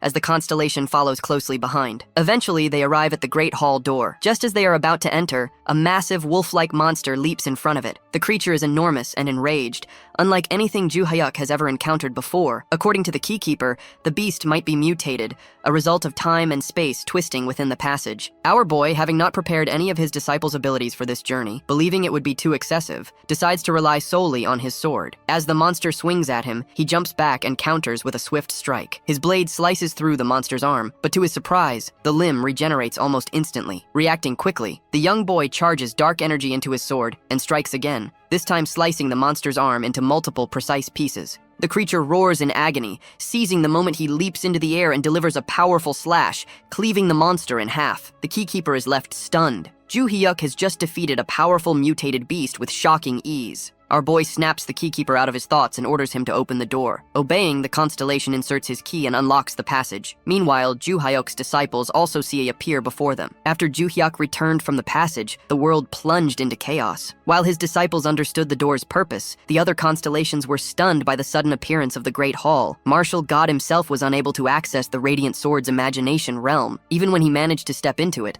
the door vanished the moment he entered. His disciples could walk freely into the Great Hall, but he was denied entry. He consulted the Keykeeper, who explained that the Great Hall was rejecting Ju-hyuk, possibly due to the will of the Labyrinth Lord. Ju-hyuk realized that, because of this, he could no longer gather his disciples in one place, nor see who resided within the Radiant Sword's realm. Originally, he planned to enter the Great Hall and find the door that led to the Radiant Sword's imagination realm. Now, blocked from entry, he comes up with an alternative. If he cannot enter, his disciples can. He decides to send them to search for the Radiant Sword constellation on his behalf. With that, all of his disciple constellations enter the Great Hall. However, as soon as they step inside, Moron and Luminous begin arguing, Luminous having arrived late. As they yap, Sosimi steps in and reminds them to follow their master's orders. Hearing this, both acknowledge their mission and shift their focus to tearing through every other constellation present. A few days earlier, Ju-hyuk gathered his disciples' contractors to organize a meeting between their constellations. He inquires about Sosimi, and Moron confirms that Sosimi had arrived in her imagination realm. However, Moron is visibly shocked at how Sosimi found her door so easily. According to Sosimi, she canceled her presence from the Great Hall and was able to locate Moron's realm by recognizing her senior's familiar scent. She also mentioned that she used other members' trails to search for their divine artifacts,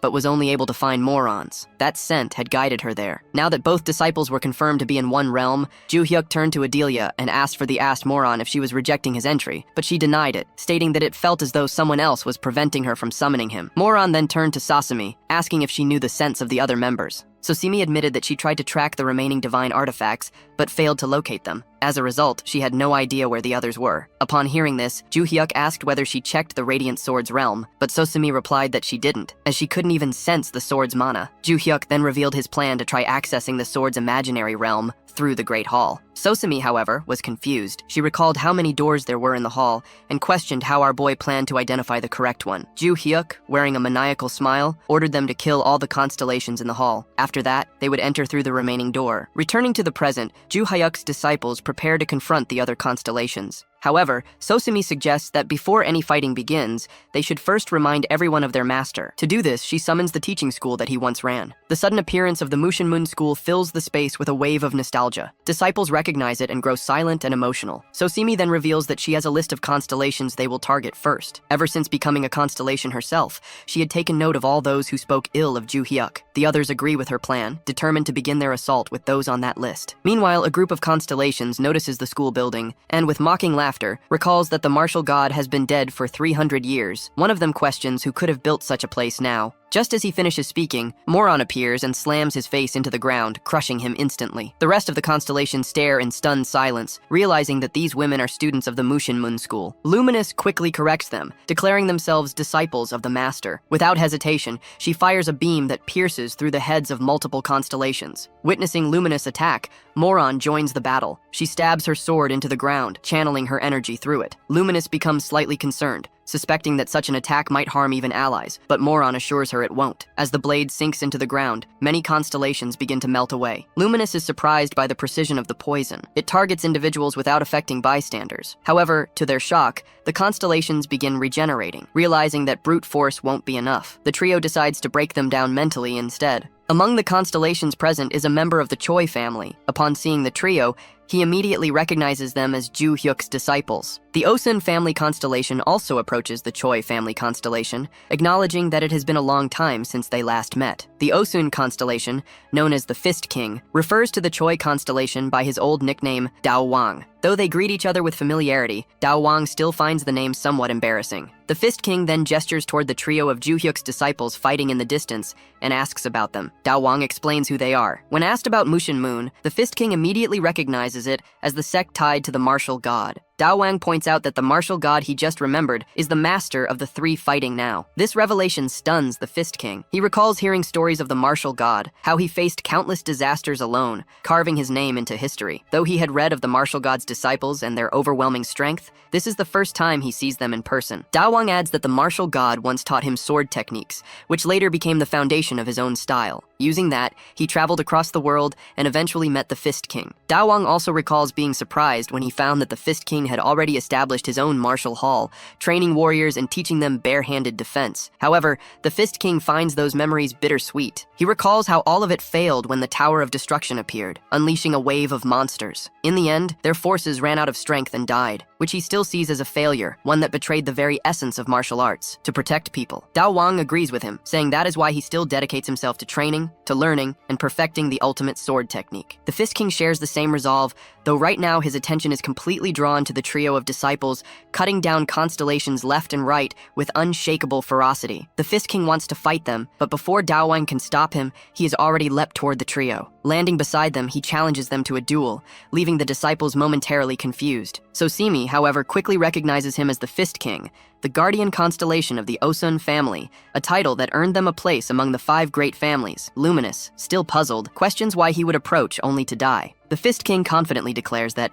as disciples of the martial god, they are among the few strong opponents he's encountered since becoming a constellation. This statement doesn't sit well with Sosimi, who grows visibly angry. To her, the word strong belongs to their master alone. Her reaction only fuels the Fist King's excitement, as he assumes they are preparing to fight him. Luminous decides to slice him down instantly, but Moron steps forward, insisting on handling the fight herself. Since he knows about their master, she wants to demonstrate some of the martial god's techniques, so he remembers them well. As she prepares for battle, her body becomes engulfed in a powerful magical aura, and the Fist King mirrors her, activating his own energy in return. Luminous watches, knowing full well that Moron could easily eliminate him with long-range poison, but instead chooses to engage directly out of respect. Sosimi, however, feels a twinge of concern. The weight class between Moron and the Fist King is vastly different, and she quietly worries about the outcome. However, Luminous assures her that Moron can handle it. With that, Moron stomps the ground and throws a punch at the Fist King. He becomes excited, recognizing the move as the crushing fist. Still, he notes that due to Moron's small frame,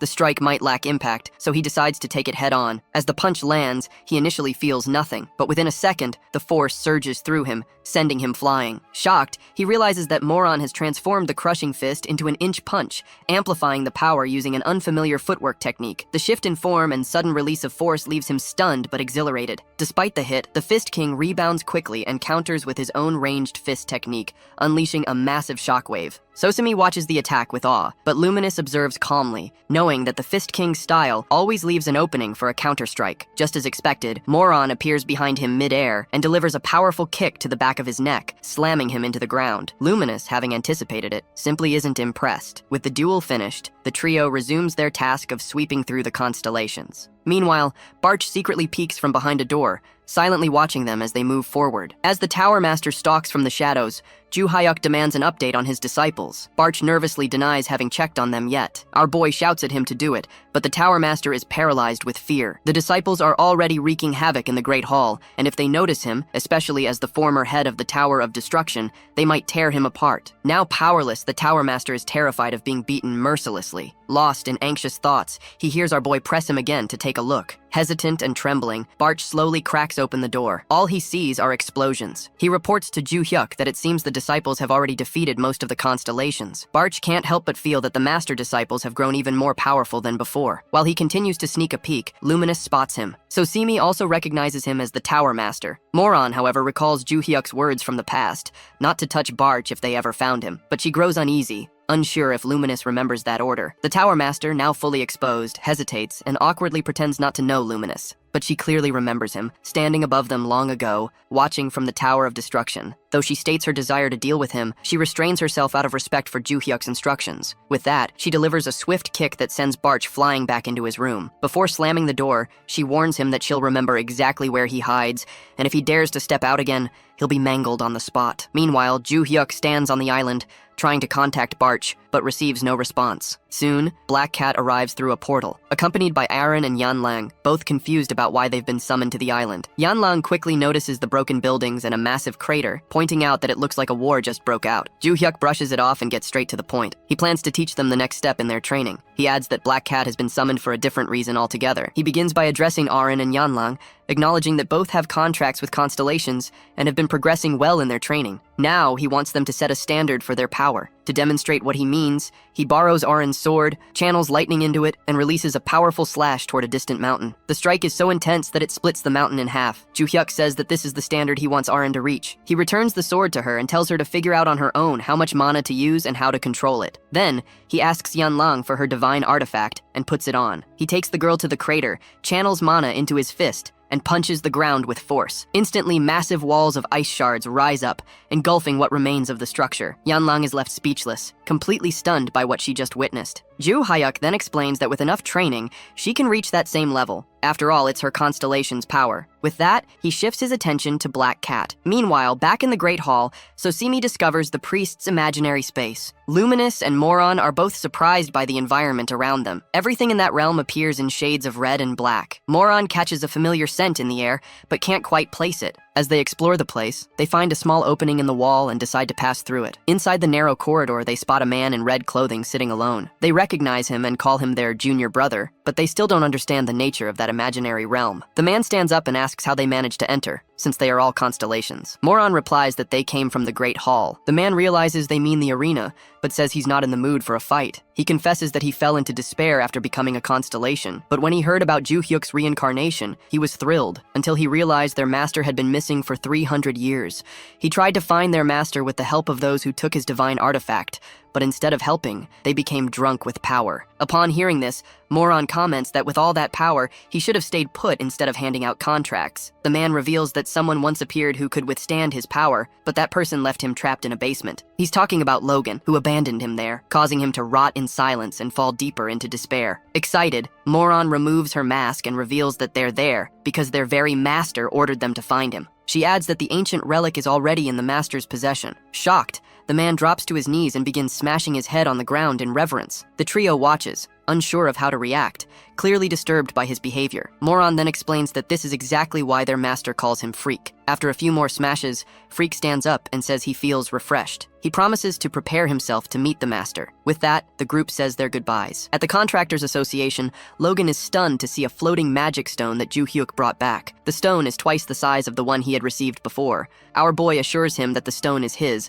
and starts explaining how he found it. Back on the island, while exploring the mana flow, Ju Hyuk realized there could be a massive magic stone buried underground and summoned Black Cat. The constellations living on that island radiated absurd amounts of mana, and the fact that they survived without any external mana source suggested that there was a powerful energy hidden there. Ju Hyuk suspected a mana stone was supplying energy to all of them. Eventually, they located the stone and ordered Black Cat to remove the mask covering it. That's how he found the stone and safely delivered it to Logan. Returning to the present, after handing over the stone, Black Cat reads a message from a constellation and informs the martial god that one of his disciples, the Radiant Sword constellation, has been found. Ju-hyuk gets excited, already knowing who it is, but tells Black Cat not to reveal the name just yet, as he wants to confirm it himself. Before they leave, our hero invites Logan to visit